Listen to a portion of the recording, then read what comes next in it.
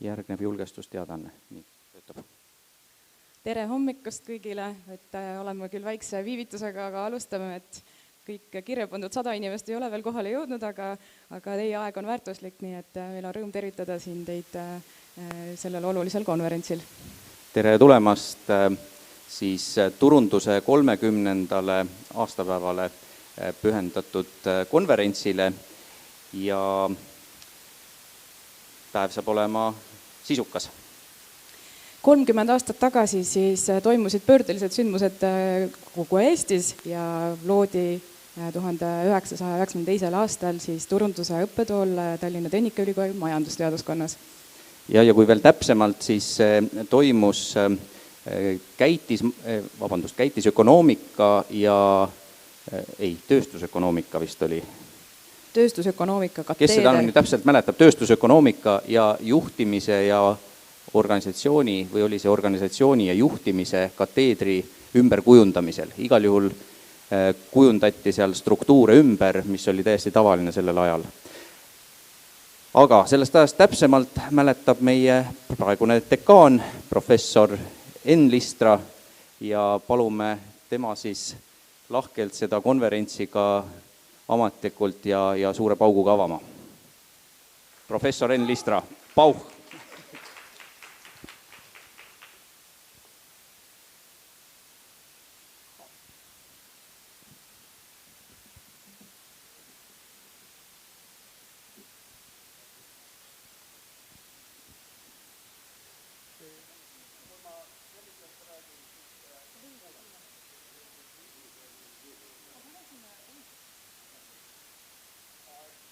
Siia rääkida.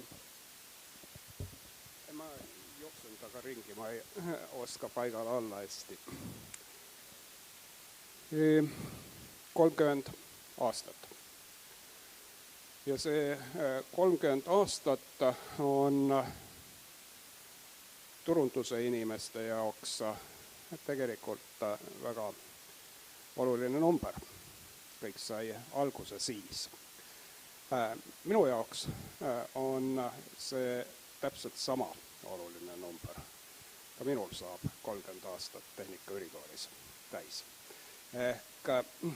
Ja üllataval kombel, kui ma umbes sel ajal siia küll siis Koplisse tulin, siis üks esimesi inimesi, keda ma tundma sain, oli üle Tartu. Mul läks umbes 2 aastat aega enne, kui ma enam-vähem kõiki teaduskonna inimesi korra näinud olin. No, tema oli üks esimesi. Temaga oli teine kokkupuude ka. Ta õpetas lisaks turunduse asjadele rahvusvahelist majandust, mis oli kunagi turunduse õppetooli aine. Ja see puutus kokku siis selle majandusteooria poolega hästi tugevalt, kus ma olin. Kui me seal 92 alustasime, siis tegelikult ei olnud olemas ärinduse ja päriselt ka majandusteadust tänapäevases mõistes Eestis. 1995 oli aasta, kui ilmus esimene niinimetatud 1.1 artikkel meie töötaja poolt kirjutatud.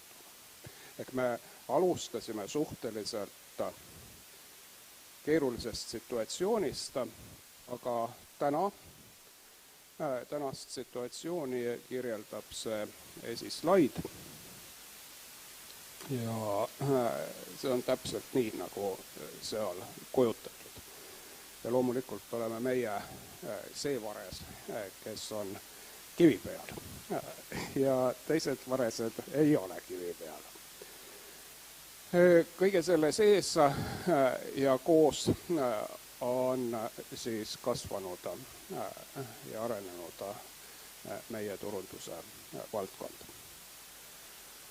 Kui ma vaatan, kus me oleme maailmas oma tegemistega.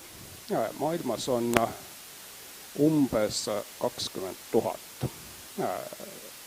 ülikooli teaduskonda, kes tegelevad samade asjadega kui meie. Siin on umbes 1000 esimene ots, neist siis esimene 5% ja punktide läbimõõt tähistab siis, kui palju koole seal taga on. Kaks asja, mis on sellised üldistavad näitajad, rankingud ja akrediteeringud, see eristab meie valdkonda kõikidest teistest valdkondades ülikoolis. Ja meie oleme praegu siis seal presendi ellipsi kohal. Oleme kusagil 400 ümbruses, +–100. Ja tegelikult oleme jätkuvalt ülespoole liikumas.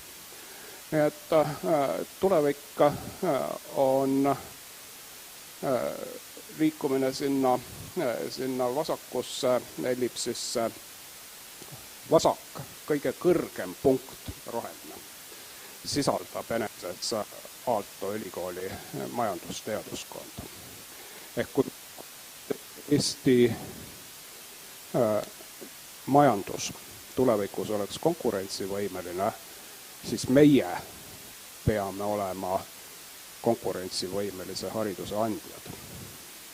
Meie töö määrab selle, kuidas Eesti majandus toimib umbes 20 aasta pärast tänasest. Me teeme väga olulist tööd. Ja kui nüüd liikuda lähemale meie regioonile, meie vahetusele tegemiste geograafiale, siis siin joonisel on Ida-Euroopa ja Skandinaavia ülikoolid. Sinised punktid on Ida-Euroopa ülikoolid, punased punktid on Skandinaavia. Ja telgedel on vastavalt kodumaises koostöös kirjutatud artiklite tsiteeritavus ja alustel rahvusvahelises koostöös kirjutatud artiklite tsiteeritavus. Me alustasime tegelikult nullist.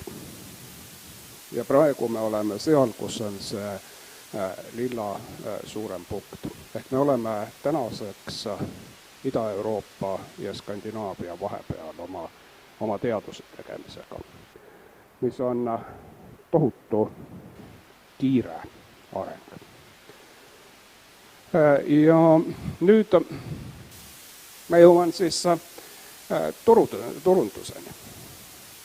Kõigil on selge, me oleme ääretult vinged tegijad. Eriti meie ajalugu arvesse võttes. On hulk inimesi, kes sellest ei ole veel aru saanud. Kui seda joonist vaadata, siis parempoolne, või hakkame vasakpoolsest peale. Vasakpoolne kirjeldab seda, mida meist arvavad ettevõtted, õigemini ettevõtete juhtkonnad, seal on umbes 100-120 ettevõtte juhtide intervjuud taga. Ja hästi selgelt ettevõtete arvates oleme me Eestis kõige kobedam. Ja see kobeduse arvamine liigub kiirelt edasi. Sama ei ole üldise avalikkusega see lugu. Terve rida põhjuseid, miks nad ekslikult arvavad, et Tartu on meist kabedam. Ükskõik millised objektiivsed näitajad me võtame, tegelikult oleme me kobedad, aga see on nüüd koht, kus teie valdkond ilmselt hästi selgelt peaks kuidagi appi tulema. Mitte siis teie ise, vaid valdkond. Ehk see pilt ütleb ka seda, kuivõrd oluline tegelikult turundus on.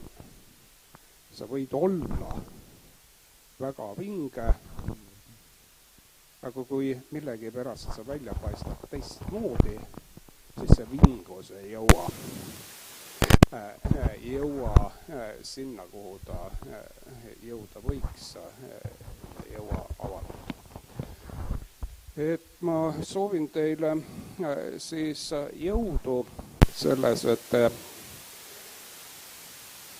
oma asja innukalt ajades Eesti majanduse 20 aasta pärast tõeliste tähtede poole aitate tõsta. Head konverentsi!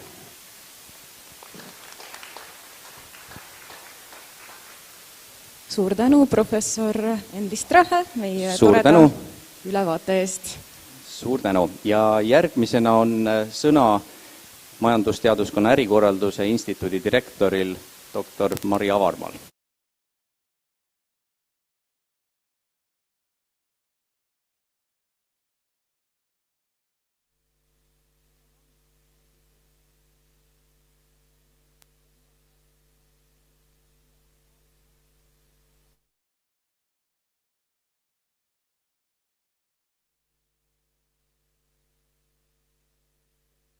Et seoses sotsiaalmeedia võidukäiguga on asjad pea peale pööratud. Vähemalt minule tarbijana tundub nii ja rahandusinimesele, kes ma peamiselt olen. Aga mis ei ole muutunud, on turunduse tähtsus, nagu märkis juba hea kolleeg Enn Listra, ja ei ole muutunud turunduse populaarsus. Meil on teaduskonnas mitukümmend peaeriala, millest turundus on läbi aastate olnud vaieldamatult üks lemmikuid ja viimase 5 aasta jooksul on turunduse lõpetanud peaaegu 500 inimest Taltechis. Ka tänase päeva jooksul astub üles palju väga ägedaid vilistlasi ja kutsun teid kõiki sellest osa saama. Samuti kutsun üles omavahel mõtteid vahetama ja üksteist innustama ja meiega koostööd tegema erinevates vormides, olgu selleks siis ettevõtete lugude jagamine, ettevõtete kaasuste lahendamine, ühised loengud, seminarid, üritused. Aga enne veel, kui me edasi läheme, tahaksin öelda mõned tänusõnad ühele väga-väga tähtsale ja armsale inimesele turunduse jaoks, kes on andnud hindamatu panuse selle valdkonna arengusse, selle valdkonna õpetamisse ja kirjandusse. Ja see on Ann Vihalem.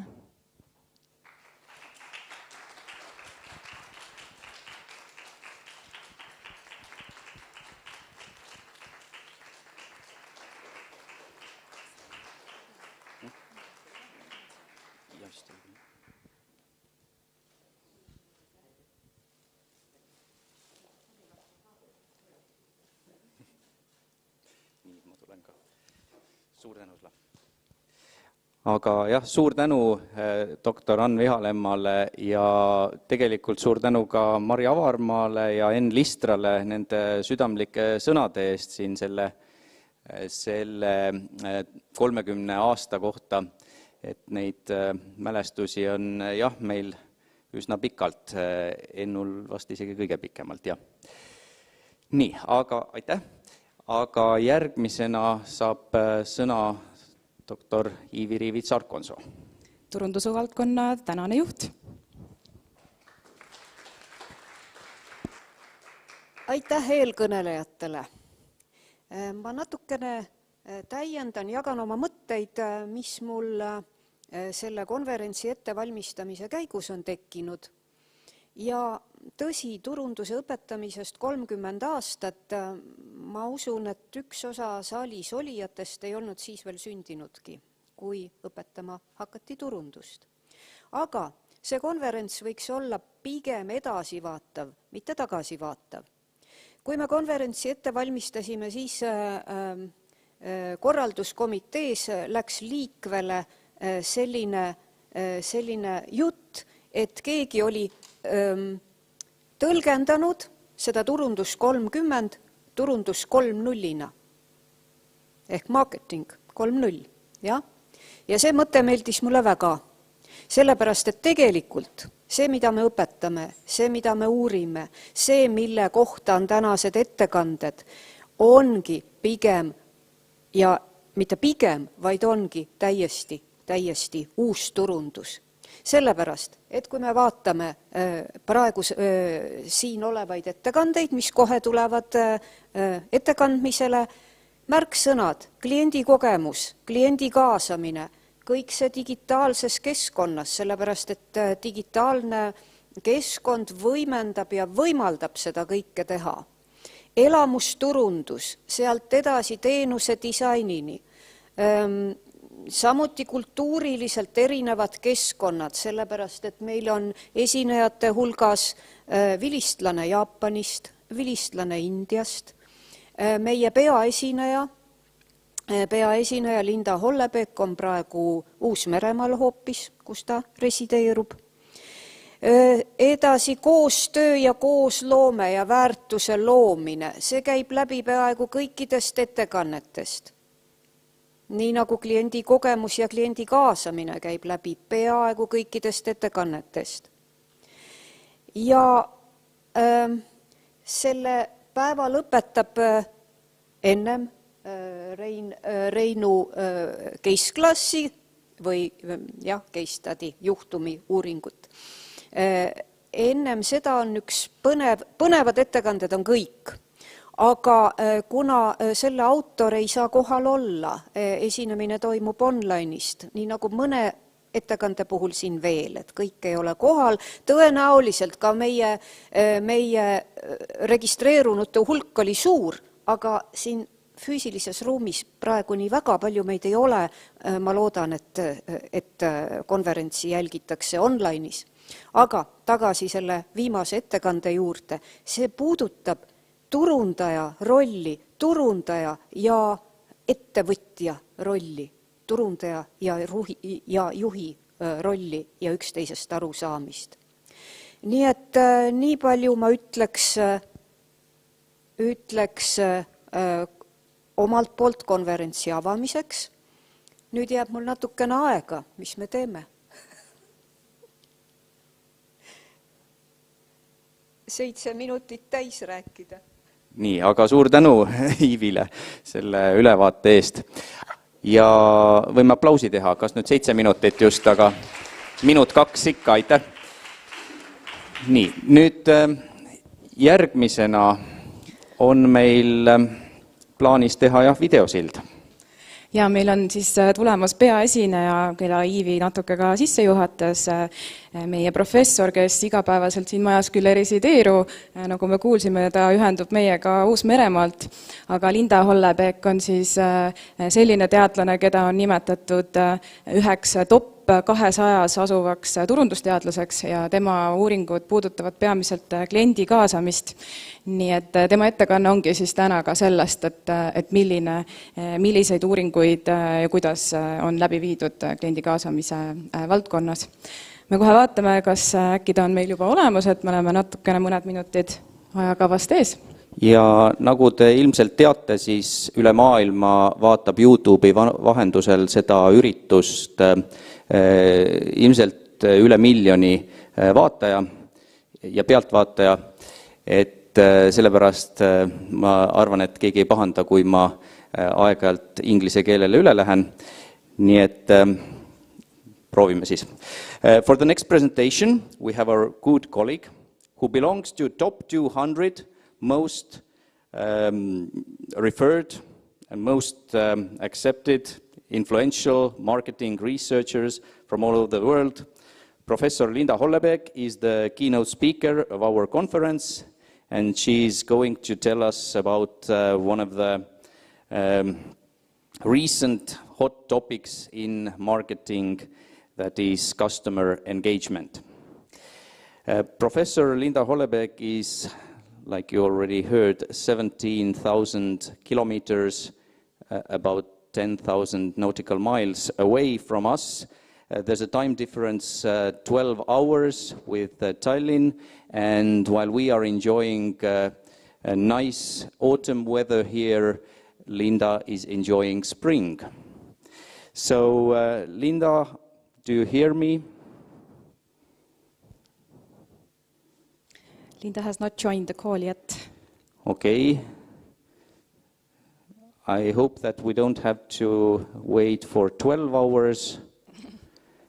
But what we can do, mis me saame teha võib-olla selle paari minutiga, kuni Linda meiega ühendub, on korra rääkida seda päevakava ka täpsemalt lahti, et ta on meil siin küll erinevatel ekraanidel näha, aga siin esimeses plokis siis lisaks peaesinejale on meil tulemas Anu Leppimanni sõnavõtt, kes on siis pikaajaline turunduse valdkonna juht olnud, ja Jana Kukke kõne. Ja siis meil tuleb väike paus. Pausid me sisustame siin ruumi tagumises osas, kust leiate ka tualettruumi, mis on kindlasti hästi oluline. Ja teises pooles... Tualettruumi on isegi 2. Sa mõtled, et naistele ja meestele? Saab valida. Aga siis teises pooles tulevad meil lavale noored turundustalendid ja meil on ka kolleeg Rein Riisalu siin tõusnud püsti.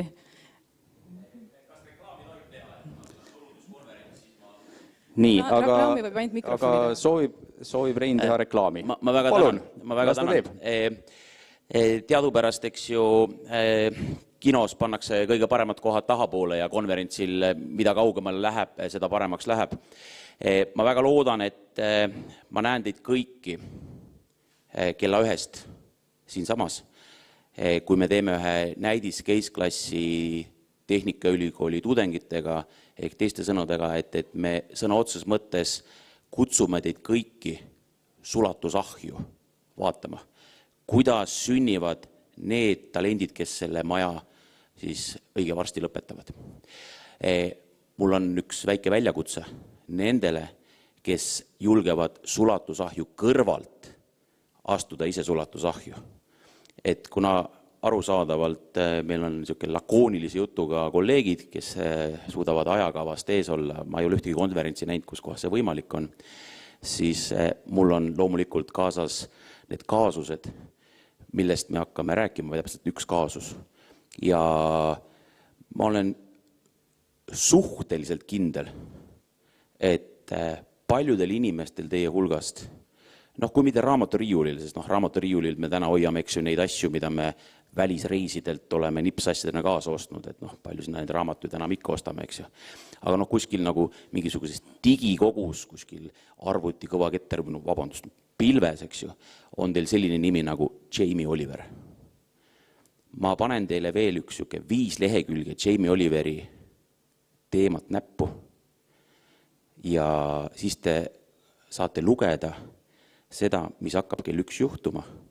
Ja kui te 12.40 teete otsus, et Rein, et ma tahaks tulla ka sellesse sulatusahju, ma tahaks nagu tunda ennast, mis see tähendab, kui olla nagu jälle koolis ja kui jälle see õppejõud tuleb minu juurde, hakkab küsimusi küsima, et mis tunne see nagu tegelikult on, siis tule 12.40 minu juurde ja ma olen täitsa kindel, et meie tublid magistrandid, kes meil siin täna ühinevad selleks, ei pane pahaks ja on valmis teile konkurentsi avaldama, et kes pakub kõige paremaid lahendusi, kuidas noor poiss Jamie, kes enam ei ole nii noor, eks ju, kes on juba isa ja kõik, eks ju, kuidas teda oleks võinud päästa sellest, mis siin kirjas on.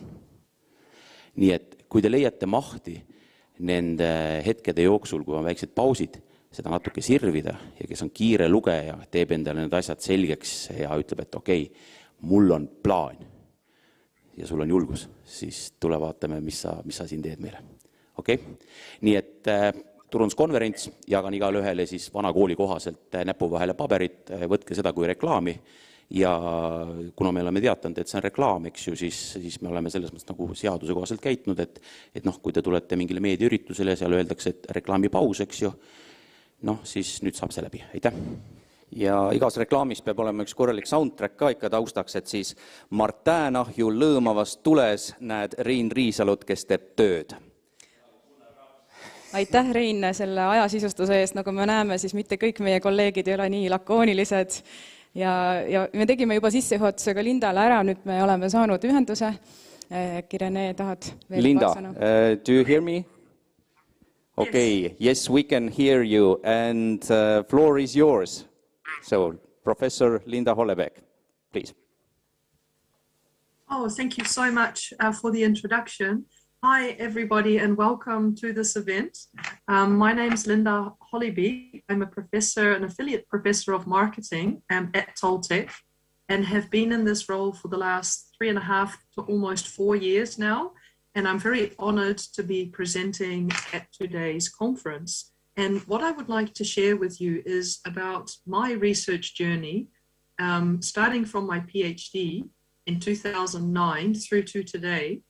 And I've been fortunate to work on a topic called customer or consumer engagement, which very little was known about when I started working on it, and has since become quite a famous a topic area in which many researchers are interested. So I'd like to share with you today about customer engagement, which I believe is interesting to academics, given that it's a very hot topic in the literature at present, as well as to practitioners, consultants, and so on, who often come across the topic. A little bit before we start about my background. So I'm originally from the Netherlands or Holland, but I live in New Zealand, and that's where I am at the moment. So we have evening here now. And I did my PhD at the University of Auckland in New Zealand. And after that have had jobs at a number of institutions, including NHH, Norwegian School of Economics in Norway, Montpellier Business School in France, and currently I'm at Taltech and also at Vilnius University in Lithuania. So let's start. I will my slides.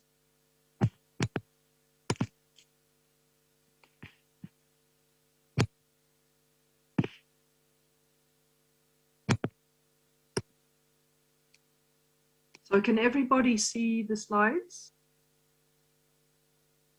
Yes, okay, great. So in the early 2000s, there was a lot of interest, and growing interest was being observed about the topic of customer or consumer engagement. However, in terms of the literature, things were really lagging behind. In other words, not many academics had written articles on the topic, even though lots of managers and consultants were talking about the concept and also writing about it in the practitioner literature. And since then, since about 2010, significant interest has started to appear in the academic literature on the topic.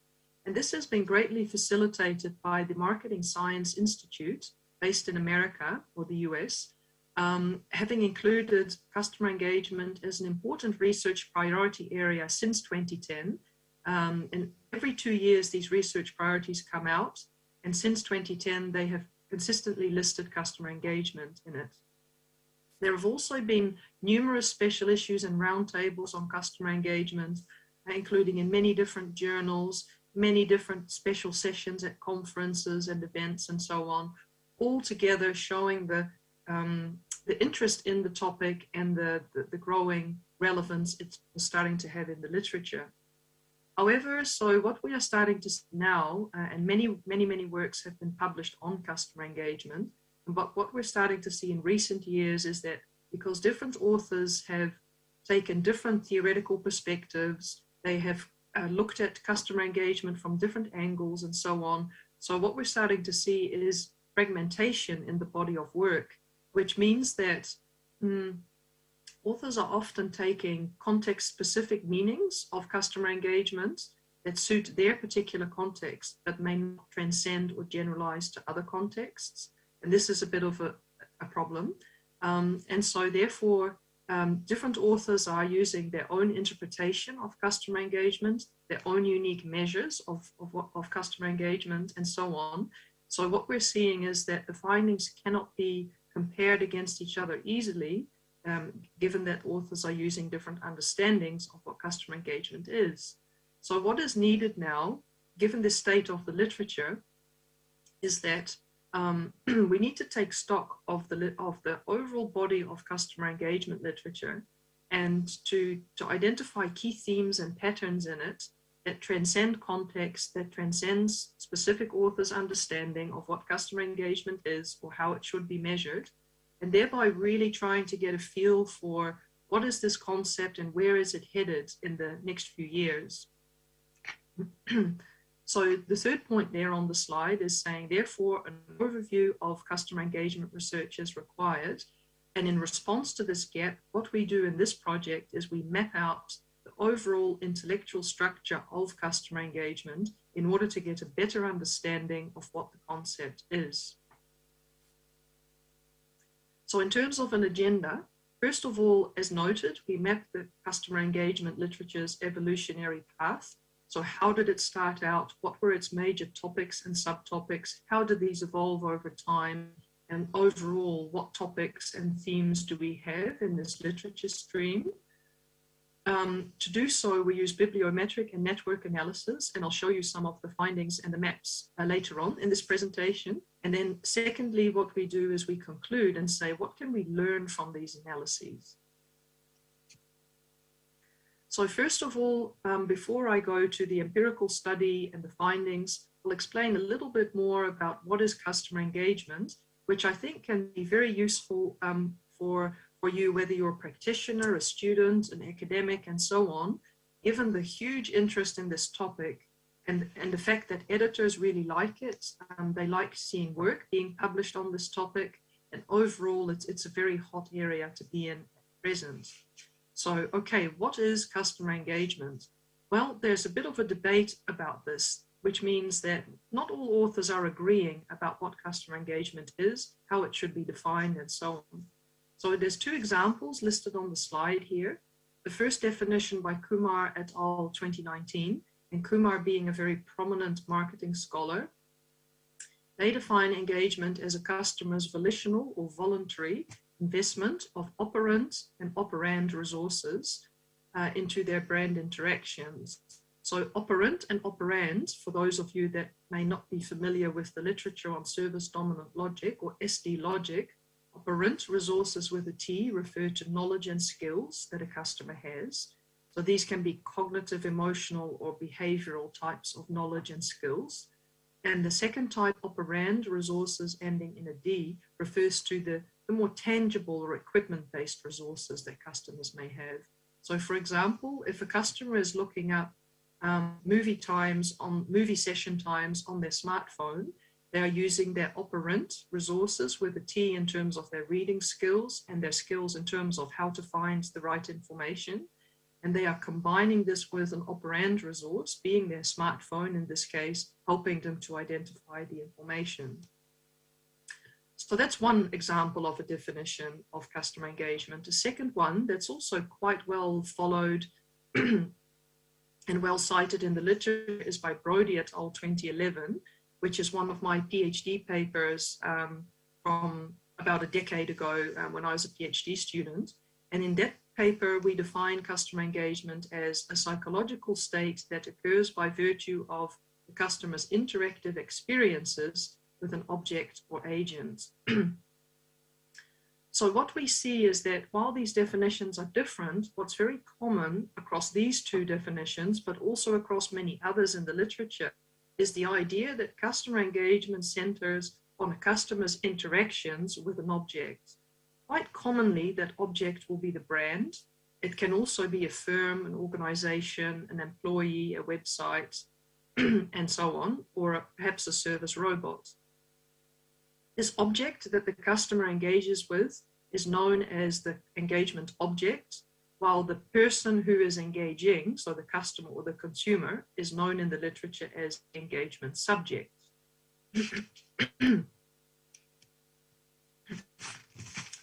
So another important characteristic of customer engagement is how it's measured or operationalized. And so in this regard, there are multidimensional perspectives or unidimensional perspectives of the construct.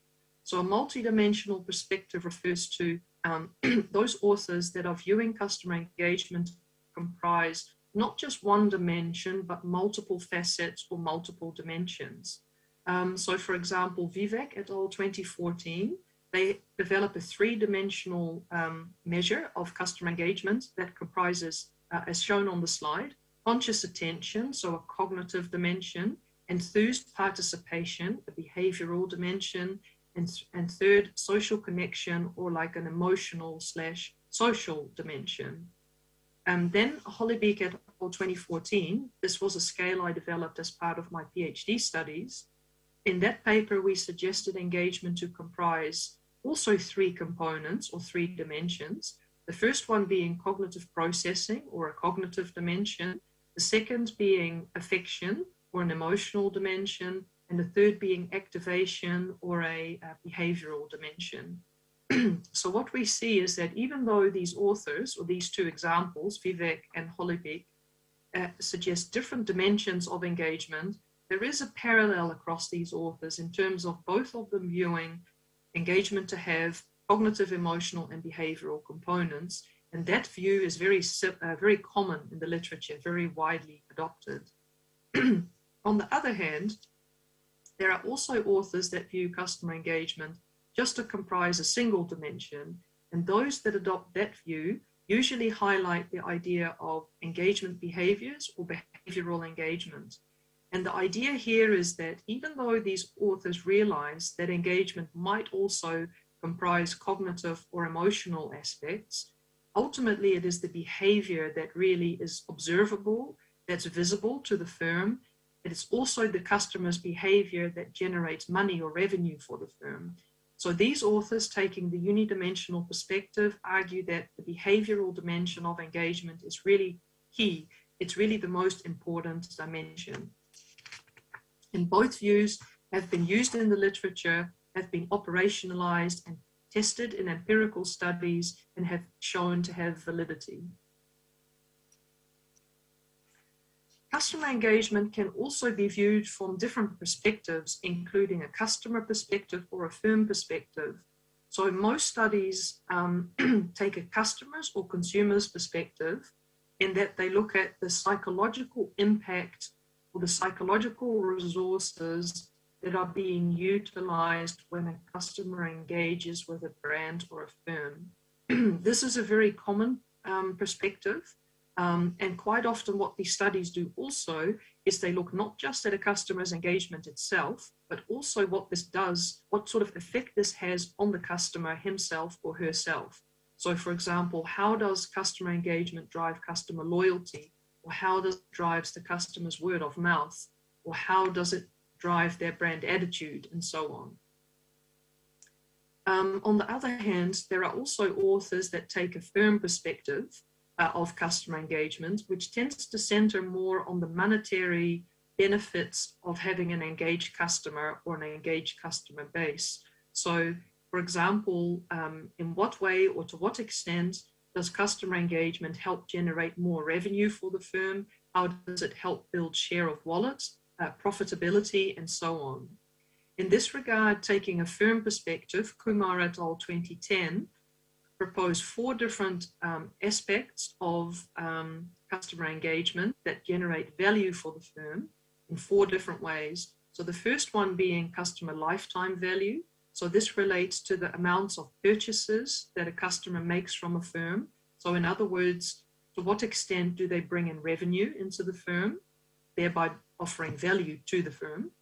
The second being customer referral value, or to what extent does a customer refer new customers to the business, or how or to what degree do they bring in new business or new clients to the firm, which obviously also has value for the firm. Third, influencer value, so the monetary value of a customer's influencing of other individuals or other customers and entice them to purchase more of the firm's goods or services. And finally, customer knowledge value, or the value added to the firm through customer feedback. Think of things like customers offering suggestions for improvement of products or services, or offering new product ideas for innovation and so on within the firm. Thus also helping to generate future revenue for the organization.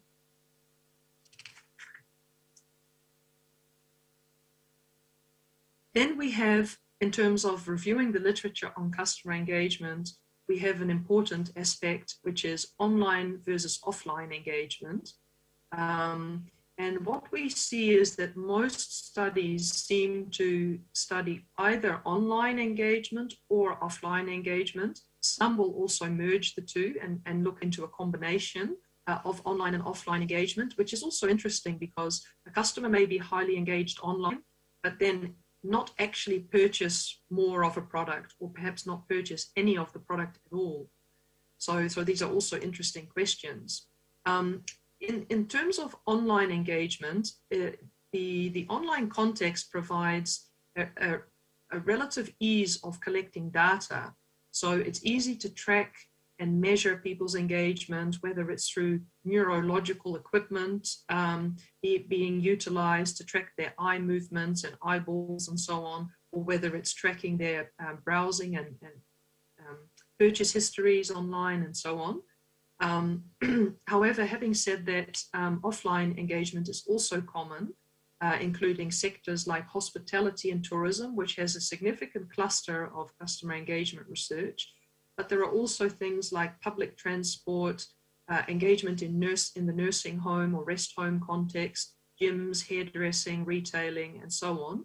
So what we see is really quite a significant subcluster of engagement in the service sector. And this makes sense because earlier on one of the previous slides, we saw that engagement is highly interactive in terms of its nature, and services are also interactive because in a service delivery, there's usually a service employee delivering a service to their customers. So engagement fits very well, tends to fit very well in the service context.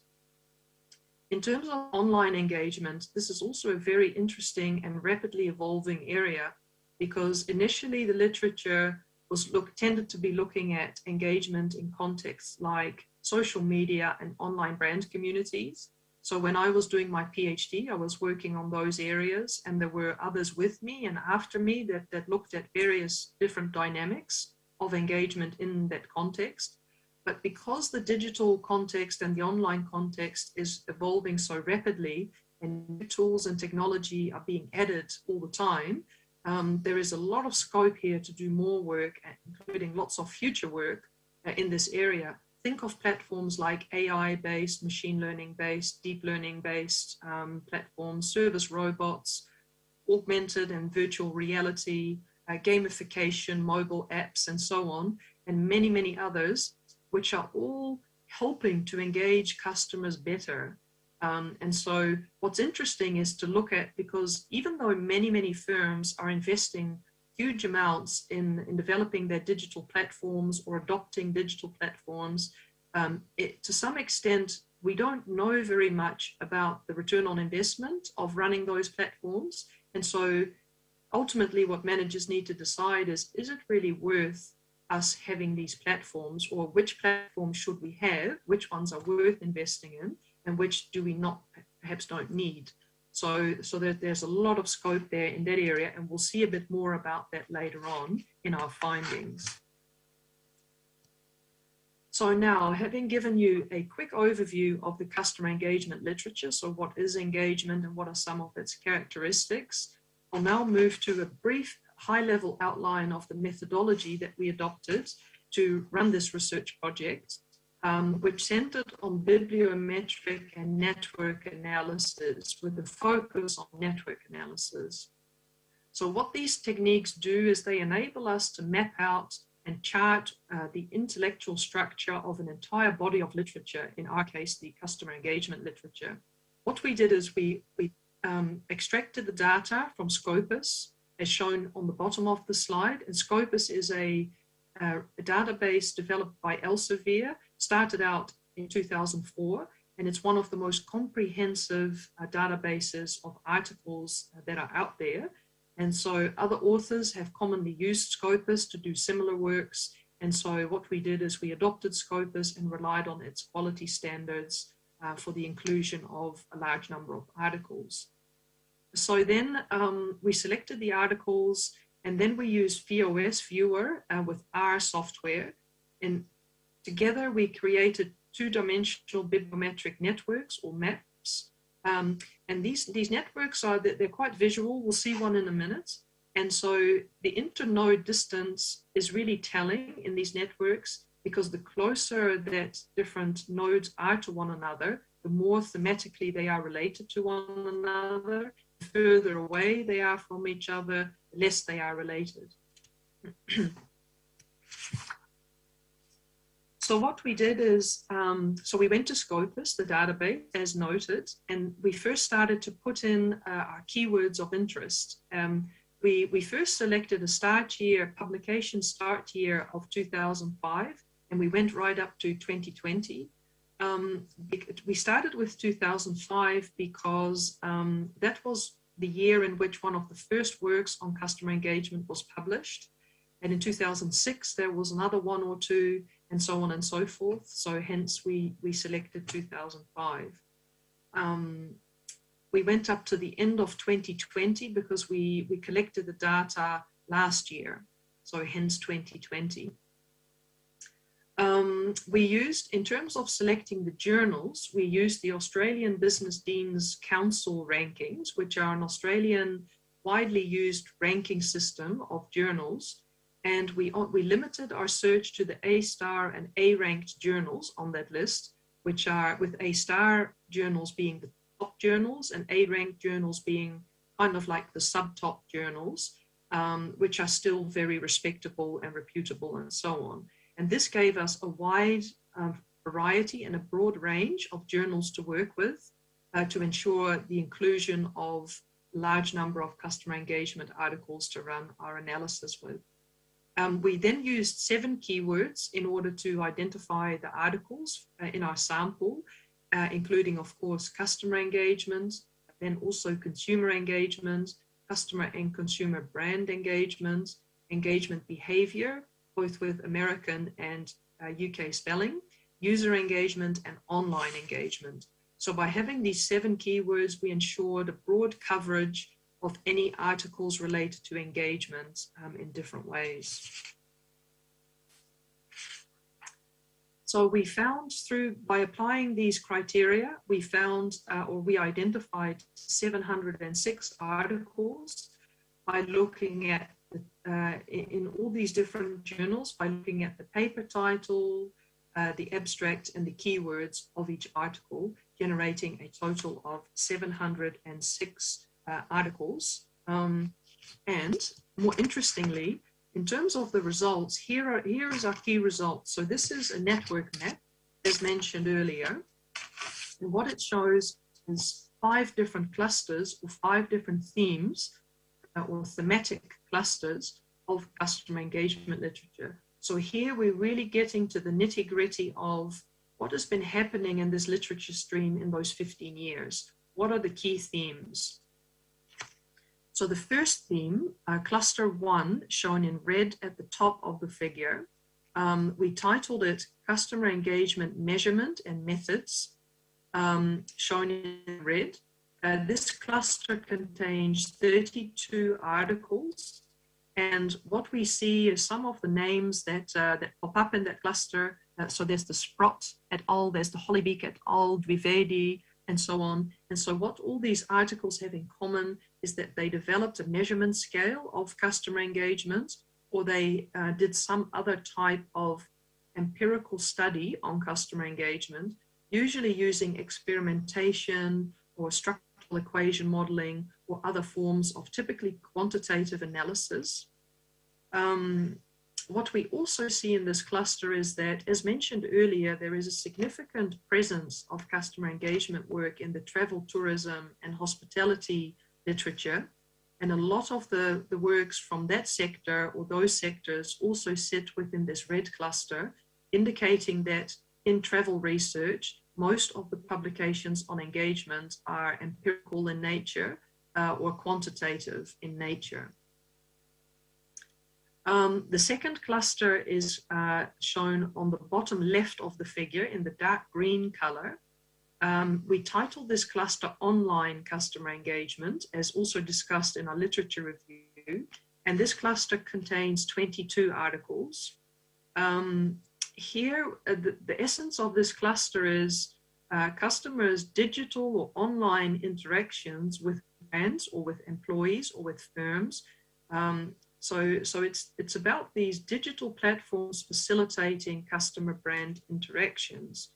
Some of these platforms, as outlined, might include things like social media, online brand communities, but also increasingly artificial intelligence, virtual reality, blockchain, and so on.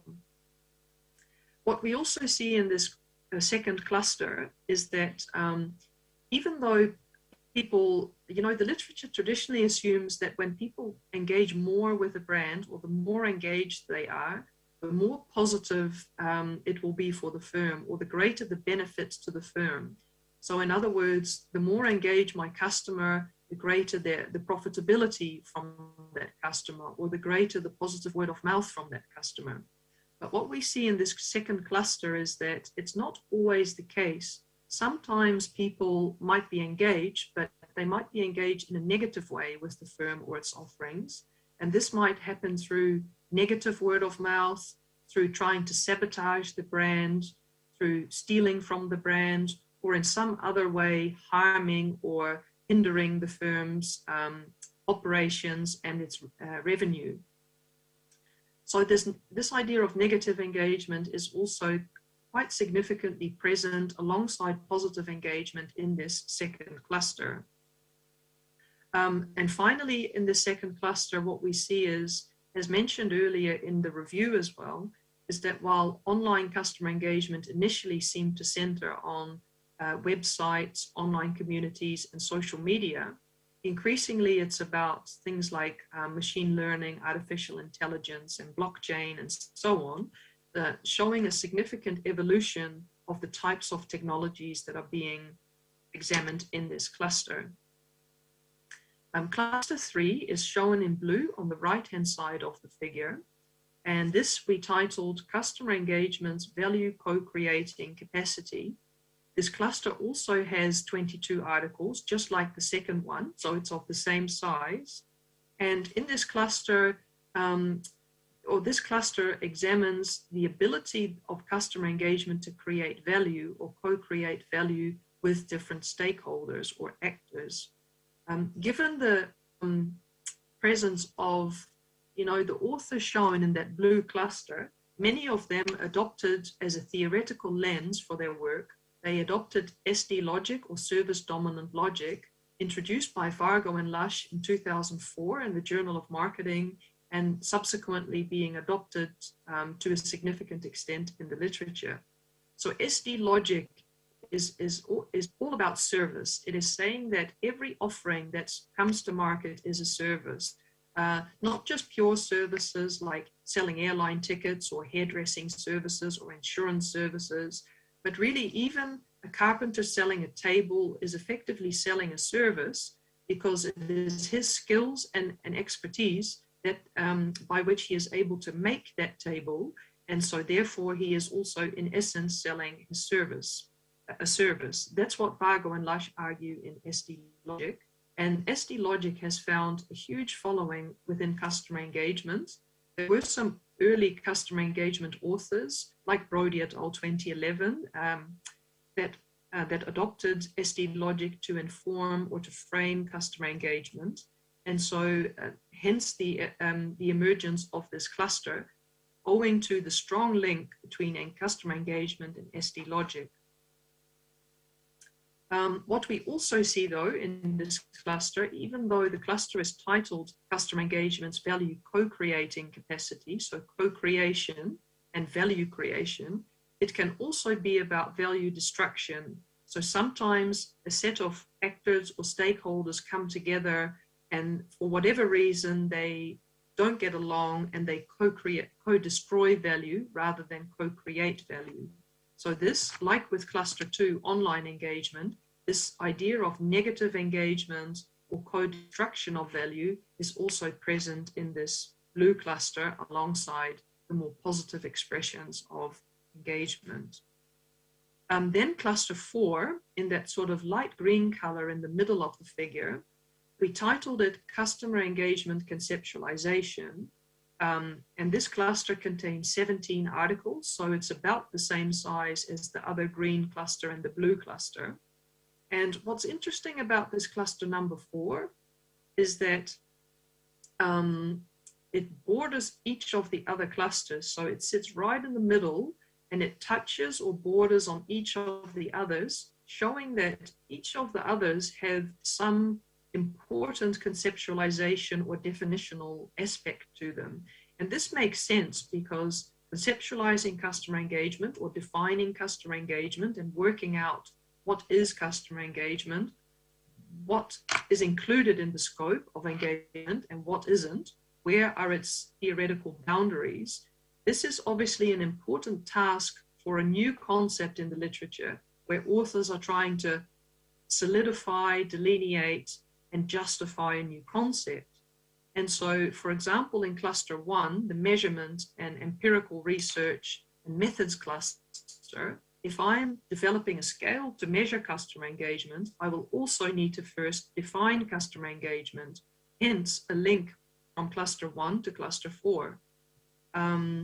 Or, for example, if I am looking at online customer engagement, and I'm running a research project on that, I will again first need to define customer engagement before I can really go into the empirical dynamics of it. So this cluster 4 has a very strategic and center stage position in the customer engagement literature. There's a number of particular articles that have been influential here. We see just under the word cluster 4, we see Van Doorn Lemon, which is a paper by Van Doorn et al. 2010. And these authors proposed the concept of customer engagement behavior. So they focused only on the behavioral dimension of customer engagement as opposed to its multidimensional expression as addressed in the literature review. And that view has taken a significant following. On the other hand, the Brody et al. 2011 paper is also in that cluster and has similarly found a significant following. But these authors, unlike Van Doorn et al., propose a multidimensional perspective of customer engagement. Finally, we have cluster 5, which is shown in purple on the right-hand side of the figure. This, as you can see, is a smaller cluster compared to any of the others. It has specifically only 5 articles in it. It's pretty small. We titled this cluster Customer Brand Engagement. And the focus of this cluster, or the essence of it, is really in the brand as the central object with which customers engage. And it is true, when reading the customer engagement literature, the brand is the main or the predominant engagement object that people or that customers are engaging with. Sometimes there are other objects, such as the firm or a product or an employee, but most of the time the analyses will focus on the brand as the key object. What we also see in this cluster is that whether a brand is utilitarian or functional or more emotional in nature, it will tend to see a different mode of engagement or a different manifestation of engagement. For example, I ran a research project a few years back and found that people tended to be more engaged and more invested in brands that were emotional to them, like their running shoe or perhaps Netflix, the movies they love to watch. They felt an emotional connection with that brand, which helps them to engage more deeply with the brand. Whereas on the other hand, their petrol company or the potatoes they purchase, more of the sort of the functional things they needed, they tended to feel a lesser connection to in the research that I conducted. And so they tended to feel less engaged with these products, even though they are actually essential to their lives. Finally, what we see with cluster 5, so it's quite close to cluster 4, as are each of the other clusters. We also see the proximity of cluster 5 to cluster 1 shows that in cluster 5, there tends to be a bit of a measurement slash methods component. So much of the customer brand engagement research tends to be empirical and quantitative in nature. And on the other hand, it also tends to link to a value creation, shown by its link to cluster 3.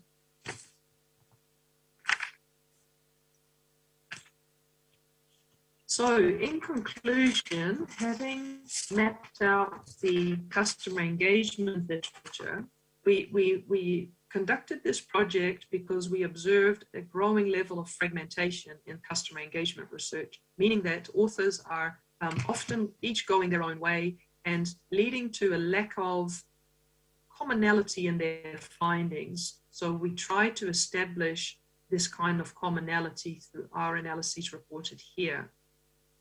We believe that managers, consultants, students, academics can all benefit from this research. For example, and I'll just illustrate a couple, in the cluster, first cluster or the first theme, this looked at customer engagement measurement and methods. So as a manager, as a consultant, as a practitioner, you may be able to adopt some of the scales that are included in this cluster in order to measure your customers' engagement levels and helping you to predict their loyalty and so on.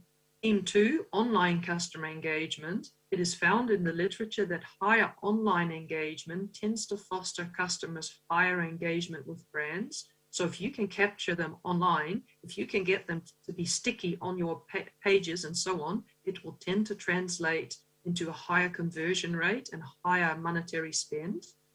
Theme 3, CE's value co-creating capacity. So more engaged customers tend to generate more value for the firm in terms of purchases, in terms of referrals, in terms of influencing other customers and so on. So again, they are very valuable assets to have. Theme 4, customer engagement conceptualization. So in this cluster, sit articles that will address what is customer engagement, what are its theoretical boundaries, what is engagement and what isn't. And so by understanding these articles, managers will be able to better apply customer engagement in their firms. And finally, customer brand engagement. If, you know, as a manager, if you're running a portfolio of different brands, customers' engagement with each of these brands may vary or differ. And so managers are encouraged, based on our analyses, to administer CE scales or to identify which customers are highly engaged with each particular brand in their portfolio and with which brands does engagement lag behind so that they can rectify this issue. So that is basically all from me. Thank you very much for listening. And if you have any questions, please don't hesitate to ask. Thank you, Linda. And yeah, there was so much information packed into your presentation. And but I still hope that there are some questions, and perhaps you can clarify then all this input into this conference. But do we have some questions about the customer engagement? Because Linda knows everything, right? You know everything about customer engagement and ST logic. So please, was there anything you would like Linda to explain more or give her opinion on something? Yeah, it looks like that I have to be the first to start this discussion, and I hope you don't mind if I ask you somehow to, I don't know if I can say that to conclude, but to put into like a sentence or two, or I think you will also put the third sentence as well, but try to describe shortly this development of the customer engagement literature. Is there anything we can bring out? I know this history for customer engagement is not very long, but still we can perhaps highlight some trends or something. Yes, if we go back to this figure, what I think personally is that cluster 1, the red cluster, so measurement and methods, I think this is evidence of an early strand within this literature. So this is a newly starting literature where authors are developing scales because, you know, when this literature started, many people wanted to learn more about what is engagement and how does it work, but there wasn't a way to measure it. So then a whole flurry of authors came to the party and started to develop scales to measure engagement. So I think that's very much an early sort of development stage of the literature. And so I think while there might be a bit of refinement in that cluster, I don't think that is the major way forward. I think it's more of an early step. Same with cluster 4, CE, conceptualization or definition. So establishing what is engagement and what is it not. That's very important at the early stage, but less important, I believe, as you go forward and you learn more about the concept, develop a better understanding. So I think that even though these two areas are very key in terms of where the literature has been, it is not so much about where the literature will go. I think where the literature will go will be more about cluster 2, which is online engagement. So this cluster just offers such a wealth of opportunity, given the ever-evolving number of new technologies and new opportunities here.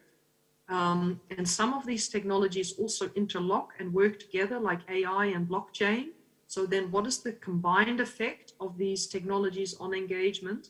So I think in terms of the future, cluster 2 is huge.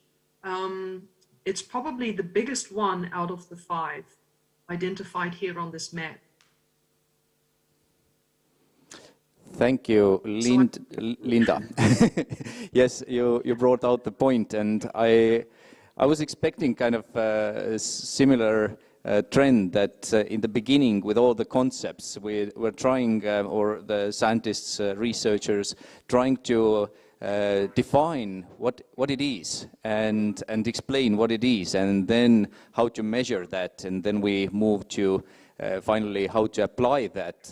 And I think that many managers and practitioners here are waiting for some comments on how it works, or how it's going to be turned into practice. So perhaps some comments on that as well, or we have some questions before it.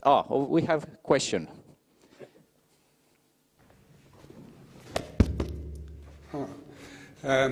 Hey, Linda. I'm the dean of the school, and really I wanted to ask something very similar to what René just asked. My job is to engage the customers of the school, students, and maybe our stakeholders. So when you answer this practical side, maybe you also consider how to engage the customers of universities. So thank you already.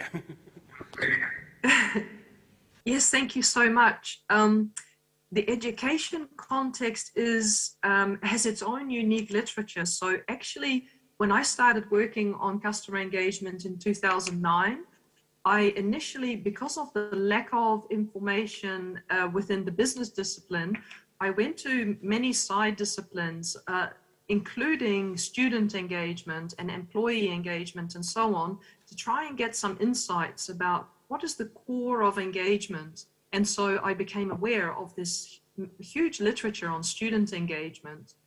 And I think that with this project that I presented on today, the focus of this was more to offer a high-level overview of the literature. So we weren't able, within the time available, to go into the specific tactics and techniques and strategies to engage customers more and so on. This is more done at an individual paper level rather than this kind of paper which combines or tries to combine the whole body of literature. So I've written, obviously, other works on customer engagement, and one technique that's very useful to engage customers more is personalization. So this cluster 2 that I've been basically focusing on, which is online customer engagement, and the different technologies that it contains, these are perfectly suited to offer more personalized or customized solutions to customers. So, and when people can make a product their own, think of your iPhone or your smartphone, which you can tailor specifically to how you want it to be. You can have the apps on it that you like. You can utilize it at the different levels that you like and so on. You can customize colors and backgrounds and so on. So the more personalized the tool is, or the product is to suit your needs, the more engaged you will tend to be. One project I ran was on digital content marketing. So this is quite an interesting area, which is, it's basically in type of marketing. So customers are actively seeking out to receive particular content rather than the content being forced upon them, or rather them feeling bombarded with it, but they actively and specifically choose to receive this content. And so content marketing, it is a powerful tool to engage customers or audiences. And how it's done is by providing perceived relevant information that people want to see, information they find valuable and useful to them. That is the type of content that they want to see more of. So the more that organizations, whether it be universities or private businesses or other public sector organizations, the more relevant you can make the content to your audiences, the more engaged they will tend to be. So those are just 2 examples of tactics that I think are useful to engage clients, customers, or prospects. And also, I just wanted to say one more thing about your very valuable comment about stakeholders. More recently, like in the last year or so, I've moved a little bit from researching purely on customers or consumers engagement to looking into different stakeholders engagement. And I'm learning a lot, and the dynamics are obviously manifold because different stakeholders have different interests. And so we need to somehow manage all of these interests and all of these stakeholder groups in order to deliver benefit to all. And this is an area I'm currently also working on. And I just also wanted to say to the rest of the audience is that if you're interested to learn more about engagement, whether it's customer or stakeholder engagement, here at Taltech, we're running an active research program on these topics. And we are continuously running theoretical, empirical work on this topic. So if you're interested to learn more, whether it's about our findings, what we have found, or whether you would like to participate in the research, whether it's as a business by providing your inputs to the research or in any other way, please do get in touch with us, as we really value your contributions if you're interested. Yeah, thank you, Linda. It's a very good point that we have researched enough in order to understand what it is, and now we are moving more towards this applications and to make it work for the companies. No, not for companies, for the organizations. Because just like our dean here emphasized, it's not that there is a great difference between companies and other organizations, for instance, universities. So that, yeah, it's, and also when you answered, Linda, you also highlighted or answered that from the perspective of this service dominant logic, that it doesn't matter which organization, it's organization that offers services. Okay, we have time for a question or two, so do we have any more questions? One last question. Okay. If not, then let's have one question. Well, first, thank you for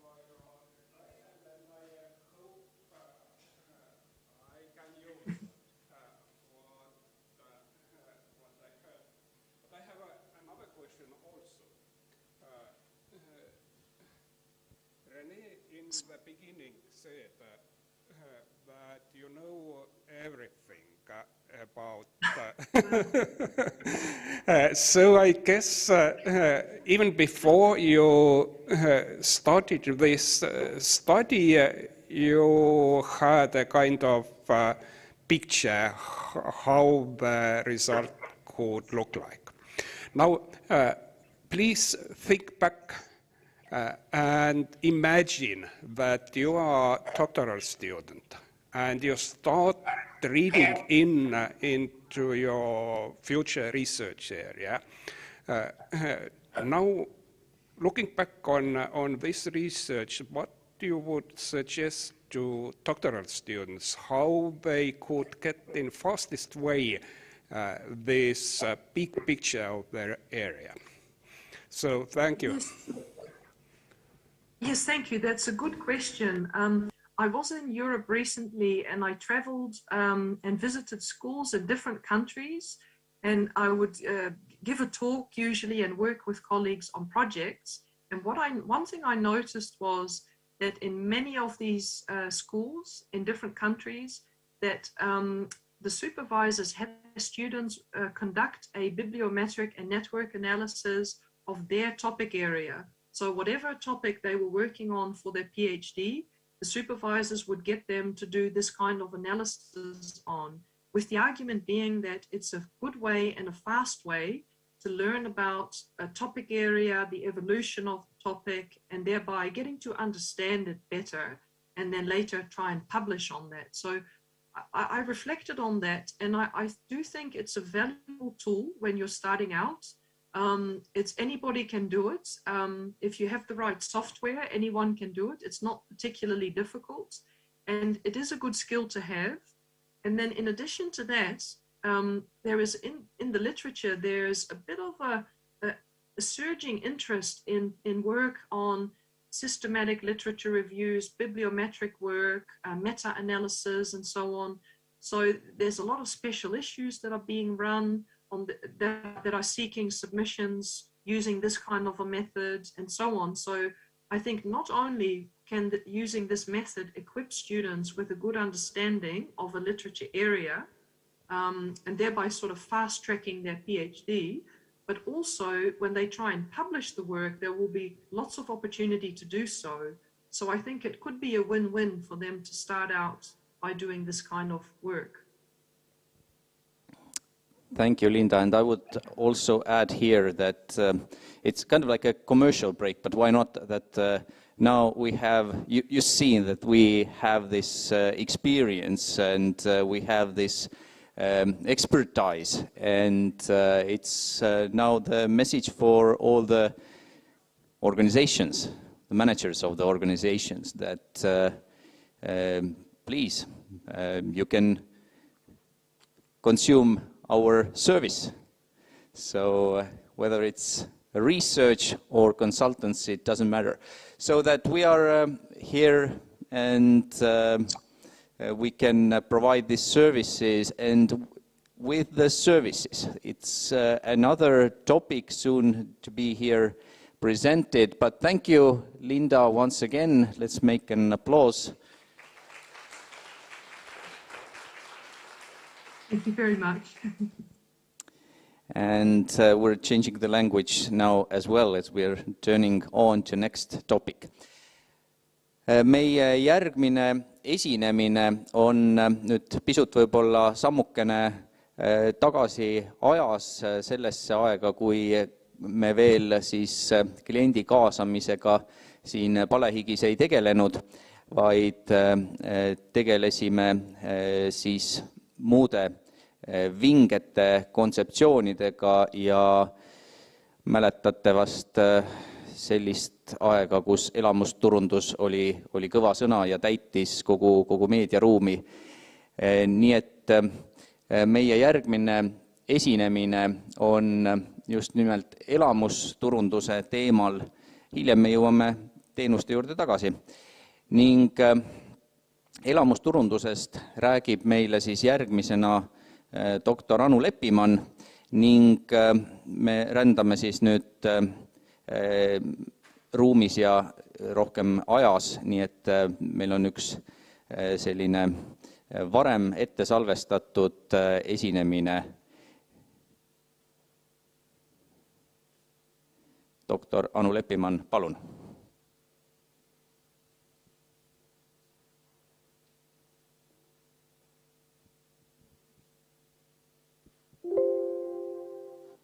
Nii, kas... Direktor, Turunduse valdkonna juht, head kolleegid ja kuulajad. Olen Anu Leppiman ja tänan võimaluse eest panustada turundusõppesse läbi turunduskonverentside ja turunduse uuringud. Me ei mäleta päevi, vaid hetki ja turunduse õppimist Tallinna Tehnikaülikoolis on 30 aastat ihaldatud ja 30 aastat on õpetatud. 30 turundushariduse aastat on andnud circa 2000 lõpetajat ja on ellu kutsutud muudatustest ühiskonnas ja majanduses. Meil tekkis vajadus turundusteaduse ja akadeemilise turundushariduse järele. 30 aastat akadeemilist turundusharidust võiks jaotada 3 faasi. Esimeses kümnendis 92-93 õppeaastat juhtis turunduse õppetooli Ülo Tartu ja tõi sisse innovaatilise turundusõppe nii uuringutesse kui õpetamisse. 95. aasta oli minule huvitav, sest et sain Ülo Tartut kutse tulla arendama just seda innovaatilist turundusõpet ärisuhtluse ja turunduskommunikatsiooni alal. Järgmine kümnend turundusõppetoolis oli väga oluline. Sinna panustasid juhtidena Ann Vihalem ja Rene Arvola ning selle fookuses oli õppekirjanduse koostamine ja uute ainete väljatöötamine. 3. kümnend 2011-2020 oli turunduse õppetooli muutumine valdkonnaks. Juhtisin õppetooli ja juhtisin ka uurimisgruppi ning see oli periood, mida ma nimetaksin elamusturundusest teenuste disaini. Siin oli väga oluline teaduspõhise õpetamise ja kraadiõppe fookus. Digitaliseerimine on muutnud ärimudeleid ja on tekkinud uus vajadus tarbijatele ja klientidele kaasamise, uurimisele ja õpetamisele. Kaasamine, engagement tagab töötegevuse ja ettevõtete konkurentsivõime ja jätkusuutlikkuse. Digitaalsed platvormid võimaldavad arendada ja parendada klientide kaasatust ja vaadatuna elamusturunduse prismast samuti ning väärtustada koos lood. Tänases peaettekandes räägiti, kuidas klientide kaasamine aitab kaasa toodete teenuse innovatsiooni praeguse ja tuleviku arengu tagamist. Turunduse uurimisgrupp nendel aastatel 2011-2020 oli 2 suunaga tegelema. Me uurisime kliendikogemust elamusteenuse pakkumiseks, teenuste ja toodete innovatsiooni ja uurisime disainimõttelust ning tegime teenuse disaini kui väärtuse loomist ettevõtetele.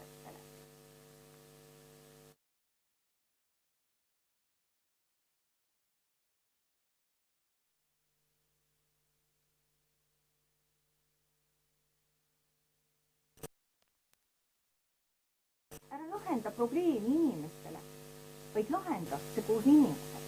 Lahenda see koos ettevõtetega. Selle perioodi olulisemaid tulemusi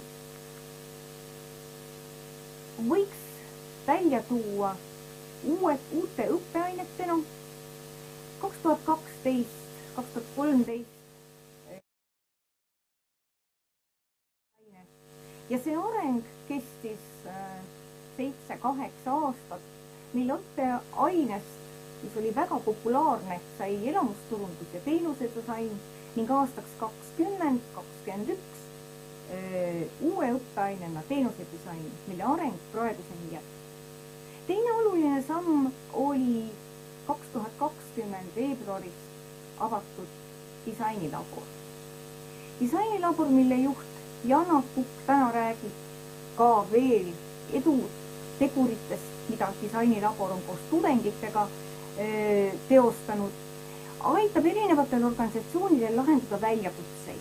Disainilabor toob kokku organisatsioonid ja teadlased ja juhib koosloomet läbi disainimetoodika. Võiks välja tuua veel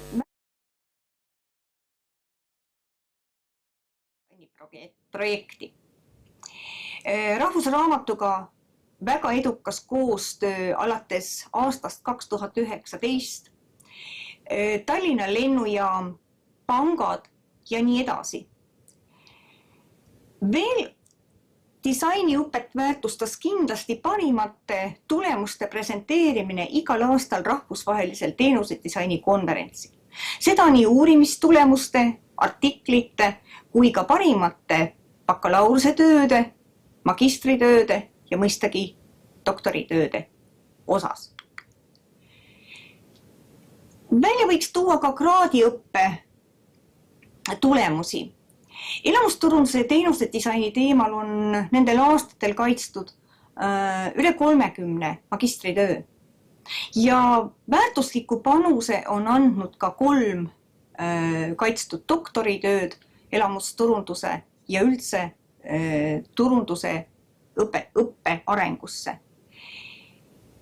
2015 tegi turundusettevõtjana töötav ja töötanud Siirisame kontseptuaalse elamusturundusliku doktoritöö, mis võeti väga hästi vastu nii artiklitena kui ka õppetöös tudengite poolt. 2016 kaitstud Iivi Riivits-Arkonsuo poolt doktoritöö on leidnud väga palju kajastust viidetena, on andnud palju mõtet tudengitele uurimistöödeks ja mul on hea meel, et on andnud ka turunduse valdkonnale uue juhi. Ehk siis kraadiõpe on olnud jätkusuutlik nii tööturule kui ka akadeemilisse õppesse. Sest Jana Kukk, kes praegu juhib T-lapi, tegi Eestis esimese teenusedisaini teemalise doktoritöö ja tänases päevas mitte ainult ei juhenda tudengeid, vaid ka on väga nõutud ja väga hea õppetöö ja koolituste läbiviija. Kolmas oluline tulemus on presentatsioon, mis siis võiks olla ühelt poolt konverentsidel ja teisalt siis kirjutatud ettekannetena.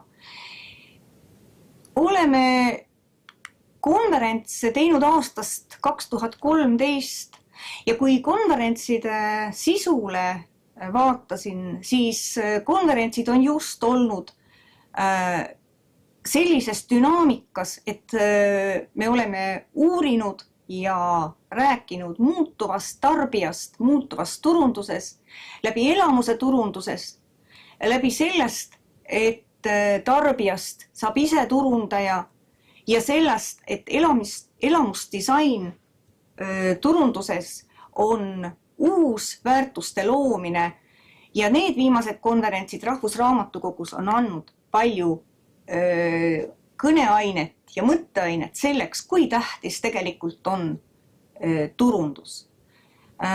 Nii turundusõppes, nii turundusõppe propageerimisel me teame, et õnnestunud disain on 30% teadust, 70% turundust ja Tehnikaülikooli turundusõpe on seda tootnud. Ehk siis turundusõpe on muutust loov väärtus olnud kõik need aastakümned.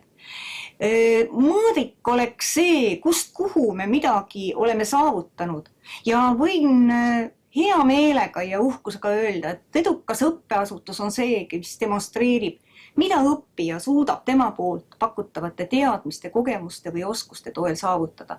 Meie õppijad on edukad tööturul, meie õppijad on edukad õpetajad.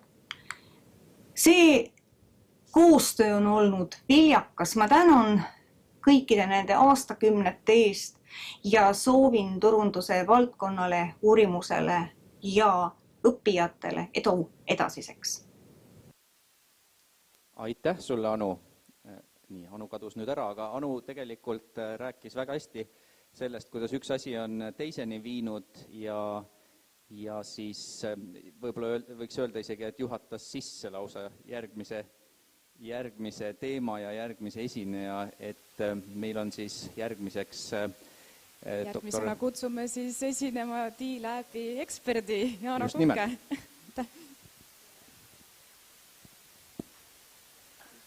Ei pea plaksutama, lihtsalt või tere öelda, see on ka okei. Suurepärane. Ma alustaks võib-olla sellest, et Rene tegi siin enne natuke elamusturundusele liiga, ütles, et see on minevik. Ma ütleks niimoodi, et kuigi elamusmajanduse raamat vist või see esimene kirjatik, mis seda kontseptsiooni tutvustas, ilmus, kui ma ei eksi, 98 või 99 aastal, siis nüüd, see aasta lõpuks, ettevõtjad on jõudnud sinnamaani, et nad saavad sellest kontseptsioonist ja selle vajalikkusest aru. Nii et ma arvan, et see on nagu iga hea asjaga, iga tehnoloogiaga. Asi oli lihtsalt liiga innovaatiline selleks, et olla nii-öelda kuskil rakendatud. Ja nüüd me oleme seal maal, kus inimesed hakkavad huvi tundma, nii et see kõik tuleb varsti tagasi. Mina olen Jana ja tegelen teenuse disainiga. Võib-olla enne vaatamalt sellele, et kolleegid siin juba rääkisid väga põhjalikult sellest, et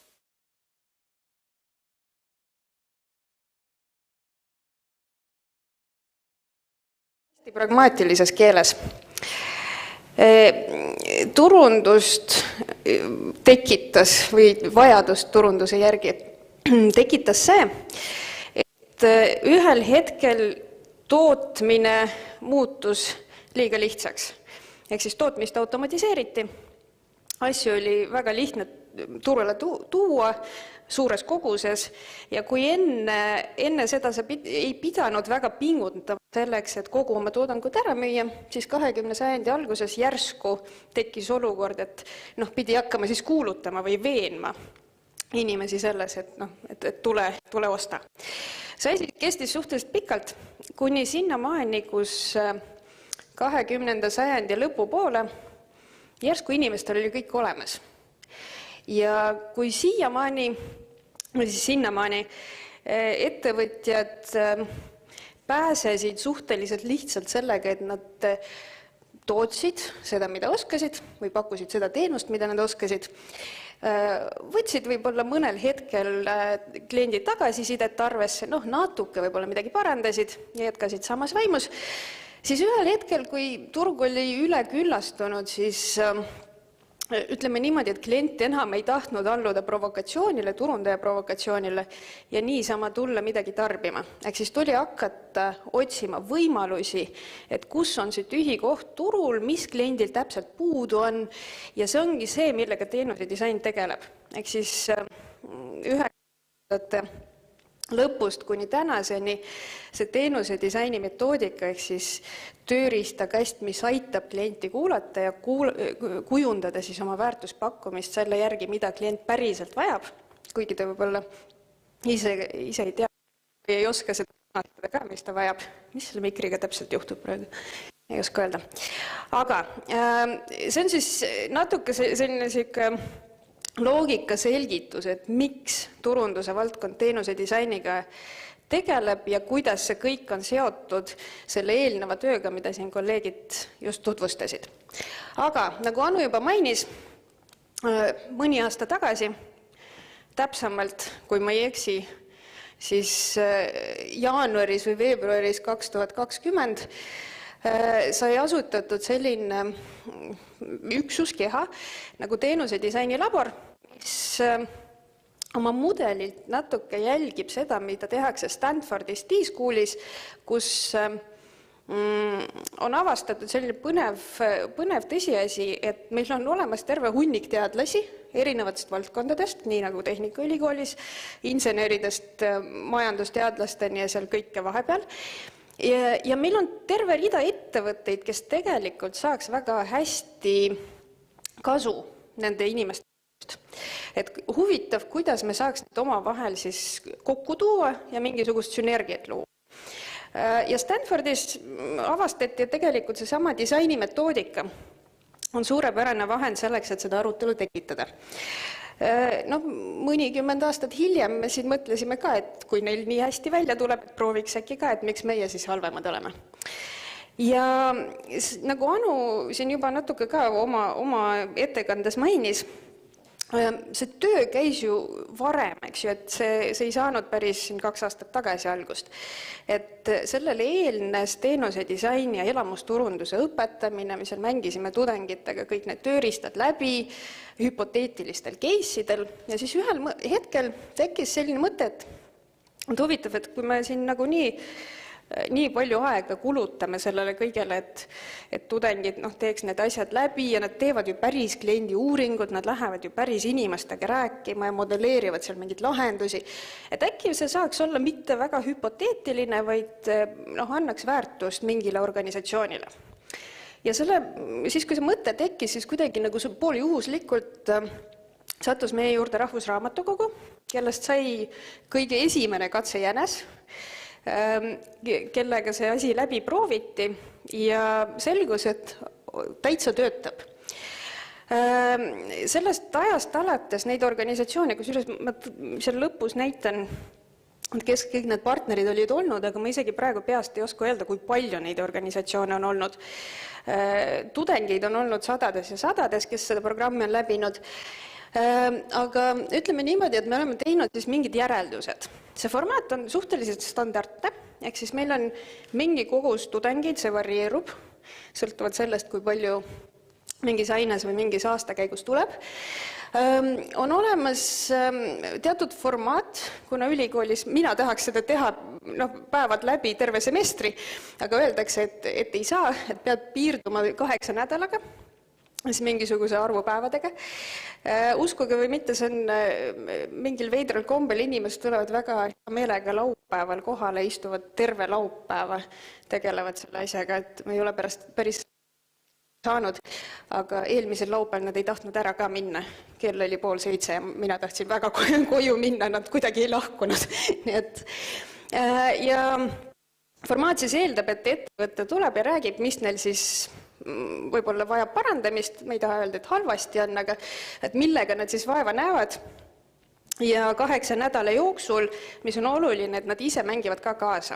Ehk siis see on üks asi, mis on hästi oluline, et selle organisatsiooni poolt on siis selline sissevaade läbivalt ka olemas. Ja mida me siis sellest kõigest nagu, mis see ülesehitus siis on, et mida me seal sees teeme, on see, et 2 etappi. Esimeses ei tohi lahendusest mõelda, kõigepealt me tegeleme selle sama kliendi kaasamisega, mille siis siin täna tere. Ja teises pooles tudengid siis pakuvad välja lahendusi. Ehk siis mida nad arvavad, et see ettevõte võiks asjaga teha ja nad lähevad kuni prototüübini välja, vahel tehakse ka täitsa inimkatseid, päris klientidega testitakse see uus lahendus läbi, kogutakse tagasisidet ja siis lõpus esitatakse ettevõttele siis pidulikus kaitsmise formaadis, nii nagu konsultandid seda tööd esitaks. Ja taaskord väga paljud asjad mitte lihtsalt ei tekita sellist, teate küll, oi jah, väga tubli istuviis, et suurepärane idee, et tore, et vaeva nägid, vaid väga paljud asjad nendest tudengite töödest päriselt lähevad ka töösse. Ja sellest kõigest ma siin niimoodi olen teinud mingisuguseid järeldusi, kuna ettekande pealkiri on see, et kas tudeng saab ettevõtet aidata, siis kahe sõnaga võib-olla, et mis ma siis arvan, et kas saab. Punkt 1, mida me avastasime, on see, et tudengid vaatamata sellele, et nad tihti tulevad, me töötame enamasti magistrantidega, et nad tulevad väga erinevatest ettevõtetest ja loomulikult iga organisatsioon, kes oma väljakutse meile toob, ütleb, et me oleme ikka nii erilised ja nii spetsiifilised, et see ikkagi süvenemist, et te meie ärist aru saaks ja saaks meid kuidagigi aidata. Nende suureks üllatuseks juba esimese seminari lõpuks selgub, et tegelikult tudengid saavad palju paremini aru, kui sa üldse oskad midagi arvata. Ja väga tihti need ettepanekud, mida tehakse, tegelikult toovad selliseid silmnähtavaid tulemusi, kus võib-olla siis vaatad nendele professionaalidele otse, kes just rääkisid, kui keeruline ja arusaamatu nende äri on, ja siis mõtled, et kui nad siis aru ei saa, miks need tulemused nii head on. Äriettevõtete käest on väga keeruline mingeid tulemusi saada, et see kõik on tihti väga salajane ja või siis nad ütlevad telefoni, seda ütlevad ära kellelegi, räägi, et see kõik tuleb, aga Rahvusraamatukoguga on hea avalik sektor, neil ei ole saladusi eriti. Nende üks selline mõõdetav tulemus on see, et nende veebilehe NPS oli hästi madal. Ja peale seda, kui tudengid siis oma tööga sellest üle käisid, nad viisid sisse need muudatused, mida tudengid pakkusid, mõtlesid uuesti ja see tõus oli ikkagi täitsa silmaga nähtav. Ehk siis siin võib öelda, et tänu tudengitele, kes tegid seda suurt ja rasket tööd, asi läks ikkagi märkimisväärselt paremaks. Nüüd teine õpimoment võib-olla on see, et loomulikult tudengite töö peale, kui ettevõte tuleb meiega koostöösse, siis võib-olla ei tasu loota, et ilmtingimata igast tudengi meeskonnast nüüd tuleb täpselt selline lahenduse ettepanek, nagu sa saad päris elus kasutada ja täitsa kohe üks ühele ettevõtte. Aga sellest Double Diamondi esimeses pooles väärtus tekib alati.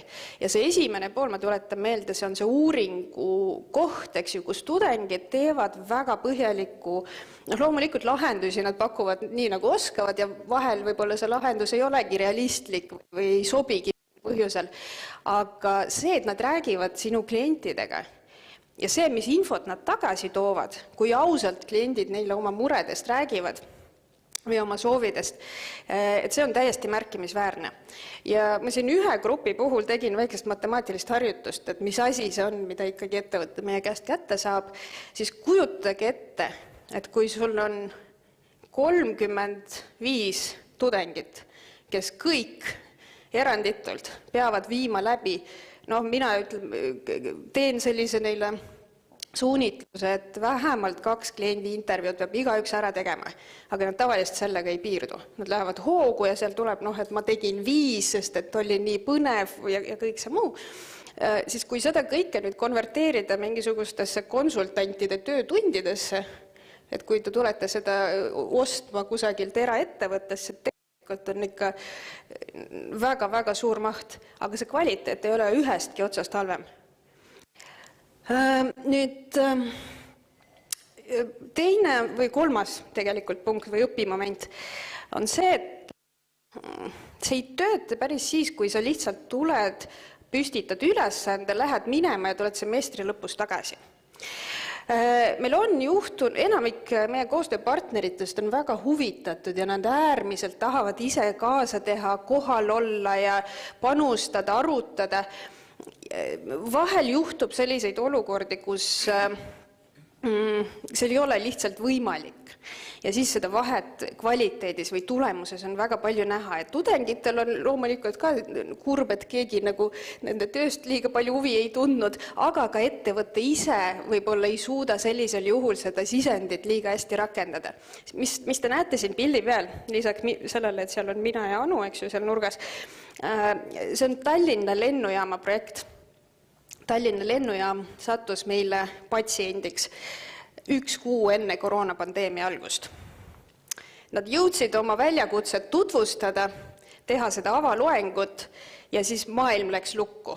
Te võite ette kujutada, et neil oli muid probleeme, millega tegeleda, mitte osaleda teenuse disaini seminarides. See oli niisugune täis eriolukord püsti. Nii et see oli niisugune nagu täiesti õigustatud olukord, kus ettevõte ei saanud kaasa lüüa ja seda oli ka hiljem näha sellest tagasisidest, nendest, kuna ma tunnen huvi, eks ju, et milliseid projekte või millist tudengisisendit te olete kuhugi rakendanud, seda olete täiesti silmaga näha, et see on väiksem. Nii et see ettevõtte oma nii-öelda panus, osalus ja kaasamõtlemine on jõle kriitiline.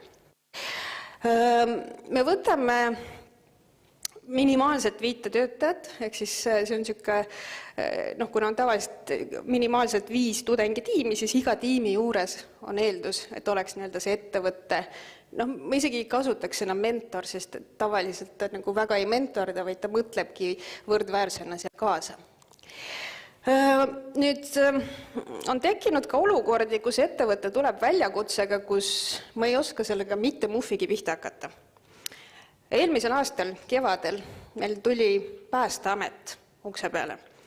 Et tead, et mul on niisugune, et väljakutse siis oli see, et on vaja ehitada üles tuleohutuse kontrolli teenust kinnisvara kasutusloa taotlemisel. Mina istusin maha, mõtlesin, et väga tore, et nad tahavad, aga kui ma turundustudengile niisugust asja annan, siis ma arvan, et nad jalutavad lihtsalt toast minema. Aga mida me selle peale välja mõtlesime, oli see, et aga see ei pea ju olema turundustudeng. Jumal hoia, meil on siin terve maja inseneri täis, kes tõenäoliselt saavad väga hästi aru, mis asi on hoone kasutusluba ja milleks see vajalik on.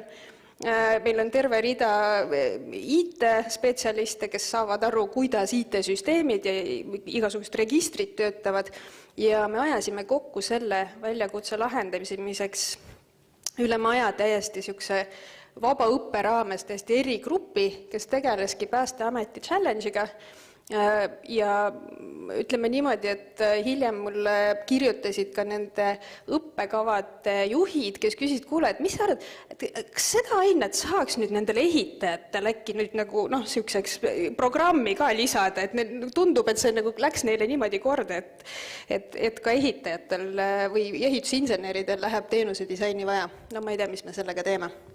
Ehk siis sellised sihitud kompetentsiga tudengigrupid on ka täitsa üks teema, millega me Taltechis saame hakkama, kui vaja on.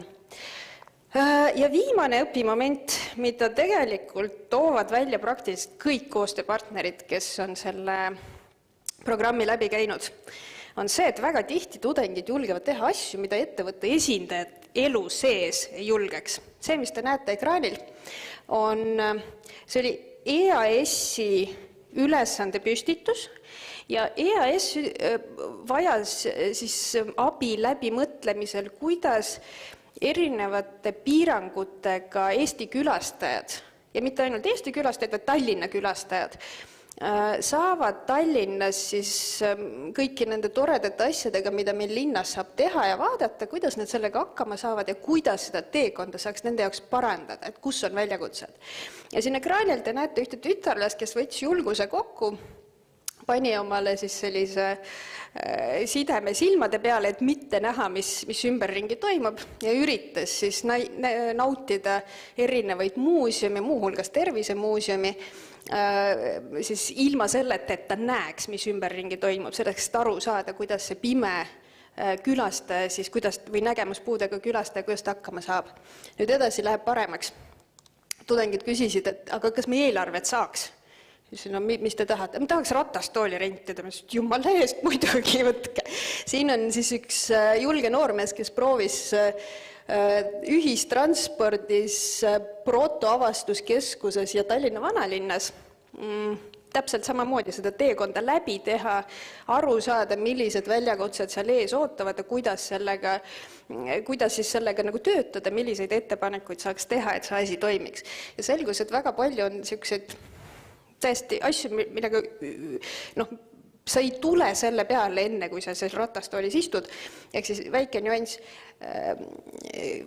see puuetega inimeste WC, mis on märgistatud, eks ju, et siia saab ratastooliga ja kõik on suurepärane, kõik need toed on olemas ja siis on sul jalapedaaliga prügikast.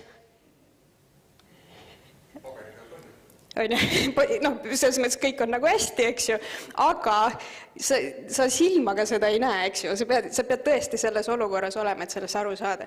Ja selliseid asju tudengid toovad sulle tagasi väljalt, kui nad saavad seda kõike sellise neutraalse pilguga läbi vaadatud ja läbi proovitud. Ja tõesti ettevõtted on väga tänulikud, seda kõike teha saavad. Neid organisatsioone, kes seda programmi on läbinud tänaseks, on väga palju.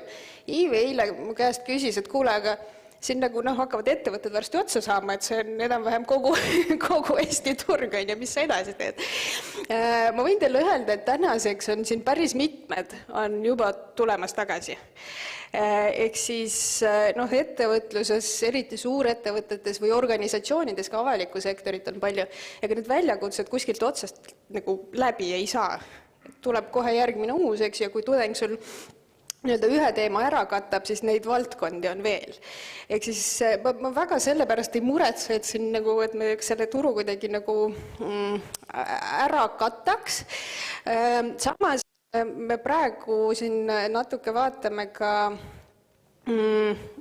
kaugematesse piirkondadesse, ehk siis ei ole välistatud, et kevadel aitavad see ei ole veel 100%, aga ma väga loodan, et see õnnestub, et kevadel meie grupid saavad panustada näiteks Ukraina majanduse taastamisse läbi selle, et nad teevad siis koostööd Ukraina ülikooli tudengitega mõne challenge'i siis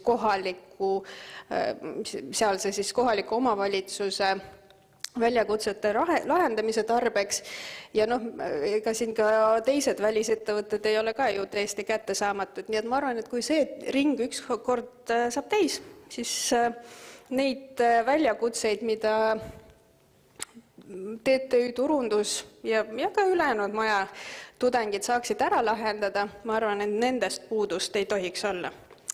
Kui ma ei eksi, siis nüüd peaks olema aitäh. Saate süüa. Ei saa veel. Aitäh, Jana, selle väga kaasahaarava ettekande eest, et äkki meil on tekkinud mõned küsimused ka. Ma tulen selle mikrofoniga kohe siin juurde.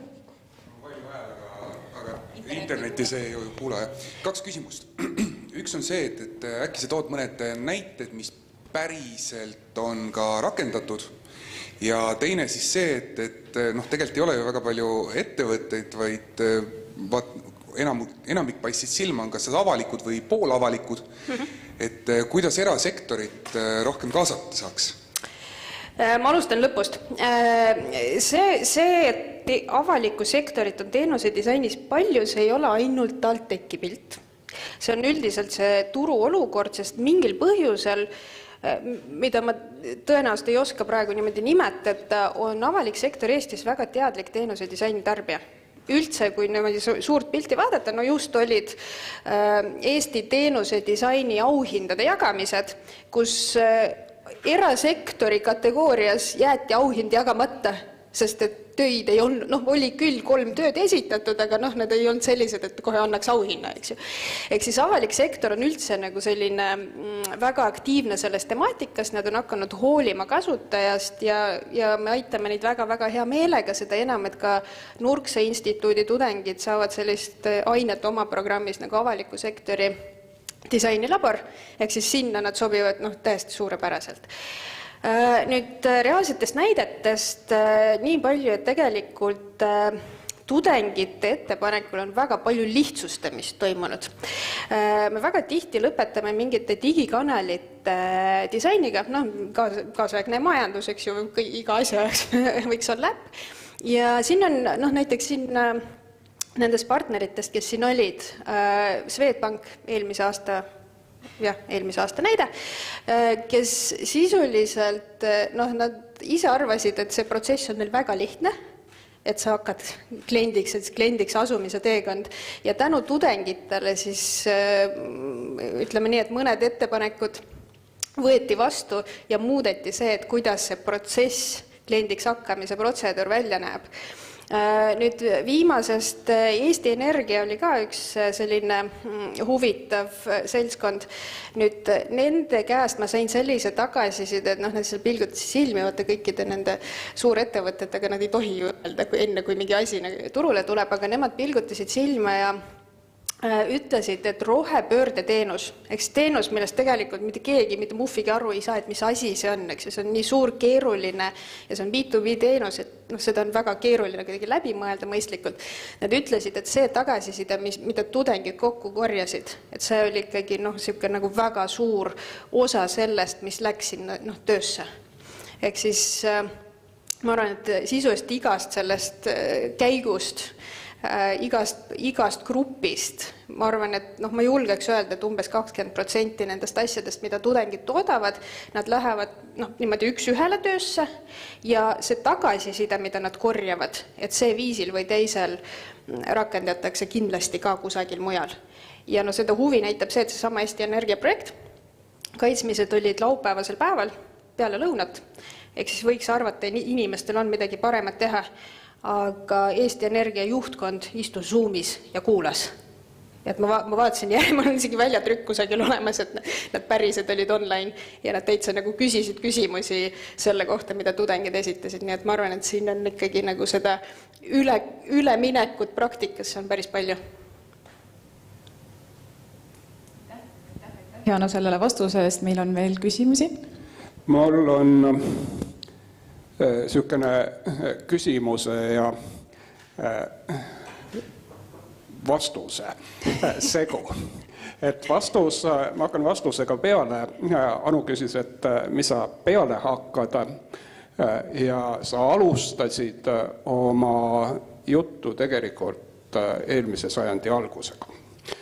Ma läheks mõttes veel natukene tagasi 1860 tööstusrevolutsiooni kanti, kui 70-80% majandusest oli primaarsektor ehk korilus ja teenuseid külasepp koos pastlategijaga olidki teenusepakkujad. Praegu on täiesti vastupidi. 60-80% majandusest on teenused ja see on, ma arvan, väga strateegiliselt väga oluline muutus. Nüüd teine asi, see teenuse disain paneb kokku selle, kuidas tehakse ja kuidas kiretakse, eks ole. Et see kahe asjaga on ta muutunud nagu tsentraalseks. Ja nüüd tuleb küsimus, kui see on väljapool meie teaduskonda ja ülikooli muutunud tsentraalseks, kuidas me võiksime selle tsentraalseks teha oma peaaegu et kõikides tegevustes siin meie teaduskonnas? See on hea küsimus. Ma arvan, et ma vastan niimoodi hägusalt, et tegelikult kui vaadata sellesse, mis asi see teenuse disain on oma olemuselt, siis tegelikult hästi tihti inimesed, kes esimest korda võib-olla sellest kuulevad või esimest korda osalevad mingis programmis, aga see on ju nagu siuke, et otseselt midagi revolutsioonilist ju praegu ei juhtunud, et me lihtsalt, see common sense, ma ei tea, mis eesti keeles on, et kaine mõistus, eks ju. Et tegelikult see on asjadele lähenemine läbi selle, et see on nagu ikkagi kogu aeg analüüsid, et kas see on päriselt vajalik ja kas see loob kellelegi väärtust, eks ju. Et tegelikult see mõte, arvan, on muutumas ja selleks ei pea persoonat joonistama selleks, et see mõtteviis nii-öelda domineerivaks muutuks. Tööriistad, ma ise vähemalt oma tunnis ütlen, et kõik need tööriistad ja lõuendid, mis on hästi ilusad ja post-it on hästi lõbus kleepida alati, et see ei ole asi iseenesest, see on lihtsalt üks tööriist, mille ümber arutelu tekib. Ja kui see arutelu tekib, nii või teisiti, eks ju, ma ei tea, kuidas teised kolleegid, meie kogu aeg arutame, et kuidas tudengid muutuvad, kuidas siis neile vastu tulla ja pakkuda seda paremat väärtust, siis ma arvan, et see mõtteviis tegelikult on juba vaikselt üle võtmas. Aitäh selle küsimuse, selle vastuse eest, et võib-olla ma siin omalt poolt võtan ka kokku, et on minu meelest suurepärane näide sellest, kuidas õppe on muutunud oluliselt praktilisemaks ja kuidas teadus ei ole enam nii-öelda tippteadlaste või ülikool ei ole tippteadlaste kokkutulemise koht, vaid me näeme üha rohkem koostööd ettevõtetega. Et ma usun, et meil tuleksid saalist neid küsimusi veel, aga et meil on kohe-kohe tulemas väike paus, mida me siin spontaanselt otsustasime. Mis pidi tulema 20 minutit tagasi? Just, me otsustasime spontaanselt seda natukene pikendada, sest et muidu me ei jõua isegi paar sõna juttu rääkida. Kes tunneb, et tahab Janal veel õlale koputada, küsida, et mismoodi seal D-Labis saab asju ajada, et siis sa oled meiega natuke veel siin. Ma olen täitsa seal kuskil toidu ümbruses, võib leida. Et haarake siis Janal varukast, aga otsustasime, et teeme siis pausi 15 minutit, siis me saame 11.20 siin saalis jälle istet võtta. Rene, tahad sa? Jaa, mul on kohustus Janat mitte ära lasta enne, kui ma olen ära klaarinud selle, et nagu ma oleksin kuulutanud teenuse disaini surnuks. Elamusturunduse. Või elamusturunduse. Ma isegi täpselt ei mäletagi, kuidas mul sõnastus tookord oli seal. Et mis ma püüdsin teha, oli see, et dateerida, millal mingisugune asi on meie turunduse valdkonda päevakorda tulnud ja ma jään endiselt selle mõtte juurde, et elamusturundus ja teenuse disain tulid enne, kui Linda poolt siis meile siin ette kantud kliendi kaasamise temaatika. Ja ma arvan, et sa vist selles osas jääme vist ühele. Daatumeid ei oska öelda, nii et ma ei kommenteeri. Nojah, ma ka jätan väikse küsimärgi siin õhku selle juures. Aga nojah, eks see vanasõna ütleb ka, et tegijal juhtub, et ma palun veel kord vabandust selle pärast.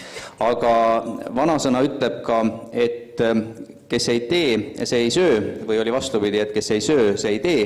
Nii et palun, seal on siis järgmine ettekanne suupiste.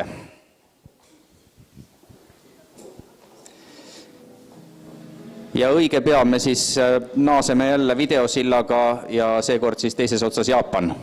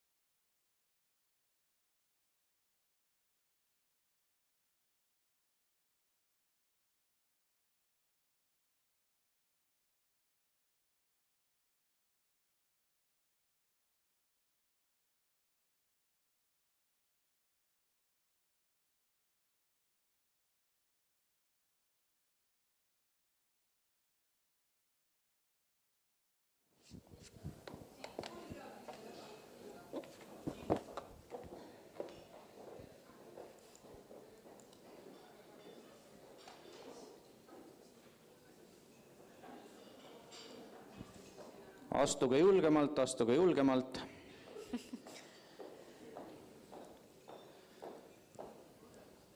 Võite täitsa julgelt võtta kaasa endale ka, et vaikselt ettekande ajal veel turgutada ennast. Et meil on palju huvitavat informatsiooni siin olnud jagada, et paus on jäänud natuke lühemaks, kui me algselt planeerisime, aga üks paus on meil veel tulemas ja loodetavasti äkki siis me saame kuidagi ajastada paremini, vaatame, kuidas õnnestub. Ja lõppkokkuvõtteks on ju see, et täna meil on siin ju õhtuni veel aega ja minu teada vist ka homme on veel see ruum vaba, nii et me saame siin sisuga seda täita küll. Aga me võime vist. Ma arvan, et me alustame. Teises pooles on meil nüüd tulemas terve hulk põnevaid ettekandeid meie oma lõpetanute poolt, kes räägivad siis oma tööst ja oma kogemusest ja esimesena meiega ühendubki meie vilistlane Jaapanist and I will switch to English now because we are connected to Japan where Natsuki Tanabe is waiting eagerly to talk about her study.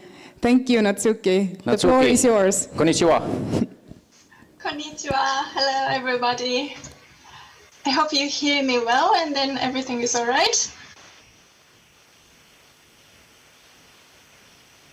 I take that as a big yes. Yes. Rene is nodding.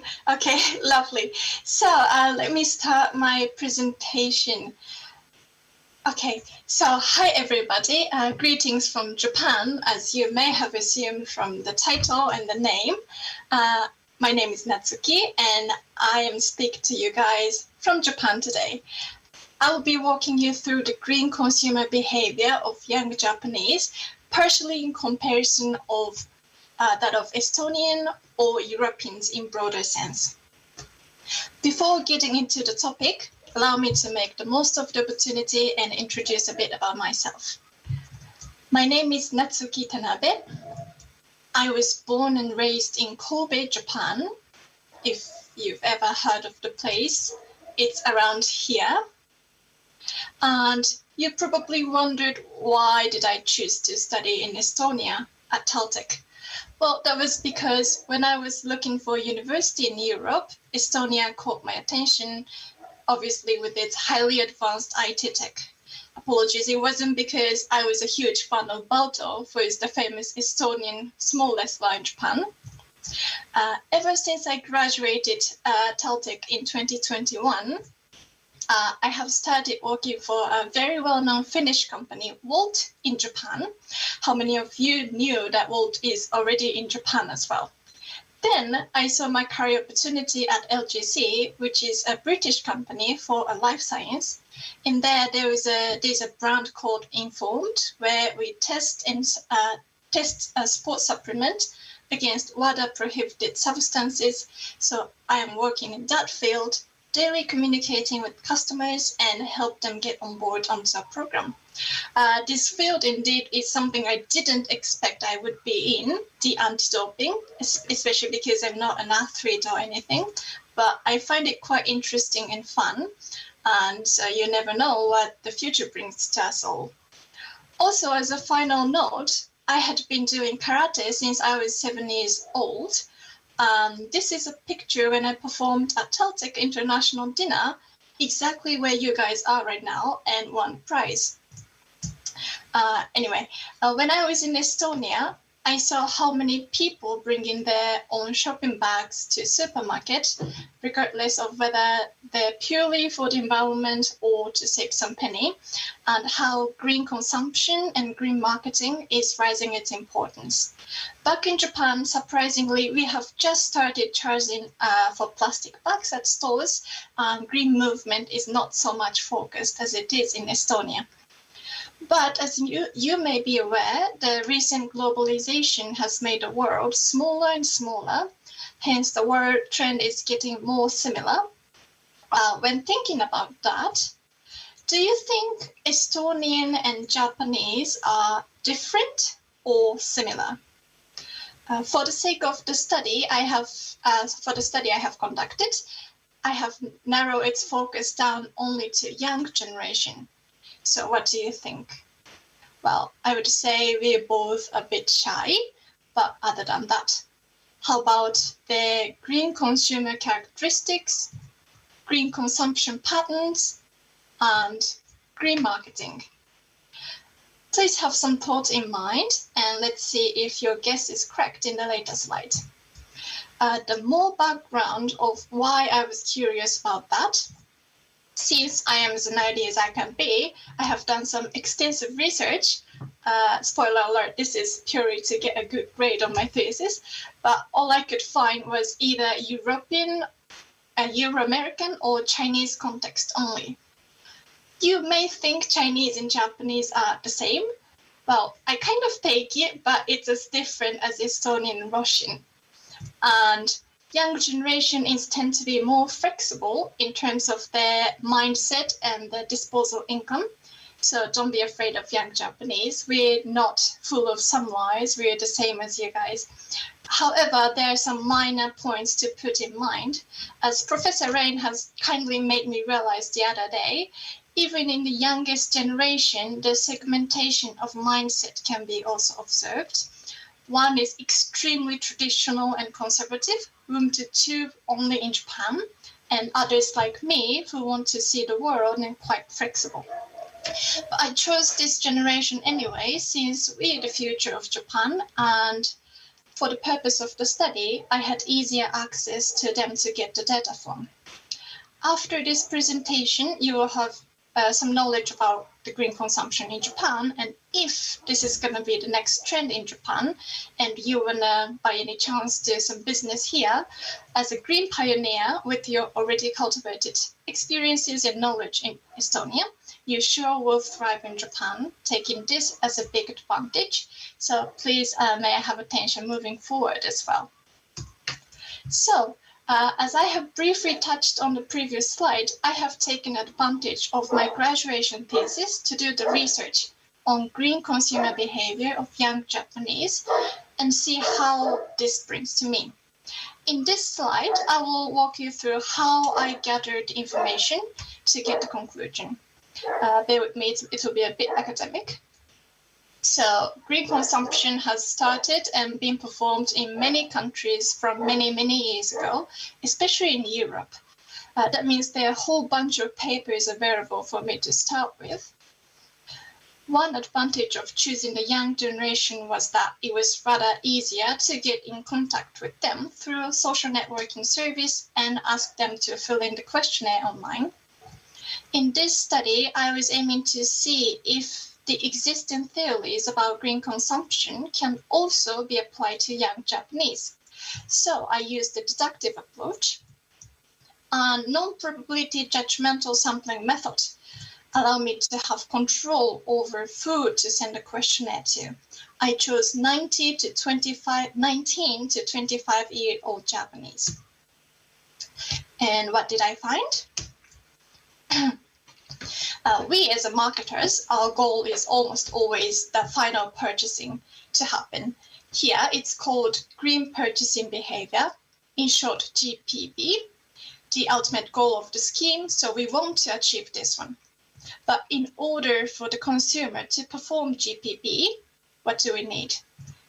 We need them to have green purchasing intention, in short GPI.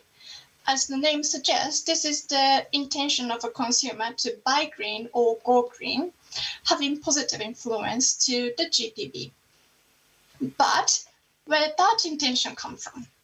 Well, this came from environmentally conscious consumer behavior. This is a quite lengthy terminology, so I will call it ECCB. Here, don't confuse this one, ECCB, with GPB, just because both have the word behavior. ECCB is a reflection of behavioral orientation, so it's more of a green consumer profile, and it's made up with socio-demographics and psychographics. Some say socio-demographic is not an affecting factor of ECCB, while others say its common green consumer is female, 40 years old, with high level of education and socioeconomic status above average. So I wonder how many of you have been fallen into this genre. We consider psychographics to have more effect to ECCB as it's totally more solid. And never forget about the power of marketing to its chain. It's gonna influence, it's got influence over both to the beginning of the chain and the very end of the chain. So you see how important the green marketing is for its green consumption. Various sizes of arrow shows the correlation of one to the other, and the strength of the correlation is described by how fat the arrows are. Bear in mind here, I am reflecting the result I obtained by my samples in my study. So from here you can see socio-demographic factors had no correlation to the formation of ECCB among young Japanese. However, this may be because I limit the sample to only to young Japanese, but psychographic factor is correlated quite strongly to ECCB. ECCB then has the strongest correlation to GPI in my study, suggesting that their profile as a green consumer have transferred to the good intention to be green. Sadly, though, the good intention didn't transfer to the actual purchasing, the GPP. So as the influence of the marketing that has a somewhat influence to the formation of ECCB, but wasn't enough to encourage the green purchasing. Nevertheless, I was able to verify the existing model can be also applied to my samples in Japan, although with the limitation of social demographic factors by selectively choosing food to be included. And to further discuss the ECCB, what do you think the green characteristics of young Japanese then? By focusing on the result I obtained regarding the psychographics, we are highly altruistic, and which means caring about others and having strong belief that we have a positive impact on the environment, which also can be observed among European countries, including Estonia. However, collectivistic beliefs of, for example, respecting old people, knowledge about green, concerns about environmental issues had no influence in forming the ECCB. So when you try to marketize green, and do advertisement, something to do with green, make sure to appeal the altruism and encourage them to continue having the positive impact to the environment. And to summarize them all, since the model in the previous slide could also be applied to Japanese audience with this unique psychographic characteristics, I can confirm the similarity in Japanese samples to European American green consumption patterns.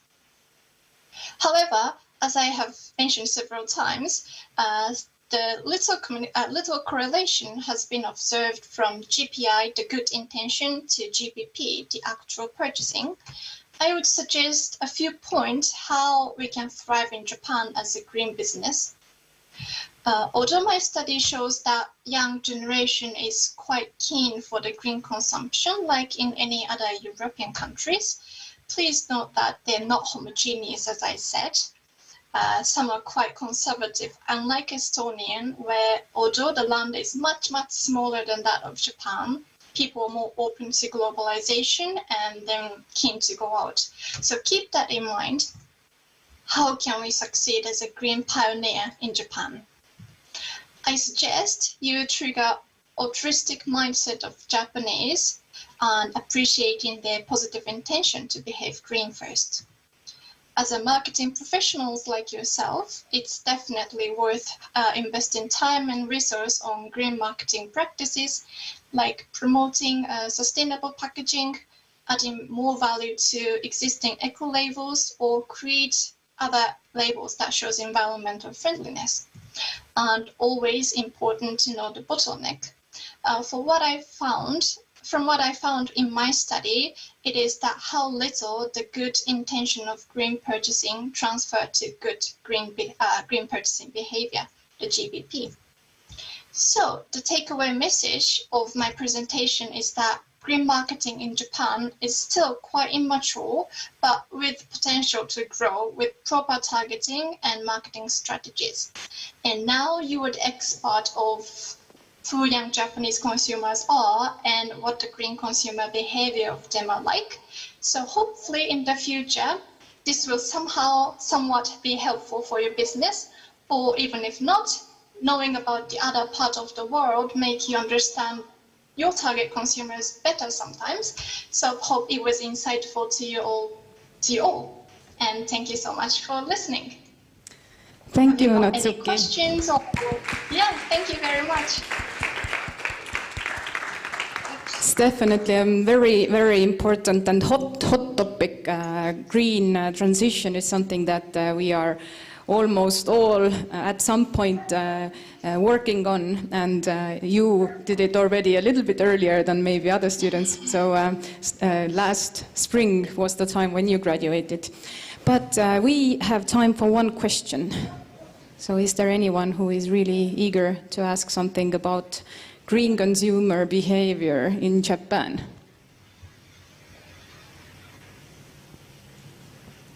I will then use the time myself. Just one question, Natsuki, for you then. You graduated last spring, but do you think you, as somewhat an expert in that topic, do you think this is something that is changing rapidly in Japan? Do you think it's already worth to research it again, or is it something that the knowledge is still accurate? I guess it's rapidly growing, I must confirm, because I know many younger generations, my friends, doing some ethical, environmentally friendly movement. So I guess redoing the research itself does have meanings to it, or doing further than that is more meaningful. Mm-hmm. This is what I thought a little bit, as you said, Estonians and Japanese are maybe a little bit more similar than we might expect. So we can see also this change happening in Estonia, so things are very rapidly changing also here. And thank you again for joining us in Japan, and I hope you enjoy the rest of your day. Thank you very much for everything. Arigato. Our next presenter, Aditi Sureka, is also our former foreign student, and she conducted research that helps us to understand the foreign students' consumption in retail. And Aditi, are you with us? Yes, I am with you. Okay, hello, so soon we are able to see you, and Aditi, floor is yours. Okay, so namaste and tere hommikust. My name is Aditi Sureka. As some of you might have already guessed that, okay, she's not Estonian, neither does she look Estonian. Well, you're correct. Aditi, could you please switch to the slideshow? I'm so sorry. Yes, it's fine now, right? Thank you, perfect. Mm-hmm. Okay, so as I was mentioning, my name is Aditi and I'm from India. I have been living and working in Estonia from the past 3.5 years. It's been a wonderful journey in Estonia. Like some of you might have questions, how did you land up in Estonia from India? Well, a life-changing event happened with me, marriage. And in 2019, I came to Estonia in the times of summer. And in the same year, I also started working with a startup in Tallinn. And thereafter, as the year passed by, I felt like I need to advance my skill set and also wanted to pursue my career in the areas of my interest. So thereafter, I started pursuing masters in the field of business administration and marketing with Taltech. As Google says, Taltech is the most international university in Estonia, and I truly believe the same. And during the course of my study, I got this opportunity to write the master thesis on the topic International Students Retail Store Choice in Estonia. Well, this topic has been a personal inspiration because I've also been an international student in Estonia. And for me, this topic was more like a personal answer to some of my curious questions. Well, it was always in my curiosity to know and understand how, as a newbie, will you decide which store you want to shop from or which store would be pocket friendly, because for students, it's always like time, money, and accessibility are the very important factors. So decisions like this drove me to choose this topic. And also, as per the business need, we see that there has been an increasing mobility of international students in Estonia.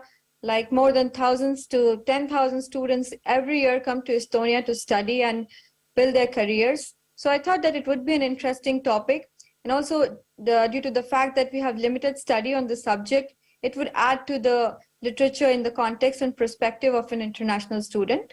So my main purpose today would be to demonstrate the influence of store attributes, which actually I found out from my personal experience as well as the research or the study that I've conducted. And I found various factors which are important and which are affecting international students while they make their store choices in Estonia. So as the underlying factors that we see, some are the factors which are examined, where the store location, store price, the environment of the store, assortments, as well as store service quality. And I'll also try and discuss the impact of store loyalty programs that have an impact on foreign students' shopping behavior. So moving next, before I go on deep into the slides, I would like to discuss two key concepts. Well, in theory, store choice is nothing just selection of the very best store out of the available alternatives. And also store attributes, as I've previously discussed, includes the kind of store, the size of the store, its price, the location, the kind of service quality one expects from the store, the kind of assortments, the availability of various merchandise. So these are some attributes that I would be discussing in my next slides. Well, as per my research, I conducted the quantitative study, and the data was mostly collected via online survey, where questionnaires were distributed to the students, and 104 respondents where the sample size was for 104 respondents. These respondents were mostly reached by social media platforms. And what analysis was made through the study was what factors influenced these students to choose that they want to shop from this supermarket and not that supermarket. So various statistical tests were performed, including the test as mentioned in the slides. I'm not going too deep into the quantitative part of it. So what I found was, in terms of environment and assortment, Selva was the most preferred store. When I talk about location, it was Coop. Well, I gave the option to the students to tell me what were their favorite stores. And amongst them, the top ranked stores were Lidl, Maxima, Coop, Prisma, Rimi, and Selva. So as I was mentioning, Selva was preferred mostly for their environment and assortment. When I talk about location, well, Coop won over others. In terms of price, Lidl was the one who surpassed the others. Well, now you would be considering, okay, Lidl does good in price, but what about loyalty? Well, Lidl still doesn't have a store loyalty program. So that's one of the reasons why the score for Lidl was lowest in terms of store loyalty. And as we see, Rimi and Maxima were almost in a good order and position when considering the preference of students of deciding which stores they want to make a choice with. Well, these rankings are as per various segments, like as per various store attributes, and not in terms of the number of people or the number of participants who voted for this particular choice. Then in terms of conceptual framework, I've selected the very renowned and the most popular stimulus organism response model.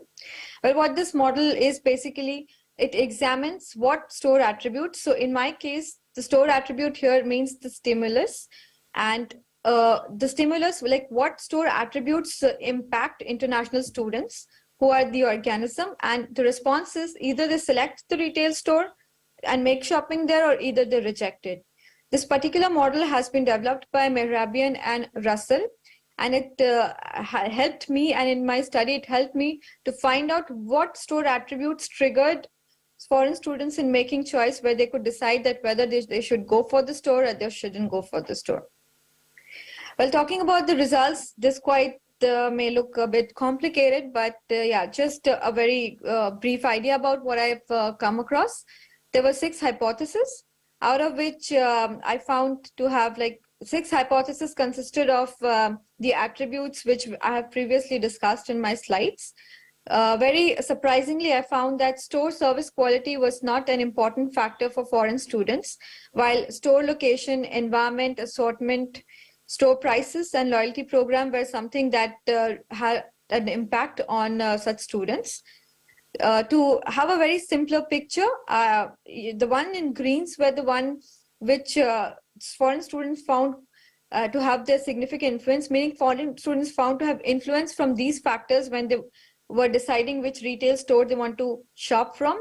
And the one in red is the one which had no influence on them. Now the question can come, why is store service quality not important for foreign students? Well, interestingly, I also found a research on Estonian customer, and the research was by McKenzie. And in his research, he found that for Estonian customers, store service quality is an important factor. But what about foreign students? Why don't they consider store service quality as an important factor? Well, after analyzing the data, I realized that for foreign students, it's very difficult to understand the language because mostly Estonian products are labeled in the local language, and it's quite difficult for them to understand. And in Estonia, if you have visited a lot of supermarkets, you might have noticed that there are self-checkout systems. So mostly we don't really, as students, we mostly don't converse with the localites there. And also if you find people in the cashier or the service people working in and around the stores, they mostly speak in Estonian or Russian. So I believe like this is the reason why foreign students don't consider store service quality as an important factor when they decide which store they want to shop from, because in either ways they don't really have a contact or they don't really have a touch with the customer support there. So this is something which we can keep in mind to later discuss more, how it can help us in marketing or as from a business point of view. The next interesting fact that I found was the data which I collected about the foreign student. Most of the students have been in Estonia for a period of less than 5 years. And when I've asked them about a question that was in the part of my questionnaire, that whether they would like to shift to a store just because the store has a loyalty program, but very surprisingly, the responses came as in like more than 50% of the students stated that they don't really care about store loyalty program, which is an important indication that foreign students are loyal customers. Even with a very short duration of stay in Estonia, if they have this perception, it could be, we could actually assume that this could be good long-term prospective customers, which could be an important piece of advice or an important piece of market that the marketers or retailers can focus on. Well, what I can conclude from my research is, when I've tested 6 attributes, as I've mentioned, so out of which, as I've also mentioned, that store service quality has not played any significant influence on foreign student. So what we see that store choice for any foreign student would include attributes like location, price, environment, assortment, store loyalty program, where store location has been the top influential factor, followed by store price and store environment assortment, and the least accepted factor was store loyalty program. As you know, we don't have any specific loyalty programs for students, and in general, the store loyalty programs are very simple and similar for everyone. So there is no differentiation, like if there's a student, you get extra discount, or if you have your Estonian membership card, I think that's the thing which is required. And since my model has been using the quantitative research method, I've also tested for collinearity issue, which is also a statistical test, just to examine that whatever results were found were satisfactory or not, and just to verify that the research conducted was well in order or not. So in terms of what I found, I would like to suggest what recommendations could I bring in from my research. Well, in Estonia, we don't really have proper apps, or if I am very particular, like if I talk about offline shopping, why don't we introduce some kind of machines where you just take the product and the product will be scanned, and the language of the product can be converted into English. Because if I talk about foreign students, I generally feel like they don't really understand Estonian. Just imagine you've stepped in Estonia and the next day or the very day you need to eat, but you don't know the language. Learning a language really takes time. So I think if you have some kind of apps or machine in stores where you can, just put the product, and it gives you the whole description that, hey, this product is beam, or this product is milk, and this is the description of the product. So this will actually help to increase the sale for that particular supermarket. Let's say we have two supermarkets, A and B, and if I know that A has the possibility where I can just go in and check what products I want. I'm here for the very first day. I don't know the difference between buttermilk and milk. I use that machine, and I use that app to understand and translate the product in English. It's easier for me. I make the purchase then and there. And then I don't really need to take out my mobile phone, looking for Google Lens. Well, sometimes it doesn't work because maybe not all part of the language gets converted into English. So having apps like this could really help the marketers or the retailers in increasing the store's popularity as well as retention power in terms of gaining customers.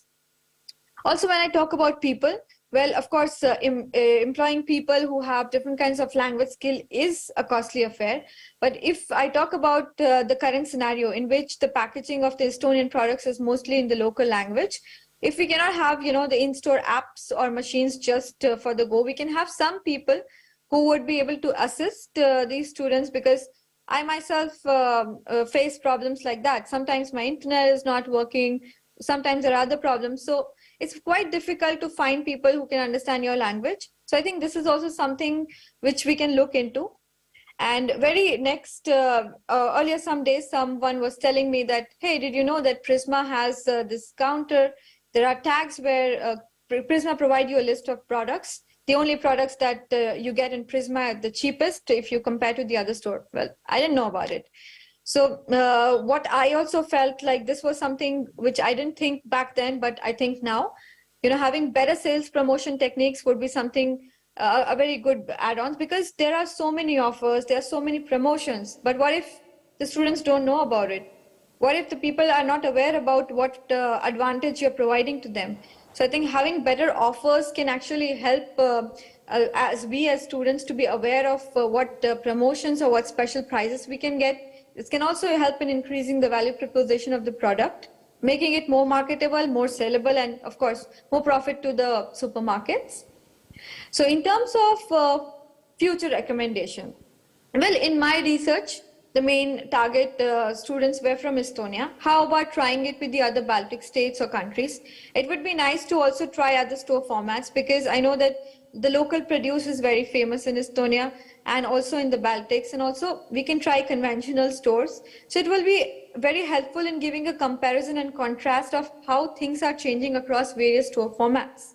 And not only that, because my research was mostly based on international students, we can also compare the results with the Estonian students to find out what cultural gaps we have, what differences exist between various cultures, and we can try and bridge up the gap by that. And as mentioned, I've included I've also tested factors like age and gender in my research, and I found that age or gender doesn't really impact a person from buying, it doesn't really increase or decrease their chances of buying or not buying from a particular store. But what about trying cultural impact? Because in my research, I've had students from 40 different countries.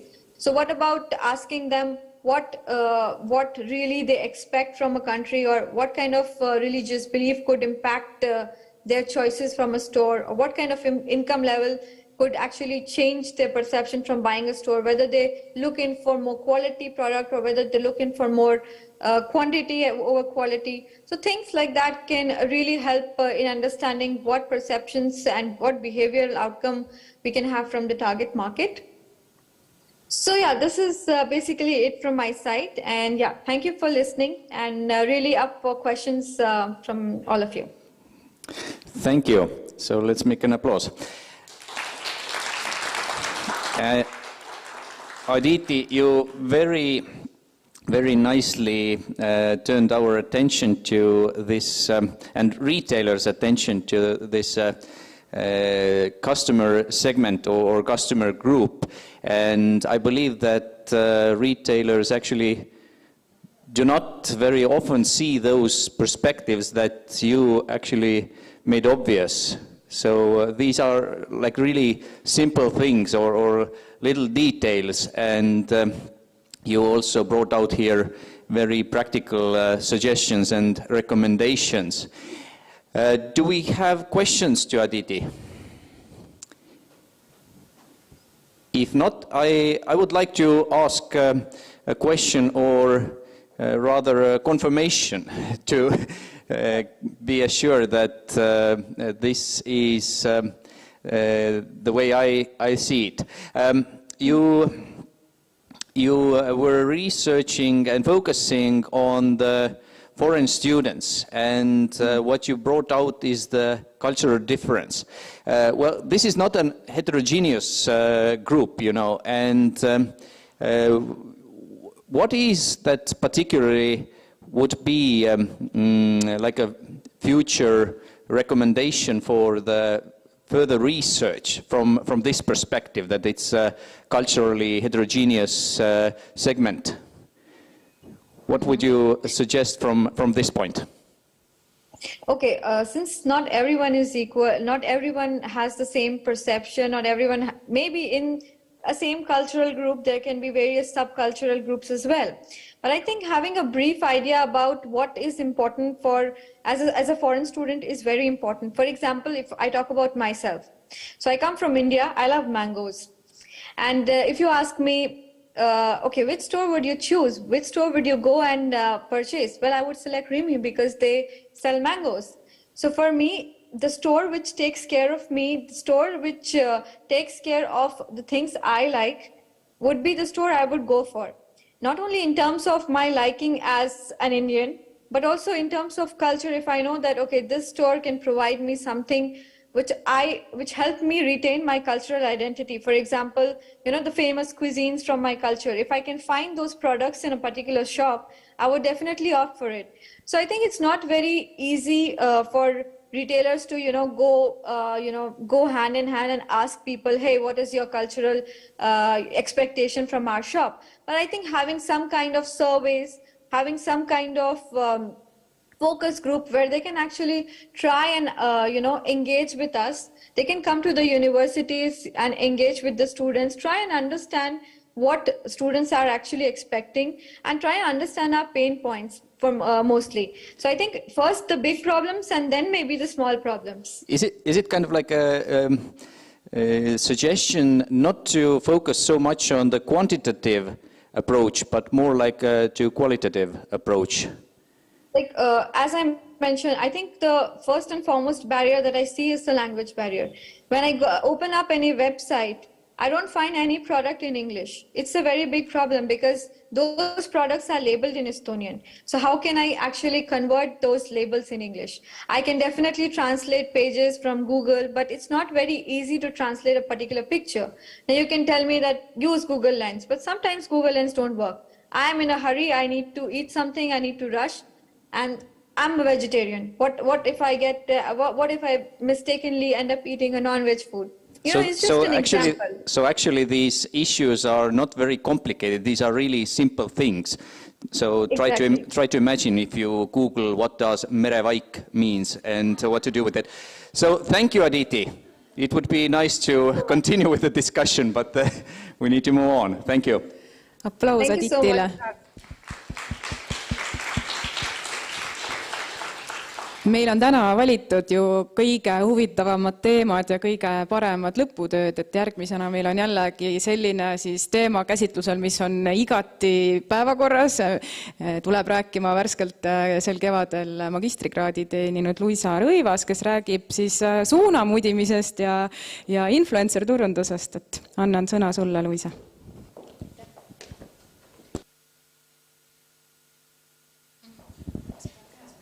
Ma vist hoian käes, jah, ma olen sellega harjunud. Tere ka minu poolt, mina olen Luisa Rõivas ja vastab tõele, kevadel lõpetasin lõpuks ka magistriõpingud Tallinna Tehnikaülikoolis majandusteaduskonnas ja turunduse juhtimise erialal.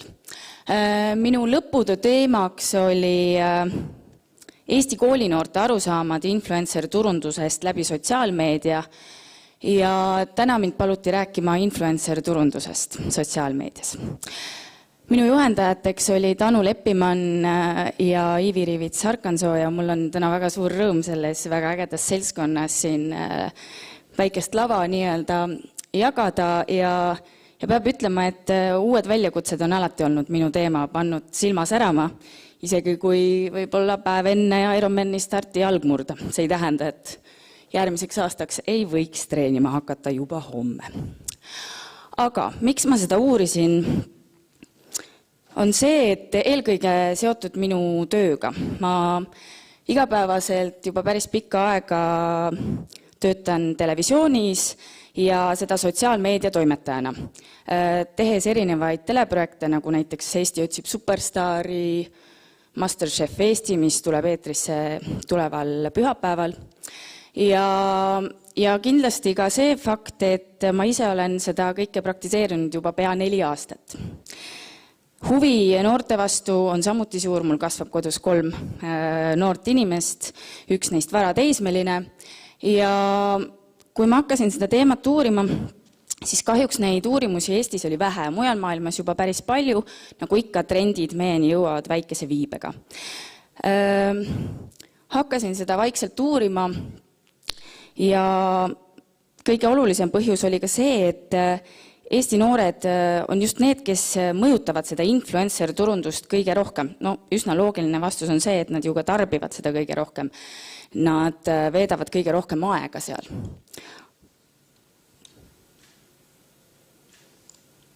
Ei ole õige. Ja, ikka õige.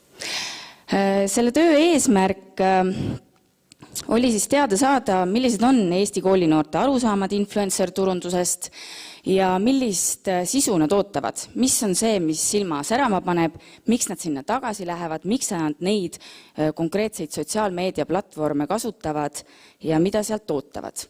Ja selleks, et selle töö eesmärgini jõuda, eelkõige muidugi uurisin ma erinevaid sotsiaalmeedia turunduse, influencer turunduse ja nagu enne palju kõneainet tekitanud elamusturundus teooriaid ja süüvisin nendesse rohkem sisse. Ja minu selle uuringu käigus ma jõudsin, et minu põhiteooriaks saab olema elamuspüramiidi teooria, kus kõik algab huvi tekkimisest, kogemuste saamisest, sealt edasi jõuame me elamuseni ja tänu sellele elamusele tekib ka mingi uus mõõde. Me saame mingi uue kogemuse, mis tekitab meis ka muutuse, millekski uueks.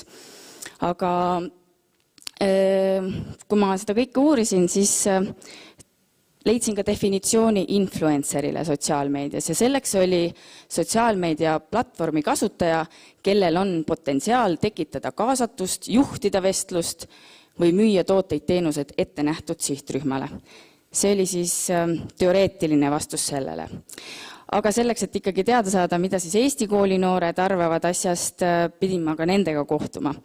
Ja muidugi ma seda ka tegin. Mul oli väga suurepärane koostöö Rocca al Mare kooli õpetajatega ja muidugi nende lapsevanematega, sest ilma lastevanemateta ei oleks ma nende lasteni jõudnud, kui nemad seda luba ei oleks andnud.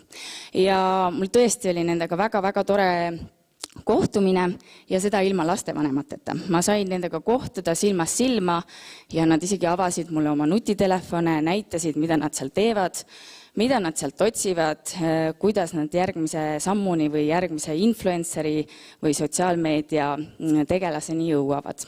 See oli põnev. Ütlen nii, et kodus olen ka seda kogeda saanud, aga kui näed erinevaid lapsi, poisse, tüdrukuid, siis see tulem on hoopis erinev. Ja kui ma olin nendega koos istunud, küsinud neid väga palju erinevaid küsimusi ja nad olid ennast mulle avanud, siis selle põhjal sain ma luua ka küsimustiku, mida levitada juba suuremas seltskonnas. Seda tegin ma 2 erineval aastal. Ma tegin seda aastal 2018 ja valisin 2 erinevat kooli. See oli Elva gümnaasium, kust olen ka ise pärit. ja 8 aastat seal õppinud ja oli ka Rocca al Mare gümnaasium. Tõesti pean mainima, valisin need koolid sellepärast, et arvasin, et tulemused saavad olema erinevad. Et sotsiaalmeedia käitumine, ootused on erinevad. Pean tunnistama, ei olnud. Sotsiaalmeedia ruumis me oleme kõik ühel tasemel, me tarbime väga sarnast sisu, seal ei ole mingit erinevust. Kas sa elad Elvas, Viljandis, Põlvas, Tartus või Tallinnas? Erinevusi ei ole. Aga kes on siis sotsiaalmeedia influencer Eesti koolinoorte arvates? Vot see on see vastus. Inimene, kes jagab oma elu läbi sotsiaalmeedia. Ja see oli kõige rohkem esile tõusnud vastus küsimustikus. Seal oli väga palju variante, mida valida. Oli võimalus ka ise kirjutada see variant, mis on siis see õige vastus sellele, et kes on sotsiaalmeedia influencer. Ja see elamuse mõõde tuli väga varakult välja juba kohe täitsa alguses lastega ka kohtudes, et nad otsivad elamust, meelelahutust, mingil määral ka uue õppimise kogemust, kes tahtis vaadata videosid selleks, et siis näiteks paremini oma tuba korras hoida või kappe korras hoida. Ja või kes mängis mänge selleks, et paremini ise jalgpallitrennis trikke teha. See kõik oli selleks, et saada mingi hea kogemus, elamus ja sellest õppida ja et tekiks mingi uus mõõde sellele tegevusele. Nagu ma enne ka mainisin, siis tegin selle elektroonküsitlusega aastal 2022, kuhu vahepeal oli jäänud väga pikk aeg, meil oli koroona, lapsed olid sunnitud tegema kõike koduses keskkonnas, nii õppima kui ka sõpradega suhtlema. Treeningud jäid ära. Meil ei olnud enam huviringe ja see kõik toimus, ütleme nii, sotsiaalmeedia keskkonnas. Nad suhtlesid sotsiaalmeedia keskkonnas, nad isegi tantsisid ja pidasid lauluringe just seal. Ja see tegi väikese muutuse, ma arvan, et täna on juba võib-olla vale öelda, et selle muutuse tekitas COVID-i pandeemia või midagi muud. See on täiesti loomulik, et me kogu aeg muutume, et uued platvormid tulevad peale ja et me areneme ja lähme järjest uute tegude poole. Ja kui veel aastal 2018 ma küsisin, et kes on teie lemmik influencerid või youtuberid, siis tõesti tulid ka välja väga kindlad nimed. Toon näitena Hensu Kusta, kes sai isegi aasta lõpuks endale 2019 või 2020 oma telesaate ja ta tootis väga kvaliteetset sisu Eesti koolinoorte jaoks YouTube-kanalisse. Küsisin ka koolinoortelt, et mis on siis need lemmikplatvormid, kus nad aega veedavad aastal 2018. Muidugi kõige populaarsem oligi YouTube. Küll aga oli siis juba märk sellest, et see võib muutuda. Sest aastal 2018 oli väga kõrgel kohal selline asi nagu Musical.ly. Kas te olete sellest midagi kuulnud? Vot nii, Musical.ly on tegelikult TikTok, aga täna on kõige populaarsem TikTok. Ja TikTok ostis Musical.ly ära selle vaheaastatel.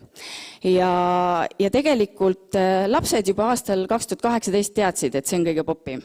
Nad tootsid juba tantse, nad juba tantsisid, laulsid, tegid lipsünki ja aastaks 2022 olemegi jõudnud siia, et meie kontsentratsioon on lühem. Me tahame küll saada läbi video seda pilti, seda sisu, aga me ei jaksa vaadata 20 minutit või 15 minutit, isegi 4 minutit ei jaksa vaadata. Tahame, et oleks hästi lühike, hästi konkreetne ja kohe saaksin info kätte, ma väsin, ka mina, mitte ainult see noor.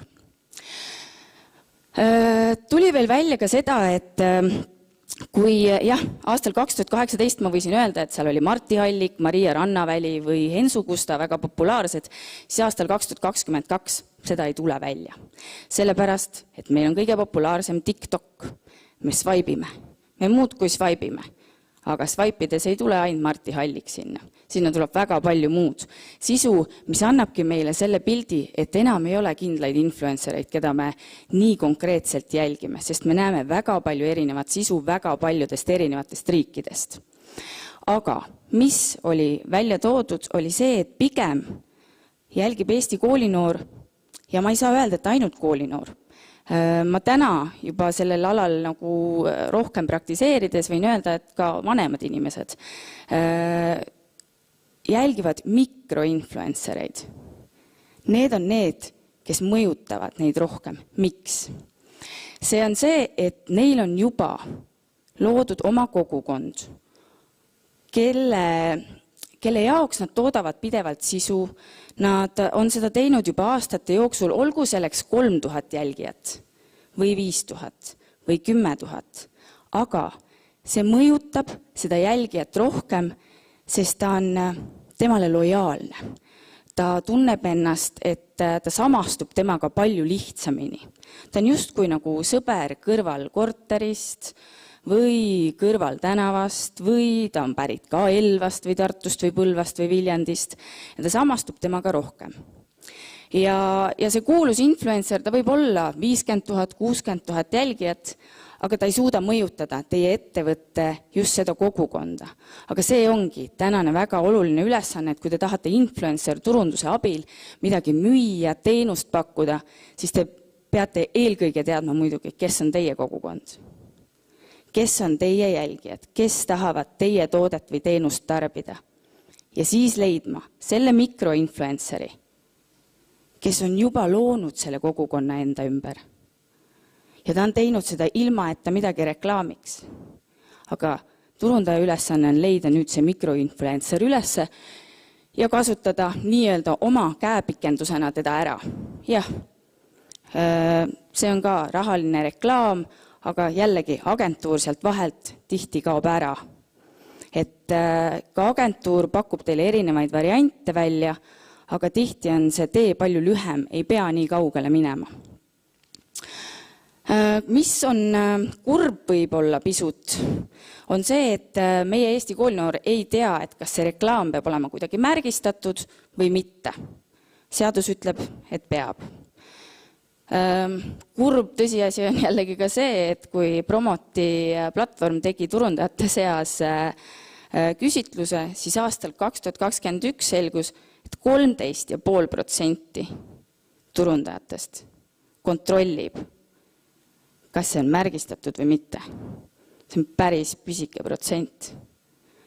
Mis tähendab, et tegelikult sellist pimedarbimist või et kui meile tundub, et meie influencer turundus on väga heal tasemel ja et me oleme, et kõik tundub väga ilus ja hea ja et kui noored ütlevad, et kui nad on tarbinud midagi, mida influencer soovitab, et siis ma olen jäänud selle kogemuse või teenusega rahule.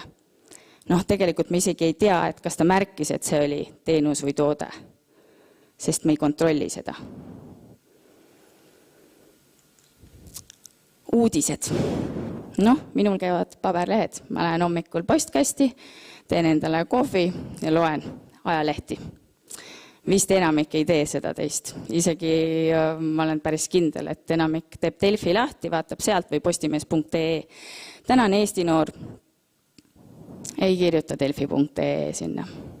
Ta ootab, et TikTokist tuleks see uudis. Ta saab ka sõjauudised sealt, ta saab kõik oma uudiste voo sealt. Aga veel kahjuks natuke vähe meie toodame sisu sinna. Et meie Eesti noor kahjuks uudistega liiga hästi kursis ei ole ja me ei saa seda infot kätte ja see oleks kindlasti üks asi, millele peaks võib-olla peatuma. Sellest me juba rääkisime, et YouTube on kaotanud oma populaarse ja TikTok on tulnud. Siinkohal tuleb meelde üks näide, et me peame olema kogu aeg kursis nende noortega, kes täna juba loovad uusi trende. Mis on täna kõige populaarsem platvorm? Noorte seas. Kindlasti olete kodudes kuulnud, kellel on lapsed. Emme, miks sul ei ole? BeReali. Mis on BeReal? BeReal on selline asi, et ma tegin endale eile, sest mu laps on käinud umbes 2 kuud mulle peale. Me tee endale BeReal. Ma ei jõua olla BeReal, mul on vaja kõike muud teha, mul tööd vaja teha, ma ei jõua olla BeRealis. BeReal on selline asi, et sulle tuleb notification ja sul on 2 minutit aega. Minu meelest oli 2 minutit aega, et teha pilt, kus sa oled, ja siis läheb see sinu sõprade vahel lendu ja on seal vist 24 või 48 tundi. Teate, ma läksin eile täiesti närvi, kui need notificationid hakkasid siis sõpradelt tulema, kes kõik olid piiriilis. Ja mul oli see, et mul on juuksed sassi, ma teen seda ettekannet, ma ei saa teha seda piiriili praegu. Las ta läks, jäi tegemata. Ei teinud piiriili. Õhtul lõpuks, kui ma olin peaaegu ettekande valmis saanud, siis tegin ühe piiriili ja sain ka vastuse. See on asi, mille me peame täna märkama. Need noored, need eelteismelised on need, kes toovad neid trende. Aastal 2018 oli Musical.ly, täna on 2022, meil on TikTok. Hetkel on piiriil, hoidke silm peal, vaadake, mis see on. Ilmselt saate tulevikus seda kindlasti rohkem näha ja seda enda kasuks ära kasutada. Ja kui minna näiteks ajas tagasi, siis aastaid tagasi ma kohtusin Singapuris ühe väga huvitava noore inimesega, kes tegi Obama esimest kampaaniat, et saada presidendiks. Ja ta ütles, et tema mõtles välja sellise asja, et teeme Facebooki kampaania. Paneme Obama Facebooki. Mis täna on? Kas mõnel peaministril, presidendil ei ole Facebooki kontot? Kõigil on. Jah, nad ei loo sama sisu sinna, mida Kaja Kallas ei räägi AK uudistes sama juttu, mida Facebookis, Instagramis või mõnes muus sotsiaalmeedia platvormil, mida omab. Aga tal on need olemas, ta on seal olemas ja ta on kõigi jaoks kättesaadav ja olemas. Me oleme temast kuulnud. Jälgige neid trende. Jah, jällegi, siin on üks probleem. Meil on võimalik teha platvormile kontosid alates 13. eluaastast. Uuringust tuli välja, et alla 12-aastastest 71%, kes osalesid selles uuringus, omasid juba kontosid nendel platvormidel. Mis tähendab, et nad on ka selles reklaamimaailmas, mida nad saavad, mis tegelikult on mõeldud siis 13. eluaastast. Ehk et kui mu laps tuleb kevadiselt loodusklassilt ja seal on kamp noori jäänud näiteks veipimisega vahele, siis ilmselgelt on ta juba influenceri poolt mõjutatud olnud ja näinud, mis asi on veipimine. Ma arvan, kättesaamine asjade puhul ei ole täna probleem, netist saab ka kõike tellida. Ja pakiautomaati. Et see on hetkel võib-olla murekoht just selles mõttes, et kui me turundajatena midagi turundame ja proovime seda, ütleme siis mingite kindlate parameetrite järgi teha, siis ei pruugi tegelikult toimida, sest see, kes seda infot saab, on palju noorem. Kellele teist meeldiks saada, ma ei tea, 31. mai, lõputöö on kaitstud, järgmisel päeval saadki info, et tule lõpeta oma keskkool ära. Tegelikult sai vist see magister tehtud, et tegelikult seda keskkooli nagu võib-olla uuesti ei teeks. Aga see on mulle suunatud reklaam, mille ma olen saanud. Ja võib-olla me peaksime sellele natuke rohkem tähelepanu pöörama, et see info jõuaks õige sihtmärgini, võib-olla me peame ka selles sihtimises olema pisut täpsemad. Ja see on ainult võimalik tegelikult sotsiaalmeedias. See sihtimine nii täpselt tegelikult on võimalik ainult sotsiaalmeedias. Kui ma panen Pärnu maanteele plakati Luisa Kärheri lehepuhuriga, siis väga paljud sõidavad mööda, aga nad ei vaata seda. Noored ei vaata ammugi mitte, nad ei vaatagi ülespoole. Nad vaatavad ainult oma telefoni. See ei mõju, aga me peame sellele täna juba mõtlema.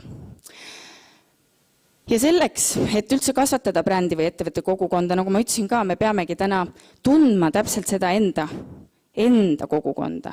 Seda, kellele teil on vaja seda toodet või teenust müüa ja kelle arvelt on teil võimalik seda kasvatada. Ja selleks on mikroinfluencerid, nagu ma juba enne mainisin. Suur aitäh! Ja loodan, et oli abi sellest. Minul oli väga tore, aitäh! Aitäh, Luisa! Vaatame, kas meil on tekkinud ka mõni küsimus äkki publiku hulgast. Ma võin kohe algusest alustada, mul on päris palju. Proovime niimoodi, et võtame ühe küsimuse, sest me oleme aja hädas natuke. Ühe korraga. See, mis sa Kärheri näite tõid, see on iseenesest tore ja ainukene asi on see, et ma ei ole kindel, kui paljud 13-aastased seda Kärheri lehepuhurit reaalselt ostma läheks. Iseenesest nüüd see, et nagu alati, kuidas mõõta? Kust hetkest on mõistlik, et kui me räägime ikkagi roidest ja siukestest asjadest, jah, sul on väga palju neid like ja swipe ja mida iganes, aga kuidas leida see, et sul päriselt ostma tuleb ja mida näiteks ei ole mõtet võib-olla influkatega üldse teha? Mis tootegruppe? Vaat see on väga huvitav küsimus. Tegelikult on Eestis, ma olen sellega hästi palju mõelnud sellele ja ma ütlen nii, et meil on Eestis küll see mure mõneti, et enamik meie influencereid on elustiili influencerid. Ehk et sellist hästi, kuidas ma ütlen, konkreetse fookusega influencereid on meil tegelikult ju vähe, mis ütleme mujal maailmas hästi segmenteerub ära toidu, ma ei tea, toit, pere, kodu, sisustus, kõik sellised asjad. Et meil, ma arvan, et see tuleneb muidugi sellest, et me olemegi väike ühiskond ja kui influencer tegelikult tahab nagu ka sellega raha teenida, siis ta peab olema elustiili influencer. Ja jällegi teiselt poolt, et kui sina kui ettevõtja nüüd valid välja, et meil on siin väga hea näiteks toidublogija, kui sa oled juhuslikult toiduteenuse pakkuja või toodete pakkuja, siis võib jällegi juhtuda see lugu, et ta teeb küll väga kvaliteetset sisu, aga vot konkurent ettevõtted jällegi ei osta ühte samasse kanalisse seda sama reklaami. Kui just ei juhtu veel kolmas asi, et see ettevõte teeb pikaajalise lepingu ja sellel influenceril ei olegi võimalik seda koostööd ühegi teise samalaadse toote või ettevõtte või teenuse pakkujaga teha. Aga kuidas seda mõõta on minu arvates on see, et esiteks ongi see, et kui sina oled mingi ettevõtte või teenuse pakkuja, sul on see kindel suunitlus, mis kogukond on see, kes sinu neid tooteid, teenuseid tarbib, siis need mikroinfluencerid tõesti, need on ka 1000 ja 2000 ja 3000 jälgijaga, kes tegelikult mingit teatud kogukonda mõjutavad palju rohkem kui see, et sul ongi see 50 000 ja sul on üks postitus seal, üks, ma ei tea, Instagram Reels või mida iganes, mis on küll väga-väga põnev. Ja tundub, et see reach on ka suur, aga see ei too sulle nii palju sisse tagasi. Sest jah, sulle tundub, et numbrites läheb jube suureks, et ma ei tea, no ütleme näiteks, et kasutadki oma teenuse müügiks mõnda väga kuulsat muusikut, kellel ongi 50, 60, 70 000 jälgijat. Aga just sinu toodet kahjuks ta ei ole usutav. Seega sa pead leidma need pisikesed influencerid, kellel on loodud juba oma tegevustega, oma muude sisuga. Ta ei pruugigi olla veel elus esimestki ühtegi koostööd teinud. Ta lihtsalt on tootnud seda sisu, aga ta on palju usutavam sellele kogukonnale, kes ühtib sinu ettevõtte või teenuse või toote kogukonnaga. Ja ma usun, et see kindlasti, see sotsiaalmeedia turundus, sotsiaalmeedia influencer turundus on nii nagu mujal maailmas, on täna seal väga suured summad, mis sinna pannakse. Meil on see imepisike.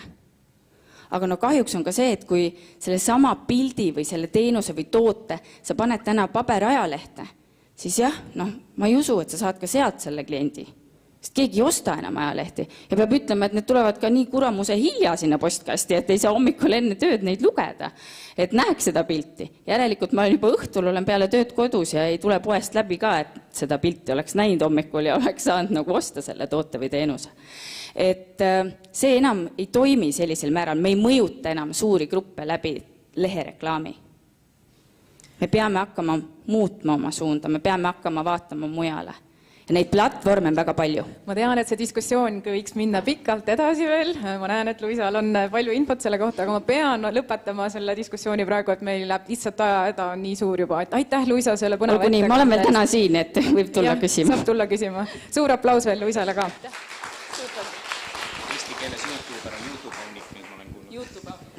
Nii, aga siin on mul hea meel kutsuda esinema Kati Kivikas, kes räägib natuke täpsemalt nii-öelda nõudluse pakkumise teemast toiduainetööstuses, et me teame, et toiduainetööstus on üks suurima keskkonnamõjuga tööstusharusid maailmas ja see on mõjutatud siis ühest küljest nii nõudlusest, teisest küljest pakkumisest.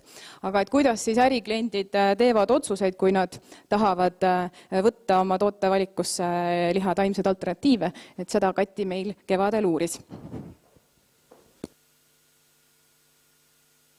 Ma proovin sellega, mina nii harjunud sellega ei ole kui Luisa, aga väga inspireeriv ettekanne oli Luisalt, et kuna ma ise räägin siis endast ka natuke.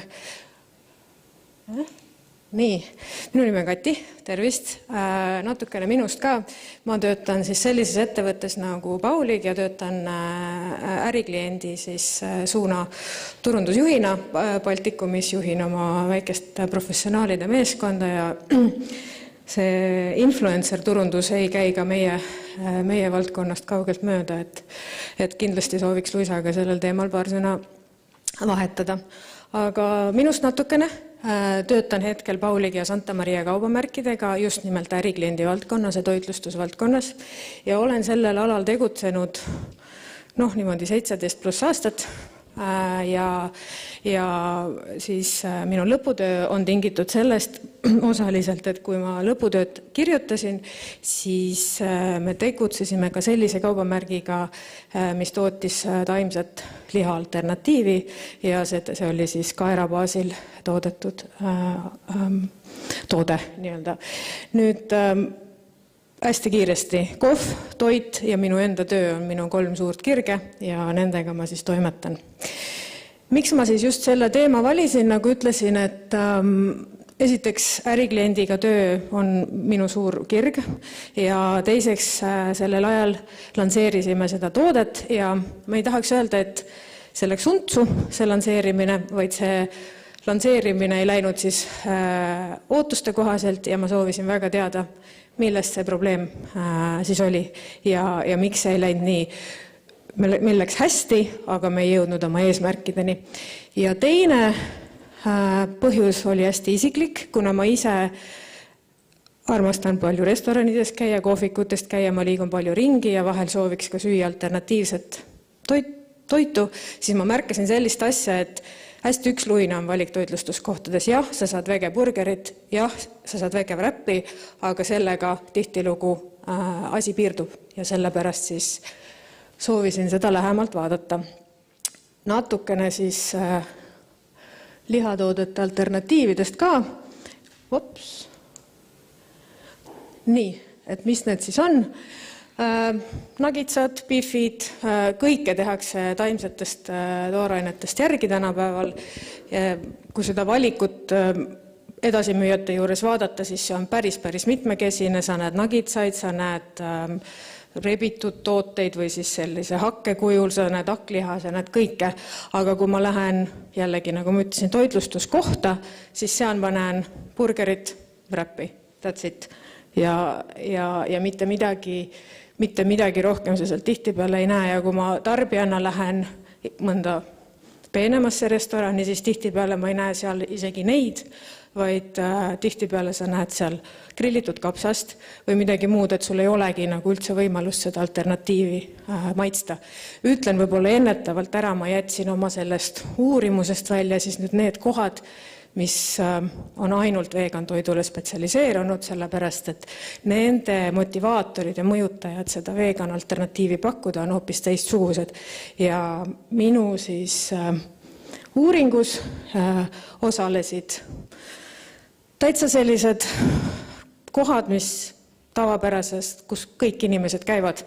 Ma võtsin ette 4 intervjuud inimestega, kes esindasid 2 suurt tanklaketti, näiteks Eestis. Siinkohal pean kahjuks ei saa välja öelda, kes need täpsemalt olid, aga neid tanklakette ei ole Eestis väga palju ja need siis tanklaketid pakuvad süüa. Siis rääkisin ühe hotelli peakoka ja ostujuhiga ja selle hotelli valisin just nimelt seetõttu, et seal hotelli territooriumil oli 3 erinevat söögikohta, 3 erineva kontseptsiooniga ja nad kõik siis seal kõikides pakuti seda liha alternatiivi. Ja 3. oli siis restoranide kett, mis siis pakkus või jätkuvalt pakub kaasaegset tänavatoitu ja ka nende menüüs oli siis see olemas. Taimne liha alternatiiv. Kõik nad olid otsustajad, tõin ka välja siia nende ametikohad, et minu arust ei olnud mõistlik rääkida võib-olla tankla juhatajaga otse, vaid ikkagi inimesega, kes otsustus ja ostuprotsessis selle otsuse lõpuks ellu viib ja nendel on ka siis see võimalus kõike seda mõjutada.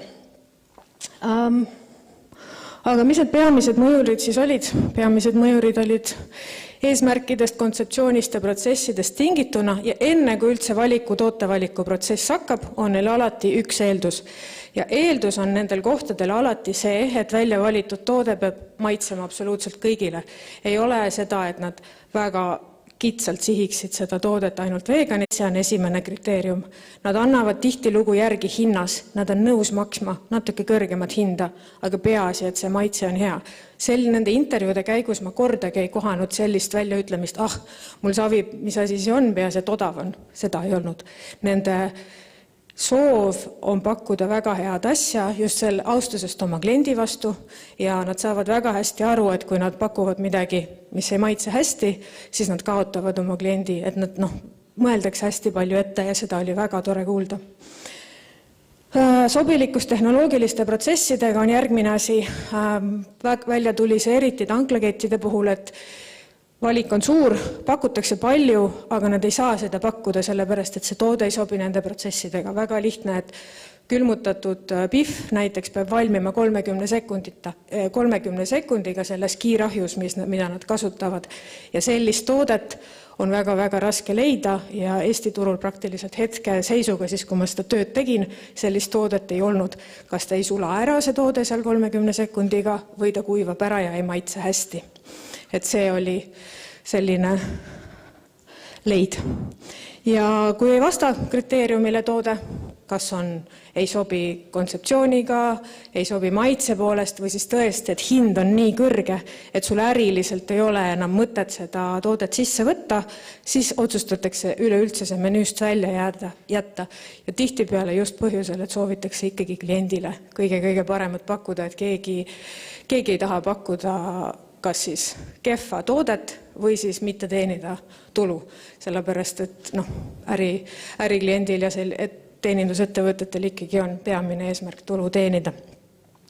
Küll aga näiteks see kohvik või see restoran, kellel on ketid ja kes pakuvad siis sellist tänavatoitu, nende valikus on küll olemas toode, millega nad nii-öelda kasumit ei teeni, pigem on see, et see toode on neil selleks, et mitte kaotada klienti, sest et koos selle kliendiga, kes helistab seda alternatiivset burgerit, tulevad tihtipeale kaasa inimesed, kes siis söövad ja tihtilugu tehakse valik ka selle põhjal, kuhu siis sööma minna.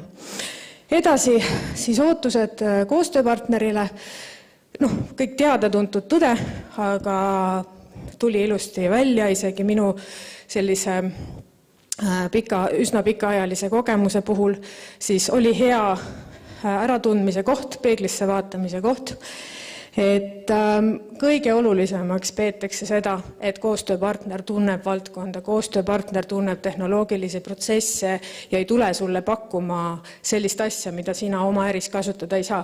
Väga lihtsalt ütles üks klient, kui ma näen, et koostööpartneri esindaja piiti ei jaga, siis ma hakkan teda vältima. Siis neil ei ole aega, siis nad leiavad kõik 100 võimalust, et selle inimesega mitte kohtuda. Ja see on hästi-hästi oluline, ma arvan, müügiorganisatsioonid tänapäeval tihtipeale unustavad selle ära või siis on pigem selline kergekäeline suhtumine, et vahet ei ole, mida ma siin müün, kas ma müün kummikuid, kohvi või lihatooteid, ma olen prof. Alati ei ole, tuleb kliendi protsessidesse süübida. Isiklik kontakt ja usaldusväärsus. Kui sa saavutad usalduse, sa saavutad hea kontakti ja inglise keeles on hea väljend walk the talk, ehk siis sa lubad, sa teed, sa viid ellu, siis su tõenäosus õnnestuda on palju suurem. Ja lisaväärtus on alati see, turunduses ikka räägitakse, et looge väärtust ja looge lisaväärtust. Äriklient soovib seda täpselt samamoodi, ta soovib infot trendide näol, ta soovib, et sa aitaksid tal mõningaid probleeme lahendada, mille jaoks tal endal kompetents puudub, tema ootab seda sinu käest ja loomulikult abi näiteks müügi edendamisel, sest tihtipeale neil puudub endal majasisene turundus ja siis nad vaatavad koostööpartneri poole, et hei, aita kampaania ideega välja tulla. Et selliseid asju tasuks ka alati silmas pidada, et nad on väga-väga tänulikud selle eest, kui sa suudad nende äris aidata. Ja kokkuvõtteks siis, mis mul kogu sellest teadmisest kasu oli, olgugi, et ma olen valdkonnas väga kaua olnud, aga nagu juba öeldud, siis ka mulle oli hea siuke peeglisse vaatamise koht. Siis, see valgus on küll tore, aga õpi tundma äriklienti ja tema protsesse, et esimene asi, mida mina soovitaks, ei tasu kunagi toetuda eeldustele, et ma juba kõike tean, alati ei tea. Ja äriklient saab sellest väga kiiresti aru, kui sa tema äri ei jaga, siis ta ammustab selle väga kiiresti läbi. Loo oma väärtuspakkumine, kuidas sina oma tootega saad teda aidata, miks sinu toode on eriline ja kõik see selline klassikaline turundus. Aga aita oma kliendil kasumit teenida ja usu mind, ta on sulle selle eest tänulik. Ära proovi välja näidata, et sina tahad ainult oma toodet müüa, vaid läbi oma lahenduse, läbi oma toote näita talle, kuidas ta saab teenida raha. Ja siis hoia oma klienti, nagu jälle isiklik suhe, kõik sinna, mis ümber käib, austa teda ja siis täida oma lubadusi. See on kõige olulisem.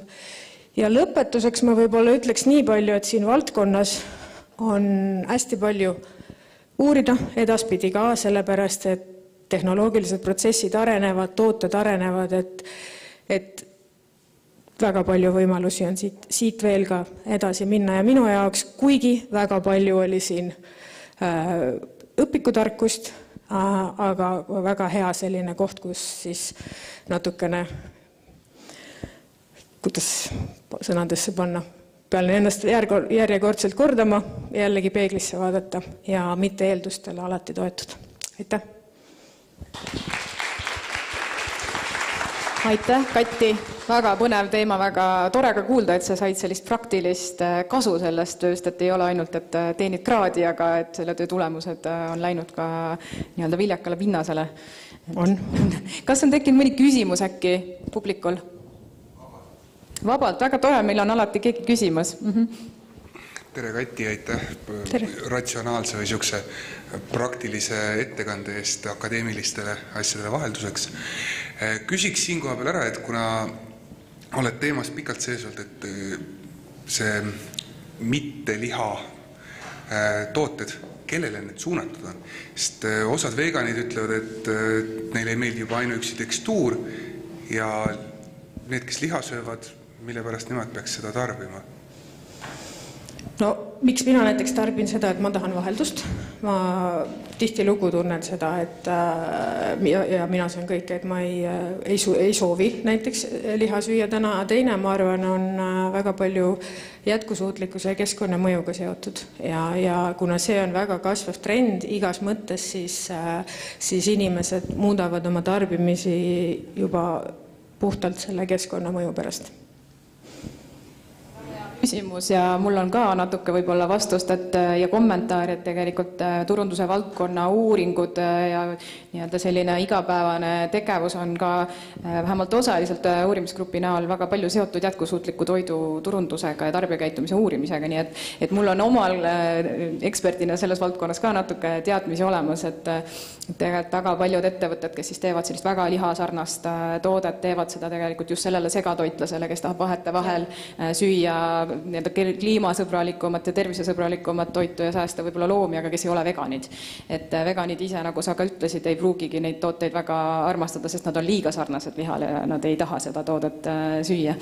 Aga kindlasti neid ettevõtteid tuleb üha juurde, kes oma toote sortimenti rikastavad selliste alternatiividega, mis ongi mõeldud just segatoitlastele ja seal on eesmärk, et nad oleksid võimalikult sarnased. Ja, absoluutselt. Ja nagu ka seal oli minu tööst välja tuli, on see, et kohvikud, restoranid ikkagi võtavad eelduseks selle, et see toit maitseks kõigile.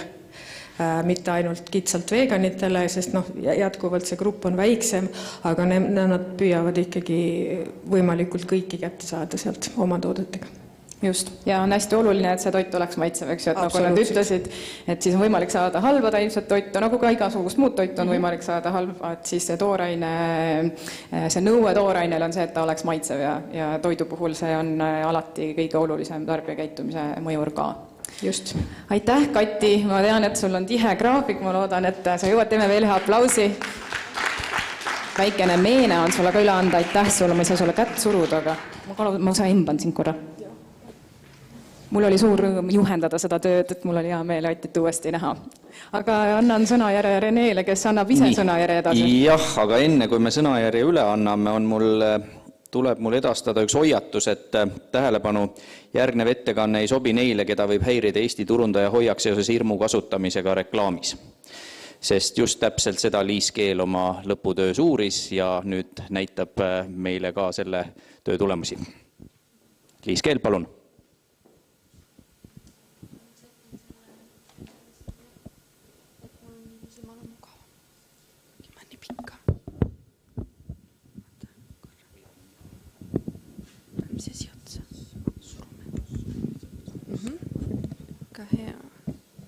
Nii, loodan, kas mind on hästi kuulda? On see okei? Kõrgus? Suurepärane. Nii.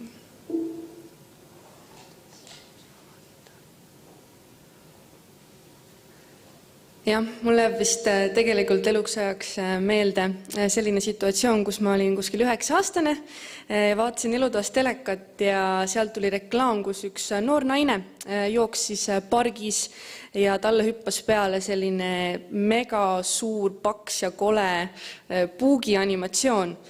Ja sellise jutu peale mina kohe jooksin siis kööki ema juurde, et okei, et palun ruttu mind viia arstitädi juurde ja ruttu, et mind vaktsineeritakse, sest et tegelikult see sotsiaalkampaania oligi suunatud selle eesmärgiga, et inimesi suunata vaktsineerima siis puukentsefaliidi vastu.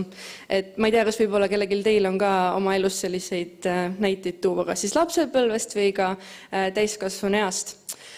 Aga jaa, tervist, minu nimi on Liis Keel ja mul on väga hea meel siin täna teiega koos olla, et rääkida ühest teemast, mis on mulle väga-väga põnev ja mille põhjal ma kirjutasin siis sel kevadel ka oma bakalaureuse töö, ehk siis turundajate hoiakud seoses hirmule põhineva reklaamiga, ehk siis Eesti turundajate täpsemalt. Ja ütlen kohe siit kerge positiivse hõike oma juhendajale Kristel Kaljundile ka, keda siin kahjuks täna ei ole, aga oli oma nõu ja jõuga mul igati abiks sellel teekonnal ka. Aga soojenduseks ma arvan, enne kui me üldse sukeldume siia teemasse, et ma näitaksin teile ühte reklaami enne, kui me lähme edasi. Oota, kas saab siit panna? Super.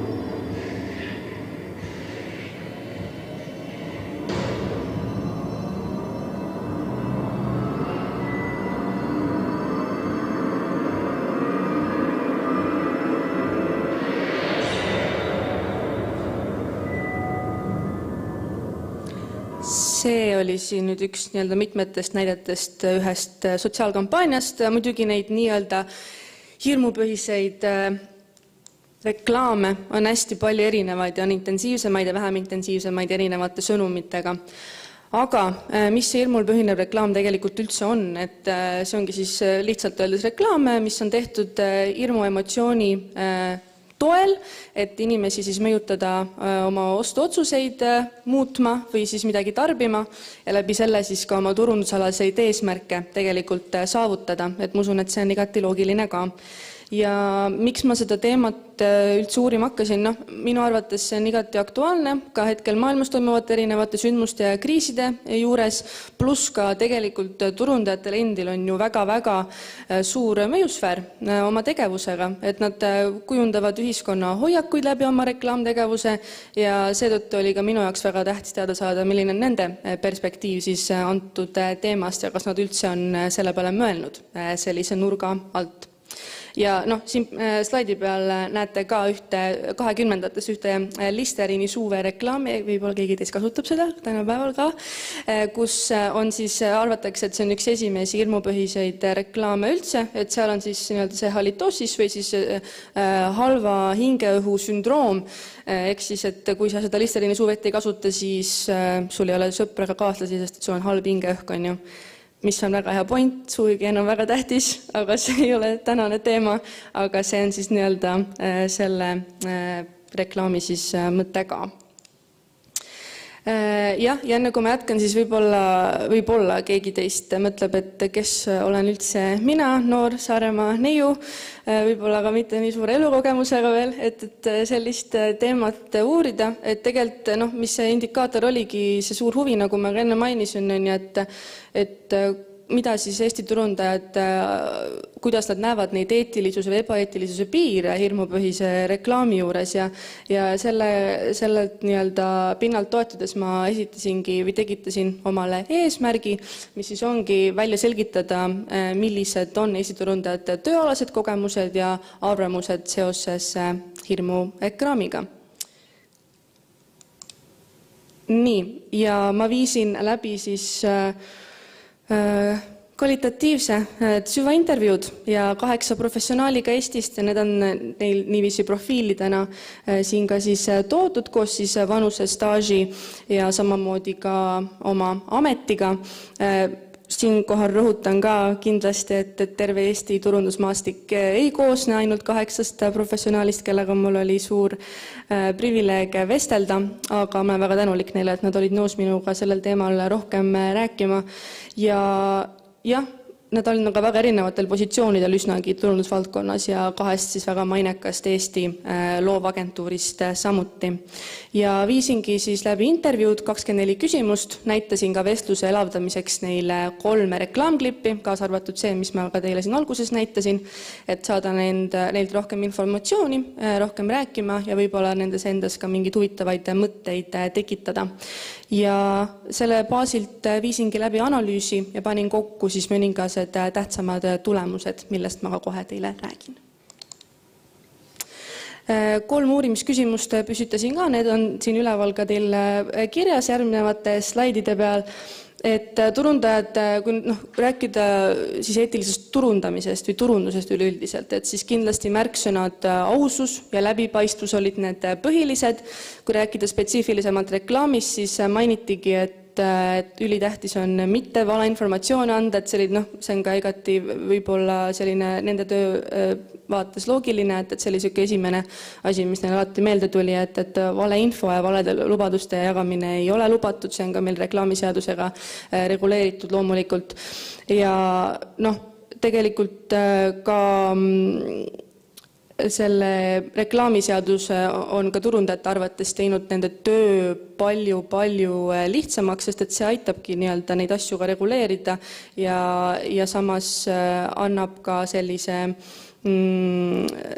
omapoolse toetuse, et ei minda asjades üle piiri ja protsessid toimuvad piisavalt ja hästi sujuvalt. Et loomulikult see oleneb ka väga palju inimestest, et inimesed on väga erineva tundlikkuse astmega, et kellele mingisugune asjaolu või aspekt on rohkem ärritust tekitavam või hirmu tekitavam kui teine, et see eetikaspekter on väga lai ja turundajana tegelikult on oluline mõista seda, et kuidas edastada oma sõnum nii, et see oleks kõigega siis kooskõlas ka. Ja kindlasti on oluline roll siis ka ettevõtte tasandil, et ettevõtte usaldusväärsust ja professionaalsust mitte mõjutada negatiivselt, et siis sellepärast on ka eetiline turundamine, siis sealhulgas ka reklaamimine väga tähtis. Ja võite ise ka mõelda, et kas te viimasel ajal või minevikus ka olete märganud mingisuguseid mustreid reklaamides, mis on kuidagi teile tundunud probleemsed või teile endale kuidagi on vastukarva või ka positiivseid näiteid loomulikult nende peale võib samamoodi mõelda. et need inimesed, kellega mina vestlesin, et nemad tõidki esmalt välja alkoholi, laste ja kiirlaenudega seotud reklaame, mis siis esitavad palju küsimusi, et kuidas neid reklaamide ja sõnumit edastada nii, et jääda siis eetilisuse ja seaduse piiridesse. Ja sotsiaalmeedia reklaamide puhul tõdeti ka, et seal on ju väga suur pinnas, kus on väga mugav ja ka lihtne reklaamida oma toodet või teenust, aga seal on see libisemisoht ka nii-öelda selle eetilisuse poole pealt natukene suurem, sellepärast et seal on lihtsalt nii palju võimalusi, et seal sellised oht juba läbi selle suureneb, et kui näiteks öelda mingite digilahenduste või välilahenduste puhul. Ja kindlasti loomulikult eksimused võivad tulla, seal on see võtmesõnaks, nagu iga turundaja kindlasti teab ka see kommunikatsioon, et kindlasti kunagi ei tea, millist valet nuppu võib ükskõik millisel inimesel vajutada ja võivad tekkida probleemid mingile sihtgrupil või kogukonnal, et siis kindlasti on oluline ka olla valmis nendeks tagajärgedeks.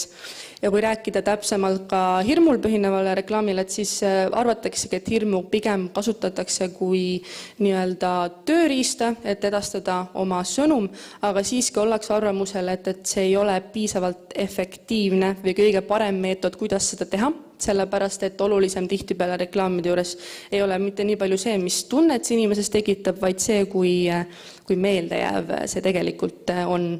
Ja seda ka tõdeti, et loomulikult tundlikkus reklaamide suhtes ajaga aina suureneb, et seda nad väidetavalt ka oma igapäevases töös suuresti märkavad.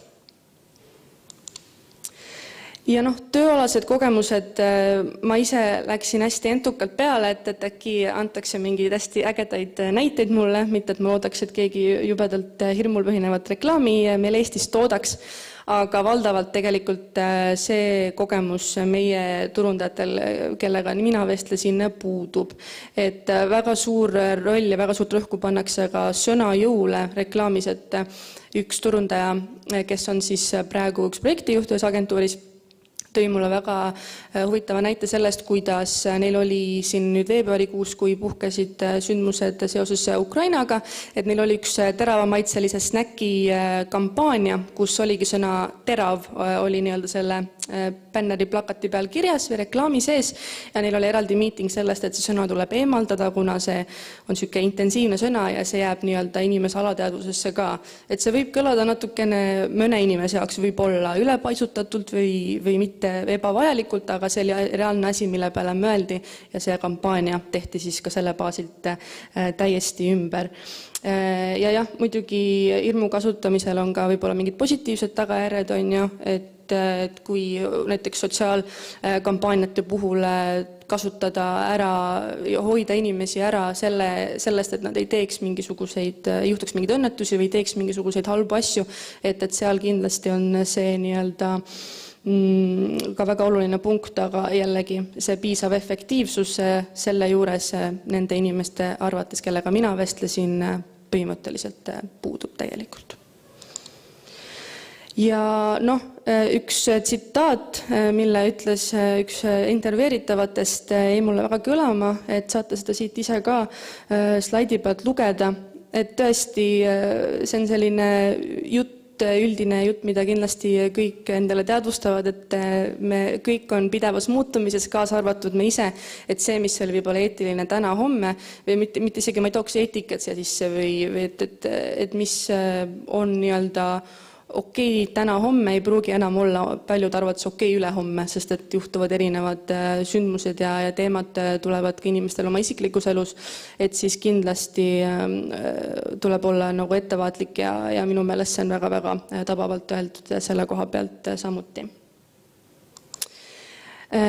Ja selle tegelikult tõi ühe intervjuu käigus välja ka üks turundajatest, et oleks väga-väga tore teha mingisuguseid järeluuringuid nende kampaaniate juures, et me hästi palju uuritakse igasuguseid müügitulemusi ja muud statistikat, aga vähemalt minu teada, te võite mind muidugi parandada, kui kellelgi on rohkem teadmisi selle koha pealt, et ei tehta selliseid järeluuringuid, kus nii-öelda rohkem seda mõjusust uuritakse, et see oleks minu meelest väga hea ettepanek.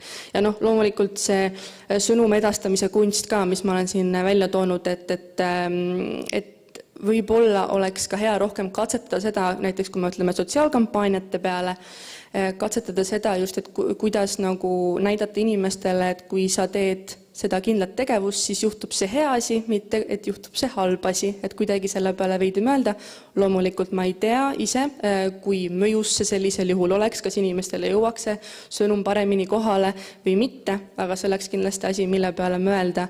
Ja paralleelselt kõigele muule on meil tegelikult käimas ka ju hetkel vaimse tervise kriis, ehk siis seda enam inimene on väga mõjutatud sellest, mida me endale erinevate meediavormide juures siis ka sisse toidame.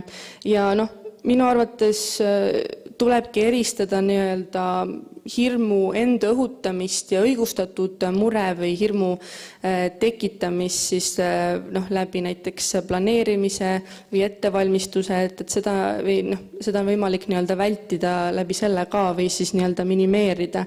Et ma ise küll sealjuures kindlasti tõden, et alati võib-olla reklaamimisel läbi sellise hirmutunde või sellele nagu rõhudes ei ole alati asi, mida tasuks ka nii palju karta, sellepärast et need probleemid, mis tihtipeale näiteks siis nendes sotsiaalkampaaniates käsitletakse, on ise väga-väga palju suuremad kui selle hirmupõhise reklaami enda mõju siis ise.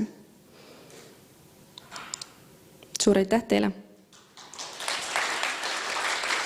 Aitäh!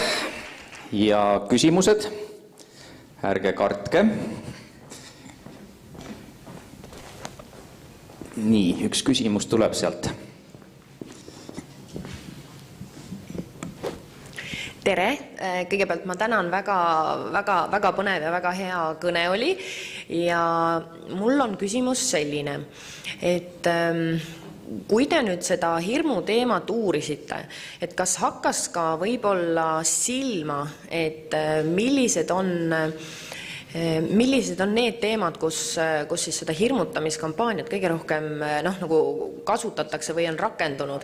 Miks ma seda küsin, on tegelikult see, et teie esitluse ajal mul tuli meelde, ma arvan, et ma olin varateismeline, kui telekas näitas sellist reklaami, et raseduse ajal ei tohi suitsetada ja seal reklaamis oli siis kuidagi niimoodi, et oligi pandud see lapse hääl, et ema ära suitseta ja siis näitas seda loodet, mis oli siis tossu täis.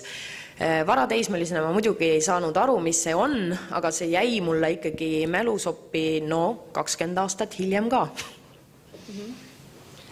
Aitäh küsimuse eest, et ma saan aru, et teie küsimus oligi, et millises kontekstis või millises reklaamides kõige rohkem seda kasutatakse. Jah, et mis on need nõnda sellised ühiskonnakriitilised teemad, et kus tundub, et see hirmutamiskampaaniat seda kasutatakse kõige rohkem või? Jah, üleüldises plaanis siis sotsiaalreklaamid, mida ma mainisin, aga kui nüüd rääkida teemadest, siis hästi palju toodigi, nagu ma ka esitluses mainisin, alkoholiga seotud reklaamiga. Tegelikult see, mida ma siin ka näitasin, on ju, et seal oli, keegi sai aru, oli kujutatud siis vanemad, kellel on alkoholiprobleemid, et kuidas lapsed neid näevad koletistena, mis on tegelikult väga tähtis sõnum ja väga paljud arvates ja ka minu arvates tegelikult väga hästi tehtud reklaam, et seda nagu sõnumit edastada, aga keegi võib seda läbi võtta isiklikult ja nii edasi tagasi. Aga jah, et olidki alkoholiga seotud reklaamid, siis samamoodi erinevad üleskutsed ka näiteks tegema mingisuguseid teste oma tervise kohta või vaktsineerimise näide, mis ma ka ise alguses tõin, et need olid need kaks põhilisemat, millest kohe hakati rääkima ja samamoodi loomulikult ka seotud siis, et ka alkoholiga, et ära lase purjus sõpra vette ja kõik, mis on seotud suitsetamisega, et need on sellised kõige üldisemad, tavalisemad näited, mida mulle ka toodi. Et ma hästi palju, ma vist unustasin mainida esitluse käigus ka, et hästi palju ägedad näited on ka mul toodud lõputöös välja, kui keegi tahab lugeda, siis saab sealt ka lugeda. Loodan, ma vastasin küsimuse. Aitäh! Aitäh, Liis, sulle. Neid küsimusi oleks palju. Minul on ka mitu küsimust ette valmistatud, aga jäävad praegu küsimata. Et suur tänu sulle. Okay.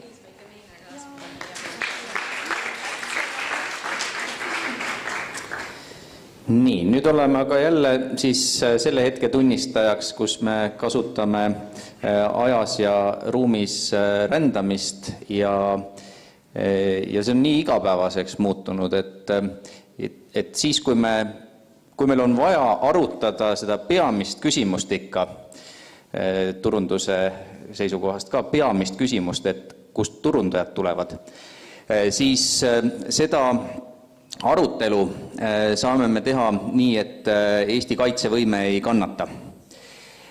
Et nüüd siis salvestatud kokkuvõte ühest põnevast uuringust ja ma arvan, et see on üks väga huvitav uuring ka. Hendrik Jaanre, palun. Tere, mina olen Hendrik Jaanre. Riigikaitselistel põhjustel ei saa ma täna teiega olla, aga õnneks on meil see palju kiidetud tänapäeva tehnoloogia. Umbes aasta tagasi, siis veel reklaamiagentuuri digiloovjuhina, oli mul võimalus ühel konverentsil rääkida agentuuri rollist kaasaegse turundusmaastikul. Minu tollane põhipunkt oli, et paljudel ettevõttel puudub vajadus või võimalused majasiseste turundusvõimekuste arendamiseks ja sellest lähtuvalt võiksid agentuurid mängida palju sügavamat rolli, kui nii mõnedki ettevõtted vajalikuks peavad. Selle jaoks soovisin saada muu hulgas ka ülevaadet turundusinimestele suunatud tööpakkumistest, et näha, milliseid kompetentse ettevõtted otsivad. Vaade oli hirmutav. See, mis siin on üht meest, kes oskaks valada vundamenti, vedada kommunikatsioone, laduda ilusaid seinu, maalerdada, naelutada, keevitada kõik kokku, panna see turvaliselt ühe ilusa katuse alla, et see kannataks mitme põlvkonna jagu kuuma, külma ning kurja hundi ähkimist, puhkimist. Ma olen paberitega ehitaja ning võin öelda, et see pole hea mõte. Nägin turundusmaastikul selle tulemusi oma igapäevatöös. Meie klientide turundusinimesed vahetusid väga tihti. Süüdi olid nii ebamõistlikele ootustele mitte vastamine, kui ka sellest tingitud tööstress. Igatahes otsustasin sellest kõigest arendada oma magistritöö. Voolava pealkirjaga turunduspositsiooni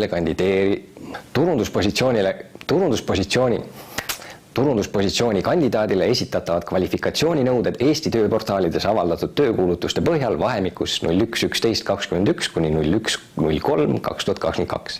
Töö eesmärgiks sai töökuulutuste põhjal turunduspositsioonile esitatavate nõuete kaardistamine ning nendele tähenduse andmine. Ehk mida ja miks ettevõtted oma tulevastelt turundusinimestelt, täpsemalt turundusjuhtidelt, spetsialistidelt ja assistentidelt ootavad. Töö jagunes 3 etappi. Esiteks tuli analüüsida 5 kuu jagu turundusinimeste töökuulutusi. Teiseks, läbi viia eksperdiintervjuud Eesti kõige kõigemate turundusekspertidega ja lõpuks tuli sellest kõigest teha ka omad järeldused. Mõeldud tehtud. Tulemused polnud üllatavad. Küll aga aitas eksperdiintervjuude läbiviimine tekkinud olukorda avada ja selgitada. Kõigepealt töökuulutustest. Kokku esitati turunduspositsioonile kandideerijatele 158 erinevat nõuet.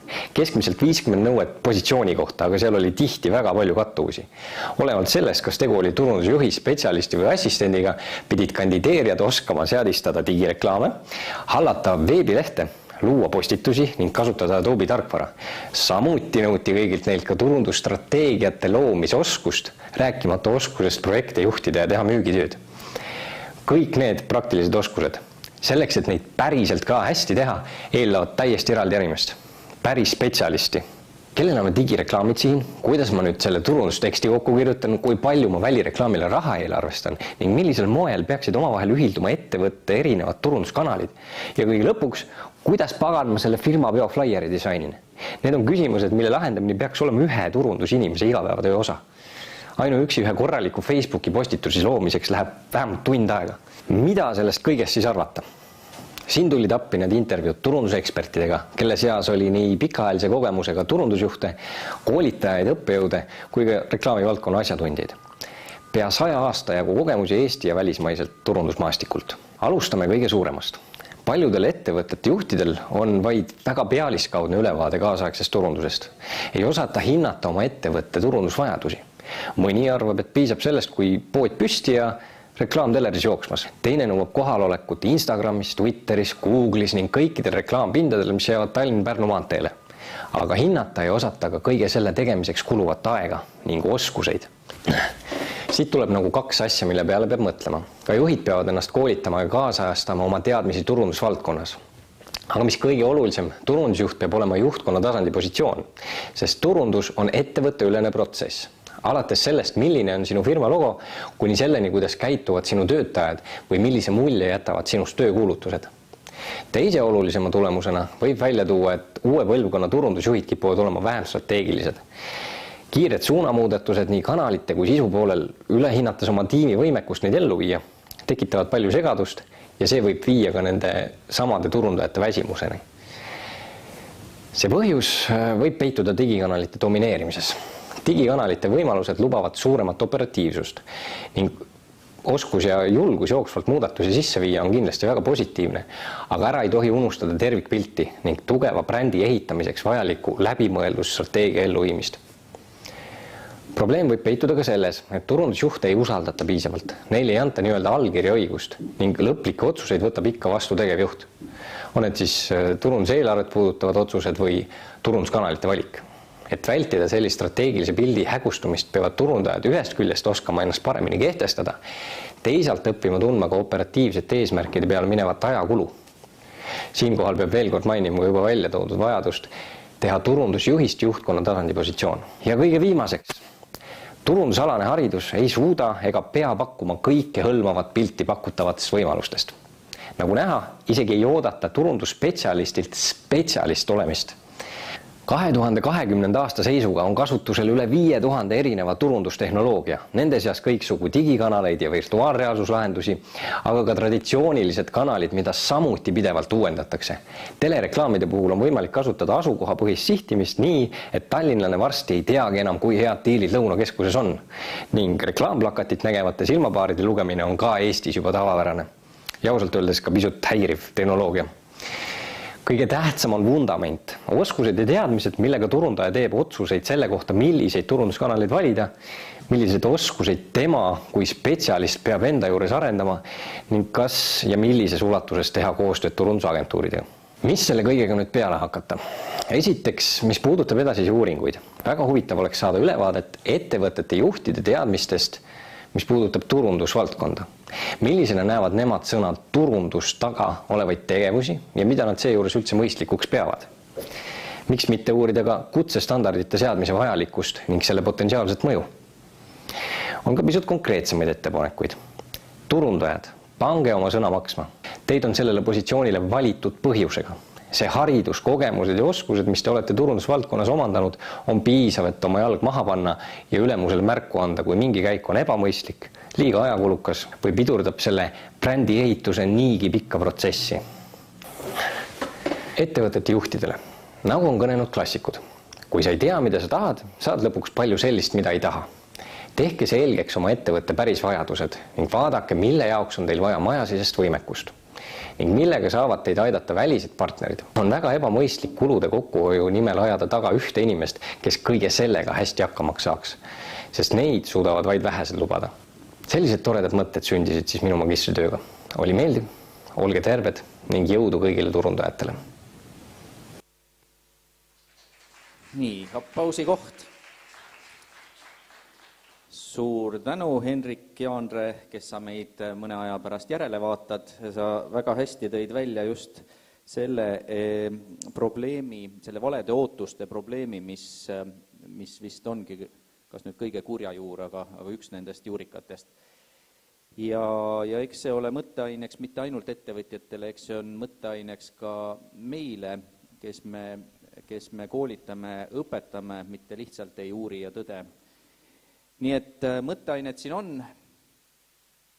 võtkem leiba ja mõelgem selle peale ja siis, kui mõttepaus läbi saab, siis tuleme siia tagasi ja heidame pilgu klassiruumile, kus meie hea kolleeg Rein Riisalu kasvatab järelkasvu ettevõtetele. Jätku leiba! Täpsustame siis selle tagasi tulemise kellaaja äkki ka, et kuidas see Rein sulle tundub, kas 1:30 võiks see olla, siis meil on umbes 18 minutit aega kohvi juua, juttu ajada, et siis alustame natukese hiljem kui algselt planeeritud. Et laseme leiba luusse siis, kui vaatame, kuidas Harvard case'i tehakse. Siin samas. See tuuakse teile siia samasse see klassiruum. Otse, ilma videosillata.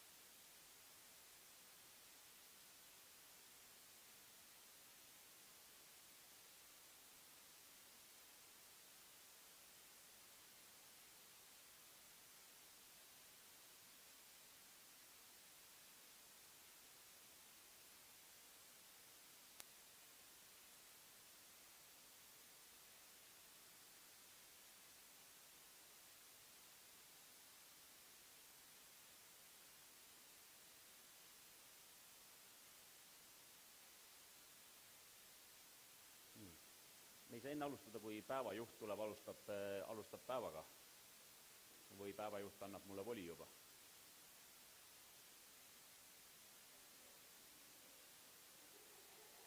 Päevajuht andis voli. Aga suurepärane. Hommikul oli siin palju rahvast ja kuna meil oli selline varjatud reklaamipaus, siis ma kasutasin juhust ja jagasin inimestele kätte need kaasused, mida ma ütlesin, et me pärastlõunat teeme tudengitega nagu päris klassis ja arusaadavalt ma saan aru, et paljud põgenesid selle peale ja istuvad nüüd online'is, sest et tõenäoliselt ei saa sealt kätte, nii et kõik 10 000, kes te olete praegust online'is, olge tervitatud. Päevajuht juba sessiooni kadunud Gunnar Krapsile, tema mälestus elagu igavesti. Te nägite enne meie ülikooli lõpetajaid, kes turunduse valdkonnas on oma teadmised omandanud ja andsid neid teadmise ka teile edasi. Nüüd näete te neid inimesi, kes on peagi need, kes meie maja lõpetavad. Ja Gunnar Krapsi juurde hüpates uuesti, siis me oleme nüüd selle Martänahju lõõmavas kumas, kus kohas algab siis see protsess, kuidas me tegelikult neid tudengeid ette valmistame ja siis silume, paitame, keevitame, karastame, torgime ja kõike muud, et nad oleks eluks valmis. Mul on siiras hea meel tutvustada teile inimesi, kes on täna minuga siin. Helen, ole hea. Esimese aasta magistrant turunduse valdkonnas. Eingard, samamoodi esimese aasta magistrant. Anna on üks äärmiselt julge inimene, sest et kui ta nägi seda konverentsi sisu korda ja nägi, et siin on üks Harvard case-klass, siis ta kirjutas mulle, ütles, et kas saaks ka tulla.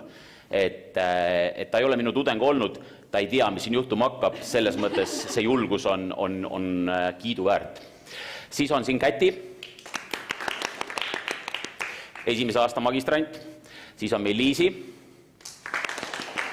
samamoodi esimese aasta magistrant, Veronika, esimese aasta magistrant, siis on meil Victoria, esimese aasta magistrant, siis on meil Kersti, esimese aasta magistrant ja last but not least meil on Kadi ja samamoodi esimese aasta magistrant. Nüüd mõned sissejuhatuvad märkused, enne kui me asja juurde läheme. Esiteks, kui teie hulgas on neid, kes arvavad, et PowerPointiga ei saa kõike õpetada, siis te olete õiges kohas. Täna on PowerPointi väga palju olnud, me siin ei kasuta seda. Okay? Sest nagu te nägite, need, kes meie maja lõpetavad, nad on PowerPointis jumala vilunud, ükskõik teevad nad seda siis Indiast, teevad nad seda Koobest, eks ju, või teevad nad seda, nagu Hendrik näitas, sisuliselt, eks ju, kaitsekraavist kusagil Vene piiri äärest, eks ju.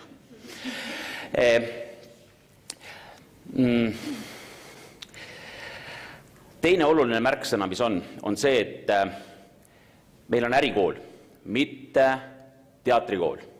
Et need, kes õpivad kõrgemas lavakunsti kateedris, nemad nii kui ta vastu võetakse, hakatakse kohe trillima selleks lõpuetenduseks, eks ju, kõik nad õpivad oma seda osa ja siis, kui nad 4 aastat hiljem õpetavad, siis pannakse purki, näidatakse telekas ja siis me kõik vaatame, et vau, sõnad meeles ja kõik. Need inimesed siin on sõna otseses mõttes teadmatuses. Ainus, mis nad teavad, on see, et ma palusin neil läbi lugeda Jamie Oliveri kaasuse, mida nad on kindlasti teinud, selles ma ei kahtle.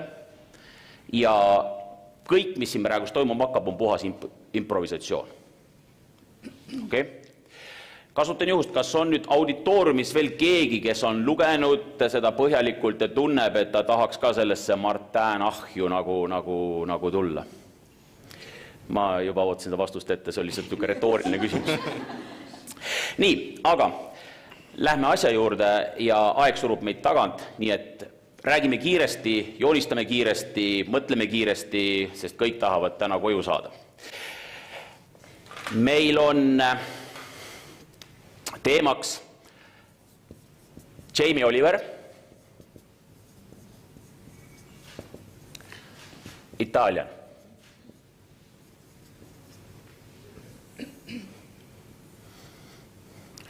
Meat Casual restoranikett, mis sai alguse Suurbritannias. Ja minu esimene avaküsimus teile on seotud persooni brändinguga. Jamie Oliver, reaalne inimene, eks ju, kes on saanud kuulsaks, jõudnud meie kõigi raamaturiiulitele või vähemalt televiisorisse või siis kuskile digimaailma, on väga tuntud kokk. Just tänu sellele, et me teame tema raamatuid, teame tema TV-showsid. Ja kui me räägime sellest restoranist, siis 2008. aastal tema tiim tegi otsuse, et laiendame Jamie Oliveri persooni brändi uude valdkonda. Valdkonda, mida Jamie Oliver ise ei suuda ju kontrollida. Valdkonda, kus tegelikult kasutatakse tema nime ära selleks, et meelitada inimesi ostma. Ja minu küsimus teile, millega me alustame täna, on see, et kas strateegilisest vaatest omaenda persooni brändi laiendamine valdkondadesse, ärivaldkondadesse, mida sa ise ei kontrolli. See on õige või vale otsus. Võtke hetk mõelda, me saame alustada. Kas on õige või vale minna oma persooni brändiga valdkonda, mida sa ise ei kontrolli? Mõelge veel. Tan, tan, tan, tan, tadan, tadan, tadan.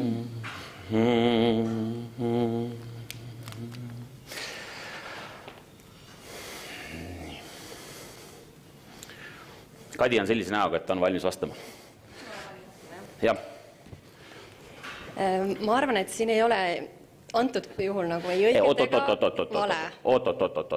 Selles mõttes, et sa oled turundusinimene, sa oled tiimis, eks ju. Me täna kuulsime influenceritest. Me kuulsime sellest, et need inimesed suudavad mõjutada maailma. Ja sinu juurde tuleb influencer Luisa Rõivas ja küsib sinu käest, et mida sa mulle soovitad?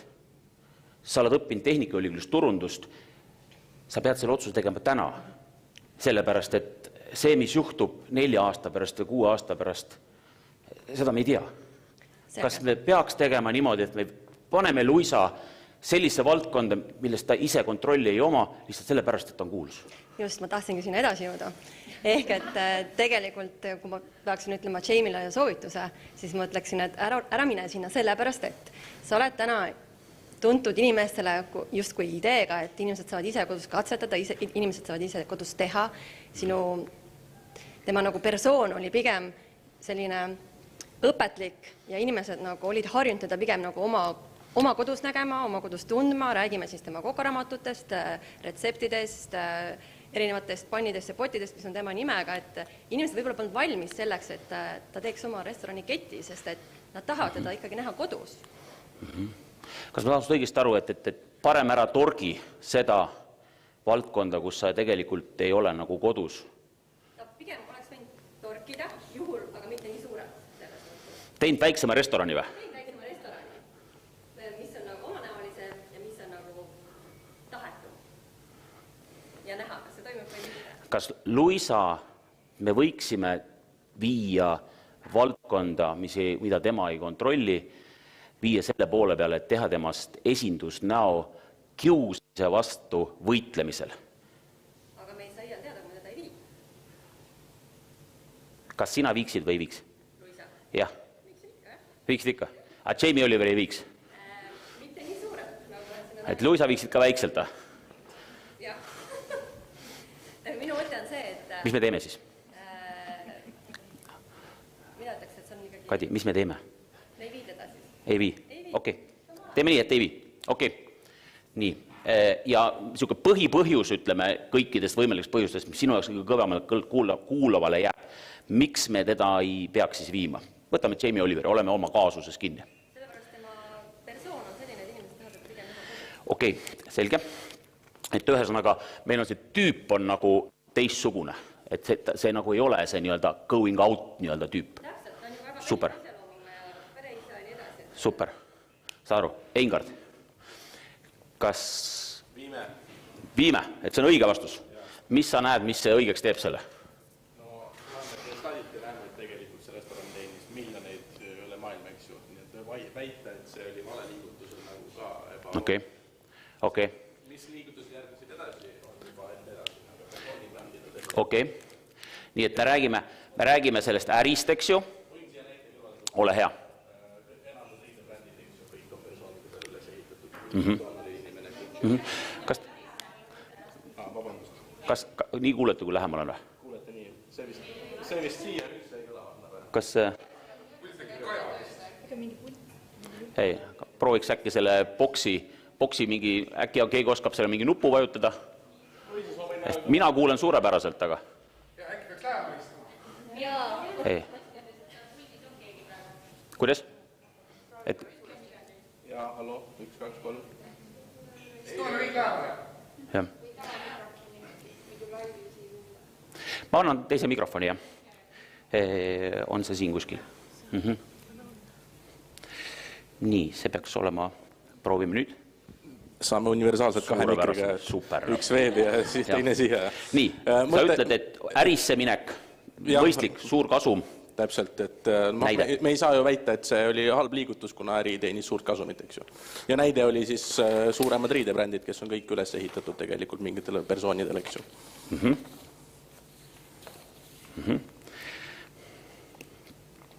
Nii, ehk teiste sõnadega, et kui me räägime nii-öelda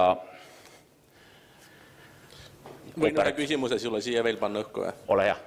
Juhul, kui ta oleks läinud mingi teise brändi nimega, me ei saame seda ainult oletada, et kas see oleks toiminud või mitte, eks ju. Aga see ettevõte või bränd, mis ta oleks loonud, oleks niikuinii tema nimega seotud kuidagi.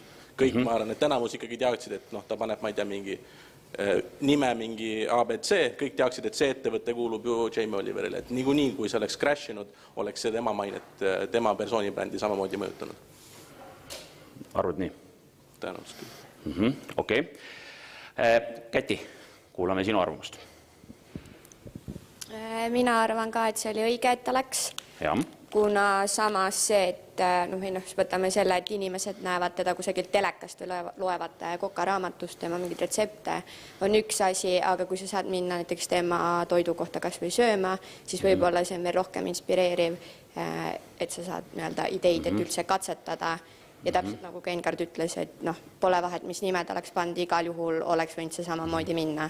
Nii et sa näed, eks ju seda, et äri ja äri laiendamine on nagu dominomäng, et sul on see klots, eks ju, sa paned ta laua peale ja seal on tegelikult kohe nagu 2 valikuvarianti. Ja kui sul on nagu teine klots, mis sobib selle valikuvariandiga, siis sa saadki seda dominot üles ehitada ja miks mitte laduda siis oma käesolevad dominoklotsid mängulauale, sest et kui sa saad nendest piltlikult lahti, sa oled võitnud, eks ju. Just.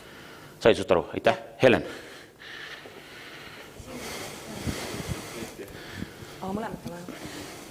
Mina olen ka seda meelt, et see oli õige. See oli õige. Sest nagu kaasusest välja tuleb, siis esiteks tal oli olemas ärinõustaja, kes teda toetas. Ehk et seda nagu äri poole eest tegelikult tal oli olemas partner, kes sellega tegeles. Ja absoluutselt igal juhul brändi laiendada. Kersti?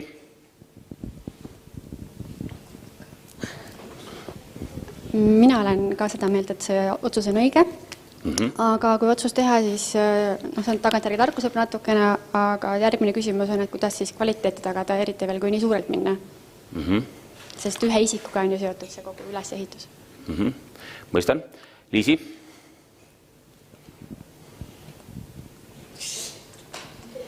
Ja ma lähen siis seda teist teed, et ma ütlen vale. Just sellepärast, et ma tooksin selle välja, et sa ikkagi kaotad mingil määral selle kontrolli, eks ju, oma selle, et sul lihtsalt füüsiliselt ei ole võimalik seda, eks ju, kõike hallata, et väga palju teisi inimesi tuleb mängu. Aga ka seda, et lõpuks see näitas, et kui asjad lähevad hästi, siis on super see su persoonibrändile, aga kui asjad hakkavad allamäge minema, siis ka seetõttu su persoonibränd hakkab kannatama. Et mõlemast vaatest nagu. Ma mõistan sind, et selles mõttes, et tulles selle juurde, mis meil siin alguses, eks ju, nagu Kadiga oli, eks ju, et sul on see valiku koht, on ju. Et kui palju teist siin auditooriumis on käinud Pärnus? Tõstke käsi, palun. Kõik ei tõsta kätt, et sa ei ole käinud Pärnus ausalt? Oled käinud? Okei. Ei, ma mõtlesin seda, et meie esivanemad, eks ju, rääkisid seda, et enne kui lähed kuskile Pariisi või niimoodi käime Uusakul ära, on ju. Et mina ise olen Pärnus sündinud, kasvanud, koolis käinud, et proovin täna mängida vanade Pärnu trennikaaslastega jalkat ja nagu mingitki panust nagu anda ja nüüd tuleb välja, et kõik ei tea või ei ole Pärnus käinud, et see tekitas väikse sükse nagu teema, on ju. Mis on Pärnu kõige populaarsem söögikoht? Vau! Kas te teate, kes on Stefani? Mis ta perekonnanimi on? Või isegi miks ta on Stefan? Räägin teile see loo ära. Tähtis on see asukoht. See asukoht on kiriku juures ja tegelikult juba 1820 oli seal selline maja, seal kiriku juures töötas üks inimene, kelle nimi oli Stefan. Mitte F-idega, vaid PH-ga. Ja restorani asutajad lihtsalt leidsid, et see haakub selle kohaga, paneme sellele restorani nimeks Stefani. Ja kõik on Pärnus käinud ja Stefanis käinud. Et selles mõttes tulles nagu Liisi juurde, et sul on alati ka see valik, et ära pane oma nime sellele restoraniketile. Ja sa ütlesid väga õigesti, et kui läheb üles, on kõik hästi, aga läheb alla ja läks nagu alla, eks ju. Ja antud hetkel läks, eks ju, see restoraniketi teema, et aga siis ülejäänud kõik brändid, mis tal seal veel on seal all, et need hakkavad ka kõik kannatama, millel tema nimi küljes on, selles mõttes. Okei. Me tuleme selle juurde. Seepärast, et sa ei ole kaasust lugenud, ma näen. Lugesid, siis sa pead teadma. Ole hea, Veronika. No ma arvan, tegelikult see minek oli esiteks suur sääst turunduselt, et põhimõtteliselt praegu kõikide brändide ju eesmärk on kasvada, seega 100% pidi minema, kuigi seal võiks olla all mingi teistsugune strateegia või taktika, selles mõttes, et võib-olla see läks käest ära. Aga minu arust see oli hea idee. Okei, nii et ühesõnaga, me kõik teame, et kui sa tahad teha brändi ja veel globaalset brändi, et mida see kõik võib endast ette kujutada, kaua see aega võtab. Ja kui sul juba on nagu tegelikult kontrollitud bränd, sest Jamie Oliveri nimelisi inimesi tõenäoliselt on maailmas palju, aga on ainult üks Jamie Oliver. Eks ju? Ja sa võtad seda, et sa saad kiiresti, saad odavamalt ja see on väga õige strateegia, et kasutada ära sellist mitte nullist, aga juba nagu kaugel nullist. Just. Anna. Nii, ma olen ka sellel pool, et ma arvan, et see oli vale otsus. Kahel põhjusel.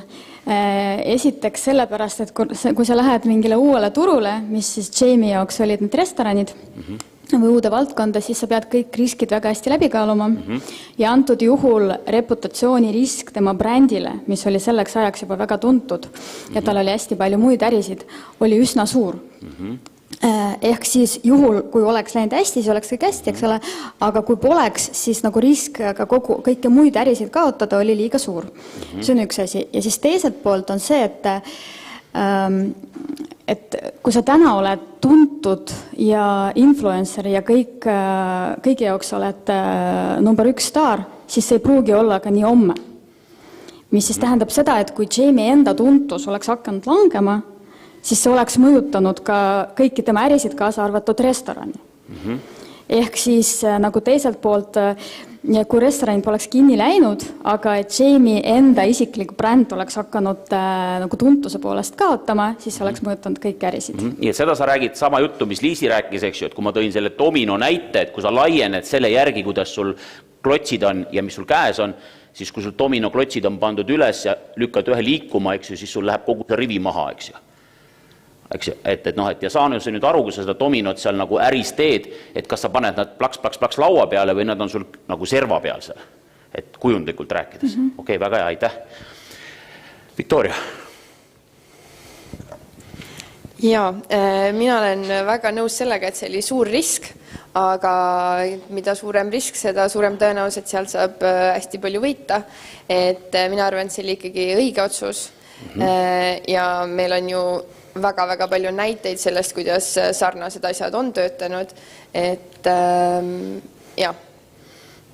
Ja nagu veel selles mõttes ka, et näiteks kui inimesed, kellel ei ole üldse seost oma siis põhitegevuse, näiteks lauljad teevad mingi meigitooteid, eks ju, et neil pole mitte mingit varasemat teadist või midagi, aga Jamie'l oli ju toidu kohta mingisugune teadmine ikka olemas, et võimaluse korral, kui näiteks mõnes kindlas restoranis oleks toidu kvaliteet väga halb olnud, siis tal on ju alati võimalus sõita kohal, inspireerida, aidata, et tal tegelikult mingi võimalus on ikkagi mõjutada seda tulemust. Et kui me seda kaasust nagu ka vaatame, et tegelikult ei olnud see ju niimoodi, et Jamie ütles, et tulgu restoranid, vaid seal oli tiim, seal olid tegelikult inimesed, kes tundsid, et Jamie inspireerib neid, et ta ei ole lihtsalt nagu selline nii-öelda TV-kangelane või raamatukirjanik, vaid ta on reaalselt ka selline juht ja ettevõtja, kes suudab inimestele öelda, et aga miks me peame neid asju nii keeruliselt tegema? Et mis on nagu Jamie Oliveris selline fenomen, mida nagu kaugelt ja kõvasti tunnustatakse, on see, et Jamie Oliver pani mehed kokkama. Et see on niisugune üldtuntud tõde, et mehed on superhead kokad, aga kui sa hakkad nagu vaatama, et kui palju nagu mehed tegelikult nagu süüa teevad 19. olukorraks. Tema pani seda tegema. Et jälle, tulles selle influenceri juurde, mul on väga hea meel, et meil on täna olnud toiduteemasid ja influenceri teemasid, et see tegelikult on ju see käitumise muutmine. Tegelikult on ju see sama püramiid, millest jälle ma saan Luisale siin viidata, et sa jõudsid sinna maani, et terve rida inimesi, mitte ainult Inglismaal, vaid terves maailmas, võtsid kätte ja vaatasid, et opa, 30 minutiga mingi söök, eks ju, võta ja üllata, on ju. Sõpru või elukaaslast või ja ma sinuga 100% nõus, et aga kuhu siis veel, et kui sul nagu tulevad hästi välja ühed ja teised asjad. Aga vaatame seda Jamie lugu natukene lähemalt. Ehk teiste sõnadega, et ma saan sinu jutust kohe edasi minna ilusti. Et sa ütlesid, et oli nagu edukaid asju. Millest see Jamie niuke edu algas? Kus kohas tema edu sündis? Kes mul ütleb? Telekas, väga hea. Nii, millal see juhtus? TV 97 või oli mingi muu aasta?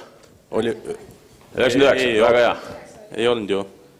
97 tuli teda filmima, eks ju, esimest korda, kui ta töötas restoranis. Ja kus ta kuulsaks sai? Aga seal hakkas tema brändi sünd pihta. Okei, väga hea, meil siin on definitsiooni küsimus. Et 99, eks ju, tuli 3 aastas seeria The Naked Chef, mis tegelikult osutus BBC's äärmiselt epohhi loovaks. Kui palju on Jamie Oliveri filmide, TV-seriaalide õigusi müüdud? Kui paljudesse kohtadesse? 121. Ta on suutnud ja 40 keelt 121 riiki müüa seda sama saadet, mida ta tegelikult originaalis tegi Briti publikule. Kus ta veel kuulsaks sai? Raamatud.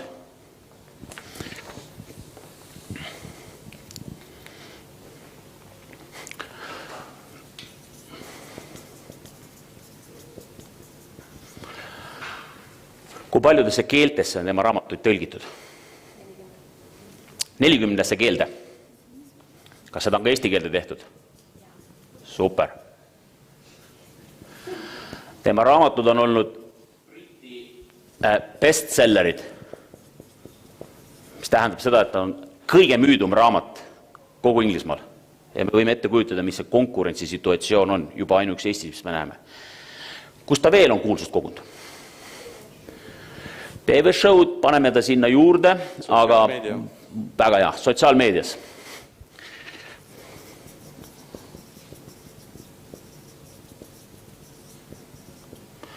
Sotsiaalmeedias oma kontodega, oma postitustega. Nii et see, mida Global Data omal ajal ütles, on, et tegemist on number 2 influenceriga maailmas, mis puudutab toiduteemat. Et kuhu maani jõudis välja üks noormees Inglismaalt? Suhteliselt lühikese perioodiga. Olen juba kirjutanud siia äri, eks ju. Meil on siin nagu persoon.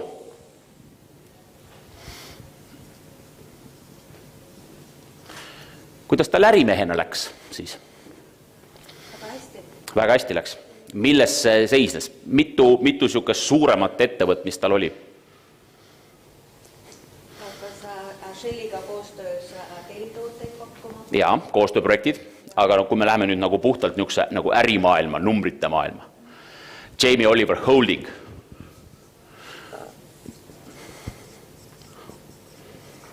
Võtame aasta 2017 andmed, mis meil on olemas. Kui suur oli selle ettevõtte käive? 32 miljonit naela. Oli see kasumlik ettevõte? Mis see kasum oli enne makse?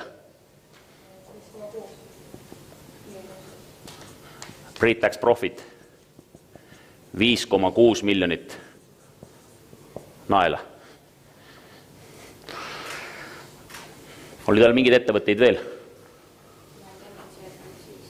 Jah, nii-öelda Jamie Oliveri frantsiisid. Kui see esimene keskendus just nende teleshowde ja raamatute pealt saadud tuludele, eks ju, siis kõik, kes tahtsid kuidagi ennast siduda, eks ju, kõik see Shelli teema, eks ju, kõik need hotpointid ja defalid ja kõik toidunõud, eks ju. Kuidas sellel ettevõttel läks? Nii. 9,7 miljonit naela. Käivet ja kuidas selle kasumiga oli? 6,6 miljonit naela kasumit.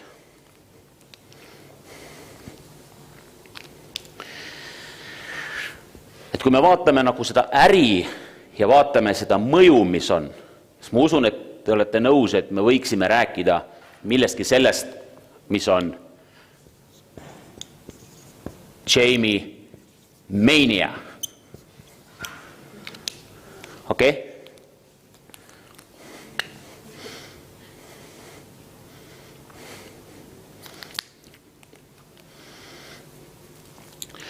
Liisi, sa arvasid nagu seda, et see oli tegelikult vale otsus.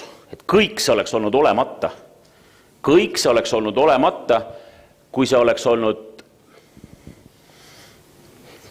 keegi Rein Riisalu.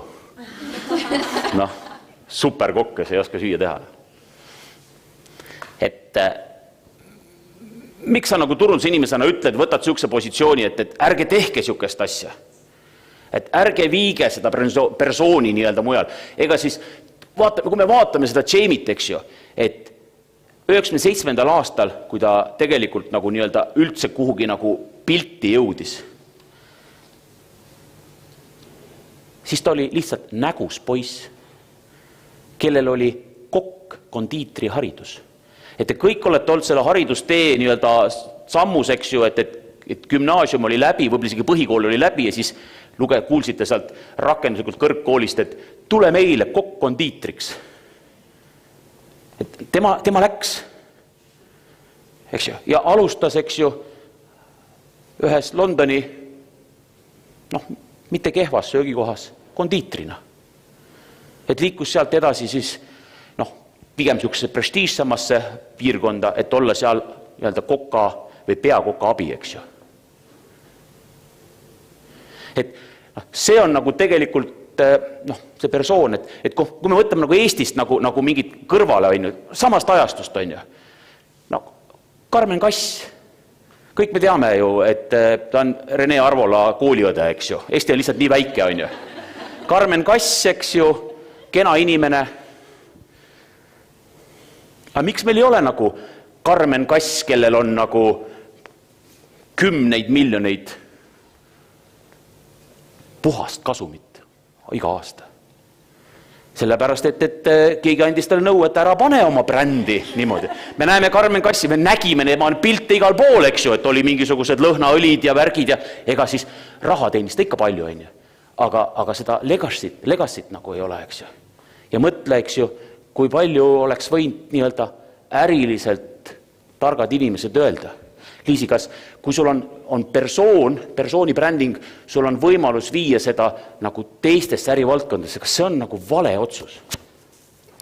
Ma ei ütle, et see on vale otsus, aga seda peab väga teadlikult tegema. Et ikkagi see, mis seal restoraniketis juhtus, seal ikkagi lõpuks läksid asjad käest ära.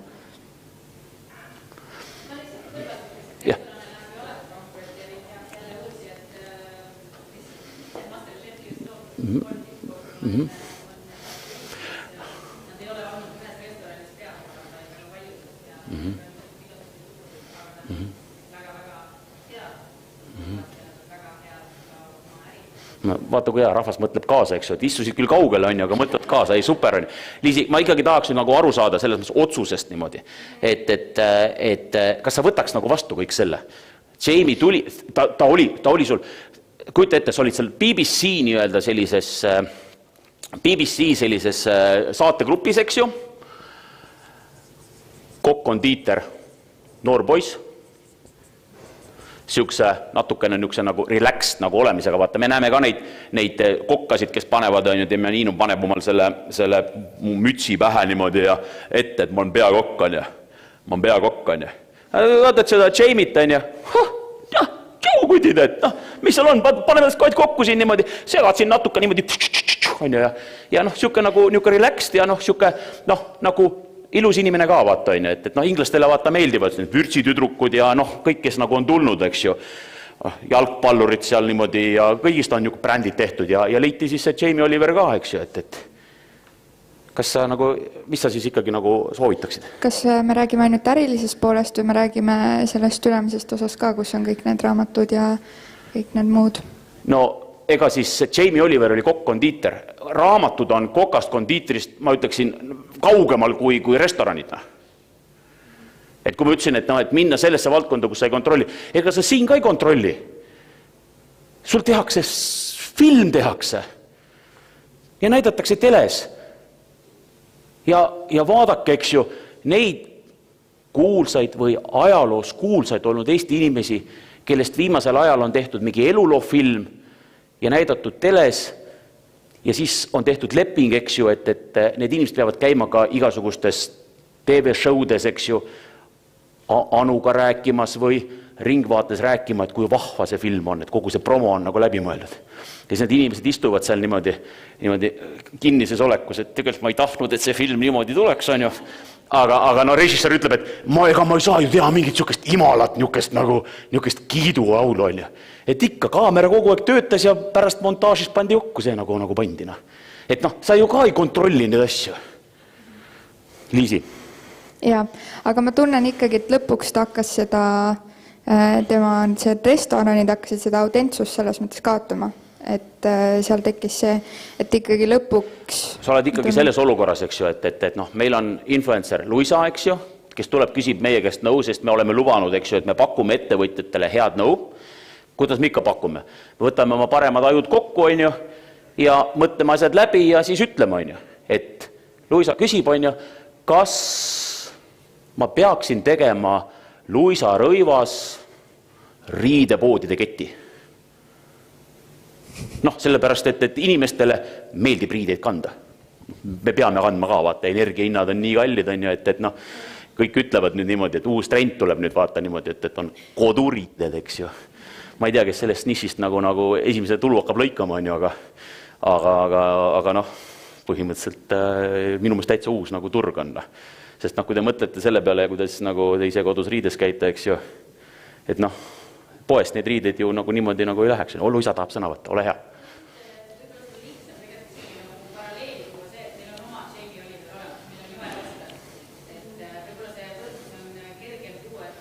Ei, mulle meeldib võrdlus sinuga rohkem, kui sa lubad. Jah.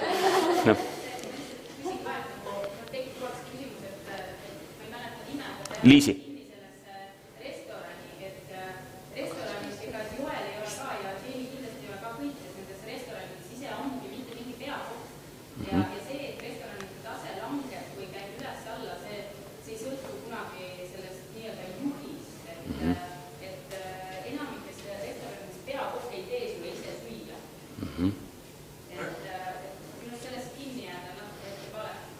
Samal ajal on see, kui sa lähed McDonaldsist, võtavad Joel Oskarti retsepti järgi tehtud suvalise lögaburgeri, et kas sa siis lähed tema restorani, kui see ongi tema kvaliteedimärk.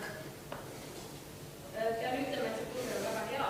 Olen seda söönud ja olen seda isegi promonud, aga jah, ma pigem näiteks McDonaldsist valin selle Joeli burgeri, sest mulle meeldib see, et see on natuke läbimõeldud ja rikkalikkuma kasme ja komponentidega kui mitte. Sest kui sa nagu seda McDonaldsit nagu vaatad, on ju, et McDonalds, et huvitaval kombel oli nagu kaks venda, Dick ja McDonalds ja siis sellest restoranist sai McDonalds, eks ju, et samamoodi persooni bränd, eks ju. Liisi, kas ma peaks tõstma sind nagu teiste juurde siia? Kas sa tahad mind tõsta? Ei, ma tahan sinu seisukohta, selles mõttes, et pilt on nagu laua peal, et... Kui me paneme selle kõik kokku, selles mõttes ma ütleks jaa, et igal juhul sellest nagu algusest, mis sealt tuli, et ikkagi oma persoonibrändi arendada, aga ma tunnen see, mis seal nagu lõpuks saama hakkas, et see ikkagi väljus nagu selles mõttes kontrolli alt, et ma jään ikkagi selle arvamuse juurde, et see dominoefekt, millest me rääkisime, et kui sa teed seda asja, siis sa pead arvestama, et sinu nimi on seal kirjas ja kui asjad hakkavad allamäge minema, siis sa pead nagu arvestama sellega, et seal võib päris halvasti see minna. Nii et kas sa laseks selle nime panna, soovitaks panna või mitte siis? Oma nime või kuulsuse nime? Millele siis? Brändidele äris. Viia persooni brändid ärisse. Jah, kõik on õige jutt. Oluline, et ta läheks hästi. Ma jään ikkagi enda arvamuse juurde, et sa ei muuda. Sa leiad seda, et ei. See on minu arvamus. Anna, kas kuulates seda juttu, vaadates seda pilti, mis siin on, kas sa oled tõesti kindel, et ei ole mõistlik Jamie Oliveri viia või ükskõik mis persooni brändi valdkondadesse, mida sa tegelikult lõpuni ei kontrolli?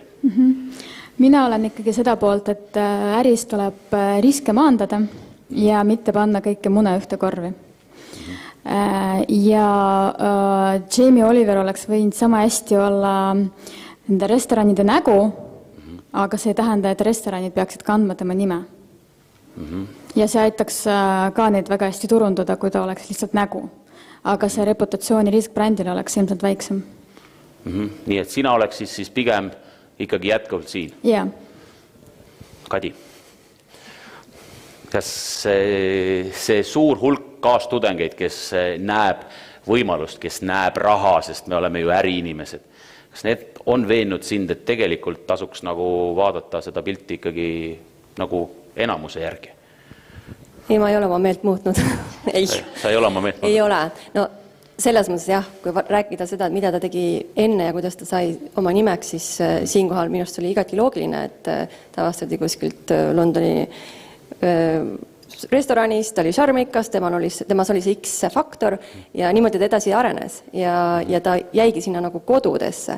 See, et ta lihtsalt lõi käed võib-olla vale lepingu koostööpartneriga, et see sai talle nagu hukatuseks. Koostööpartner ei suutnud ilmselt tagada kõike seda, mis majandus kaasa tõi ja nii edasi. Räägime siin kvaliteedi või tooraine hinnaga tõusust, miinimumpalga tõusust ja nii edasi, et siin olid lihtsalt nagu halvad kokkusattumused. Et aga still mina arvan, et ta ei oleks pidanud seda tegema, sest et ta oleks võid leidnud, et selle väljundi kuskilt mujalt. Jääda ikkagi nagu inimeste kodudesse. Okei. Alati ei tähenda et see, et kui on nagu rohkem õiged vastused, siis on õigem vastus, eks ju. Et Tari näitab meile ühte pilti.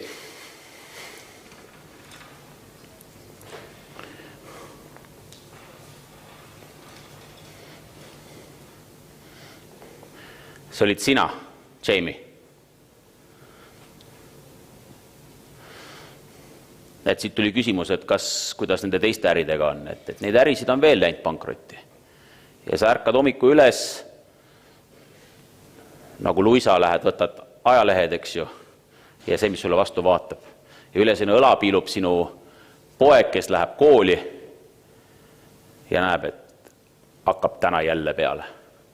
Vaatame veel. Vaatame järgmist.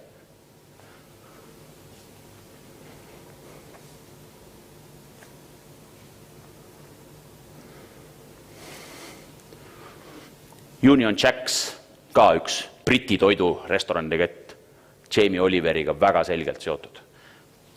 Ilus pilt on peal, naeratav. Asi vastu taevast. Okei, vahet pole, vanad lehed, eks ju, noh, mis ikka, kes lehti loeb, on ju peal Luisa. Et mida me loeme? Me loeme TripAdvisorit. Sa teed lahti, eks ju, kas minna sinna restorani ja seal on suurelt kirjas Shame on Jamie Oliver.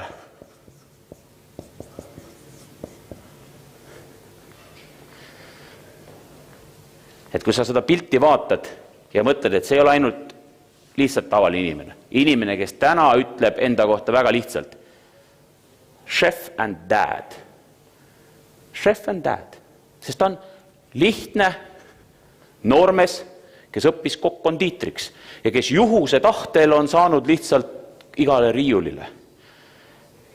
Ja muidugi teenib palju raha ka, on.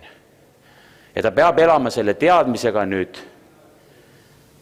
edasi ja see läheb läbi tema laste edasi ja nagu piibel ütleb, kõik vanemate patud noheldakse mitu põlve edasi. Helen, kas sa oled kindel, et persooni brändi kasutamine selleks, et teenida raha, väärib kõike seda? Ütleme, kui Eesti meedias on hästi palju seda, et siis nii-öelda nagu ullikeste ära kasutamist, siis Jamie puhul see kindlasti ei kehti selles mõttes, et igal juhul tasuks ära kasutada. Ära kasutada? Absoluutselt, sest kogu ettevõtlus on ju selle peale ju nagu üles ehitatud, et nagu arene edasi, teeni rohkem. See oleks umbes sama loogika, kui see üle tuua siin, ütleme, haridusse, et ma lõpetan põhikooli ära ja that's it, et ma olen saavutanud kõik, mis mu eesmärgid on ja ma isegi nagu ei püüda kuskile kaugemale, et selles mõttes... Sina jääd enda juurde? Mina olen kindlasti enda juurde, sest kõiki neid asju, mis edasi juhtuma hakkas, et riskid on ettevõtluse üks nii suur osa, eks ju, et ta mingeid riske nägi ette, ta ei osanud seal ette näha mingid Brexiteid ja seda, et tulevad seal mingid Netflixid ja et see kodus tellimine ja kõik need mingid asjad on, et oleks võinud näha võib-olla kiiremini hakata seal neid nii-öelda riske maandama, et ta tegi vigu, aga igal juhul oli õige otsus minna. Et ei ole mõtet seal põhihariduse juures istuda. Eingard, kas puhas nimi või miljonid pangakontol? Mul tekkis siin selle arutelu käigus kaks mõtet selle kõige teema kohta. Üks mõte on siuke kõikidele teada-tuntud lause, et ka nagu halb publitsioon on nagu ikkagi turunduse mõttes hea, eks ju. Ehk siis mõelge nüüd selle peale, kui nüüd 5 aasta pärast Jamie Oliver üritab uut restorani-ketti alustada. Ma arvan, seal oleks uuesti järjekorrad, kõik tahavad näha, kas miskit muutus ja ta võtab uuesti samasuguse kasumi sealt välja. Ehk siis ikkagi võib-olla sellel faasil jah, ta nagu kaotas miskit, võib-olla see tegi talle mingit isiklikku viga ja seda me ei saa väita, et ei teinud, eks ju. Aga ma arvan, et ikkagi see ei olnud pikas perspektiivis midagi halba. Ja teine mõte oli juba laiem, võib-olla natuke selles mõttes, et mis oleks nagu juhtunud siis, kui ta oleks pannud näiteks selle restorani nimeks näiteks Italian cuisine ja siis all väikselt by Jamie Oliver. Kas see oleks asja nagu muutunud? Et siuke laiemale ringile võib-olla küsimus. Aga jään ikkagi õige poole. Ma annan Kerstile sõna. Ma jään ka siin õige juurde ikka. Sellepärast, et enne kui see Jamie Oliver jõudis sinna TripAdvisorisse, või võib-olla kui see jõudiski sinna, et aga enne seda olid ju väga head review'd restoranidel ja külastajatest tõesti olid järjekorrad tänaval. Et äri on juba selline ja meie olud ju muutuvad kogu aeg, et me käime praegu väga kriisist kriisi ja sa pead kohanema lihtsalt ja tegema õigeid samme õigel ajal ja hindama kõiki riske, et mis need mõjurid on, mis mõjutavad seda keskkonda või seda ärimudelit, kus sa oled. Okei, Viktoria. Jaa, ma jään ka oma õige juurde ja ma arvan ka, et sealt tegelikult ei ole ju väga raske, nimi on suur ja lai, et üks vabandusvideo ja kõik tiim selle taha tööle, et maine parandada ja pannakse sama hooga edasi lihtsalt, kui mitte suurema hooga. Kati? Mina jään ka selle juurde ikkagi, et õige, et ka Eestis on näite, kus on läinud restoranid pankrotti, peakokad on oma nime kahjustanud, kuid hiljem kas või paari aasta jooksul on uuesti üles töötatud ja samamoodi järjekorrad on ukse taga olnud, et see eriti kui tegemist on Jamie Oliveriga, samamoodi raamatud müüakse siiani tegelikult edasi. Ta on väga austatud inimene, see, et kahjuks äridega nii läks, see lihtsalt juhtus. Võib-olla poleks restorani loonud, okei, aga samamoodi ikka oleks võinud midagi juhtuda, et me ei saa jääda sellest ühte asja kinni. Aitäh. Ma tõmban selle arutelu kokku. Ma usun, et teil jäi kõrva üht-teist, millest me ei rääkinud. Näiteks Helen siin ütles, eks ju, tõi välja terve asju, et hinnad läksid kallimaks ja nii edasi. Selles kaasuses, kes jõudis lugeda, on päris palju tahke, lihtsalt ajakava surub peale. Need on need asjad, mida me arutaksime muidu 90 minutit. Et me jõuaksime siit veel leierid lahti võtta, veel korra jõuda sinna maani, et kas sa juhina, kes sa pead tegema otsused enne, kui sa näed tulemusi. Et kas sa juhina tõesti näed kõigi aspekte, kas sa oskad kõiki neid aspekte arvesse võtta, kas sa suudad oma otsuse ja mõtte oma selles tiimis, management tiimis ka, see on otsuses ära müüa, et nad tuleks kõik sinuga kaasa, et ei tekiks seda olukorda, kus ükskõik, kuidas sa käitud, ülejäänud tiim saab pärast öelda ju, aga ma ju ütlesin, et see on vale. Okei? Nii, õppetunnid sellest kõigest.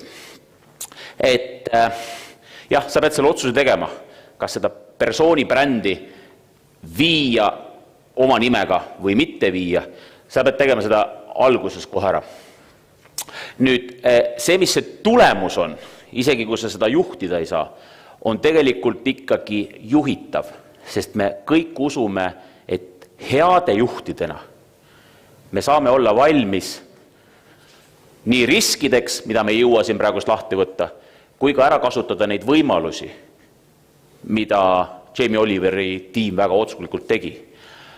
Muu hulgas näiteks luues täiesti eraldi meat casual restoranide nišia Suurbritannias, millest tegelikult on nagu edasi läinud. Ja kui nüüd nagu mõelda veel, võib-olla lõpetuseks räägin ühe nagu loo, eks ju, et ajakirjanikud meil kuulevad ja kõik asju pealt, või on seal üks vend veel, kuna see on seal tegelane seest, ise mõtlege, kes see tegelane võis olla, kes on selle välja lobisend, eks ju. Et britid ja toidukultuur, eks ju. 2005. aastal oli G8 suur kokkusaamine, sellest on vahepeal G7 saanud, eks ju, mõistate, on ju. Ja tollel hetkel oli päevakorral oli see, et kas me saaksime rääkida olümpiamängudest Pariis 2012 või London 2012. Ja nad on ju riigijuhid G8-s, kõik on influencerid ja üritavad ju influentsida neid teisi riigijuhte. Ja siis olid koos sõbrad, ma usun, et täna saate aru, et nad on sõbrad, eks ju. Prantsusmaa president Jacques Chirac, Venemaa president Vladimir Putin ja Saksamaa kantsler Schröder. Ja Chirac ütles teistele Briti kandidaatide esitluse ajal laias laastus, et me ei saa usaldada neid, kes ei oska süüa teha. Ja see köök on Soome järel maailmas kõige kehvem. Ja ainus asi, mida britid maailma on pakkunud, on hullulehmatõbi. Et sa saad nagu aru, on ju, nagu kogu seda Jamie Oliveri seda sükest nagu arusaama ka teistes riikides, mida nagu Briti kokk võib nagu assotsiatiivselt põhjustada ja kõigele vaatamata ta ehitas üles oma tiimiga super äri impeeriumi. Nii et soovin teile kõigile, et õppige tegema õigeid otsuseid, olge julged, aga samas 100% päri, et nähke neid riske, mis seal on ja täna meil Liis rääkis siin reklaami poole pealt, eks ju, olge valmis nagu tagajärgedeks, et neid ületada. Aitäh teile, soovin edukat päeva!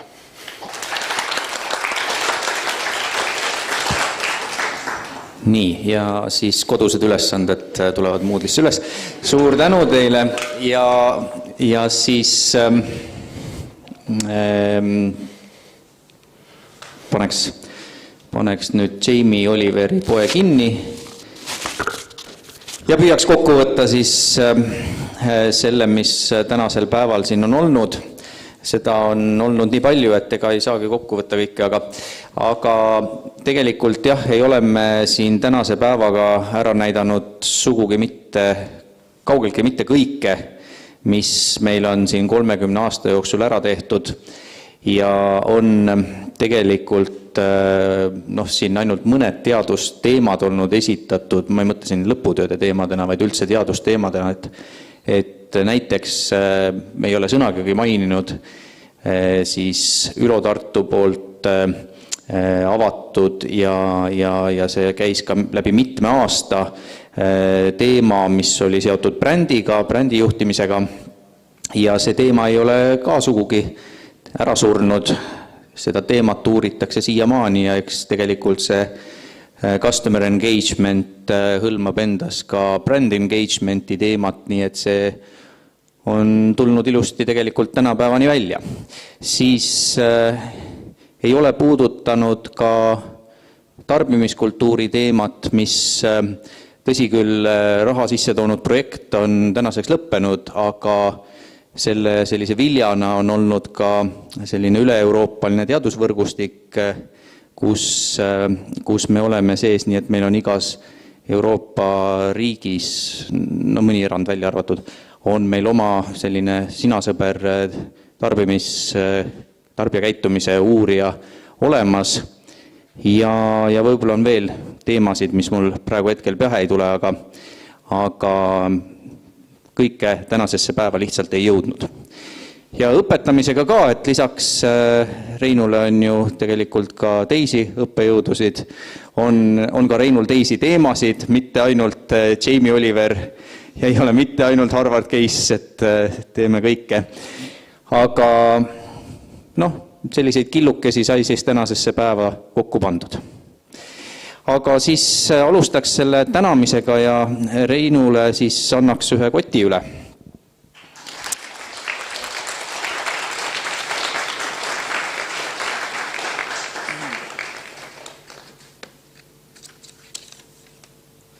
Et asi oleks ametlik, siis ma annan valdkonna juhile selle üle, kes...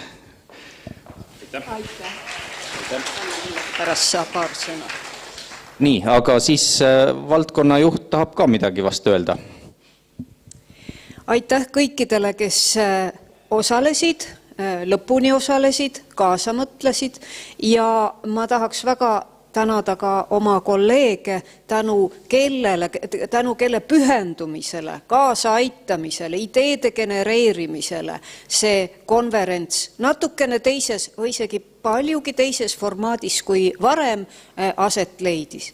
Rein sai oma tänud kätte, tänan veel kord. Tairi.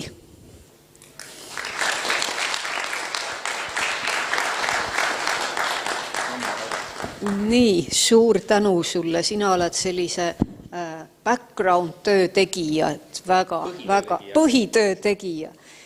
Nii, siis veel Rene. Sina ka kommikott. Aitäh kaasa mõtlemast. Ja ongi, Eliisi ei ole. Kott on ainult. Ja Hendrik ka ei ole. Tuleb. Aga suured tänud ja eks me järgmine aasta mõtleme jälle midagi välja. Kindlasti. Ja äkki üllatame mingi teistmoodi formaadiga. Ei tea, vaatame. Nii, aga ärge laiali veel jookske, et seal on mõningaid suupisteid veel ja saab vist kohvi kätte, et saab seal ka mõtteid edasi arutada ja jutustada ja päev läheb niimoodi õhtusse. Kõik head.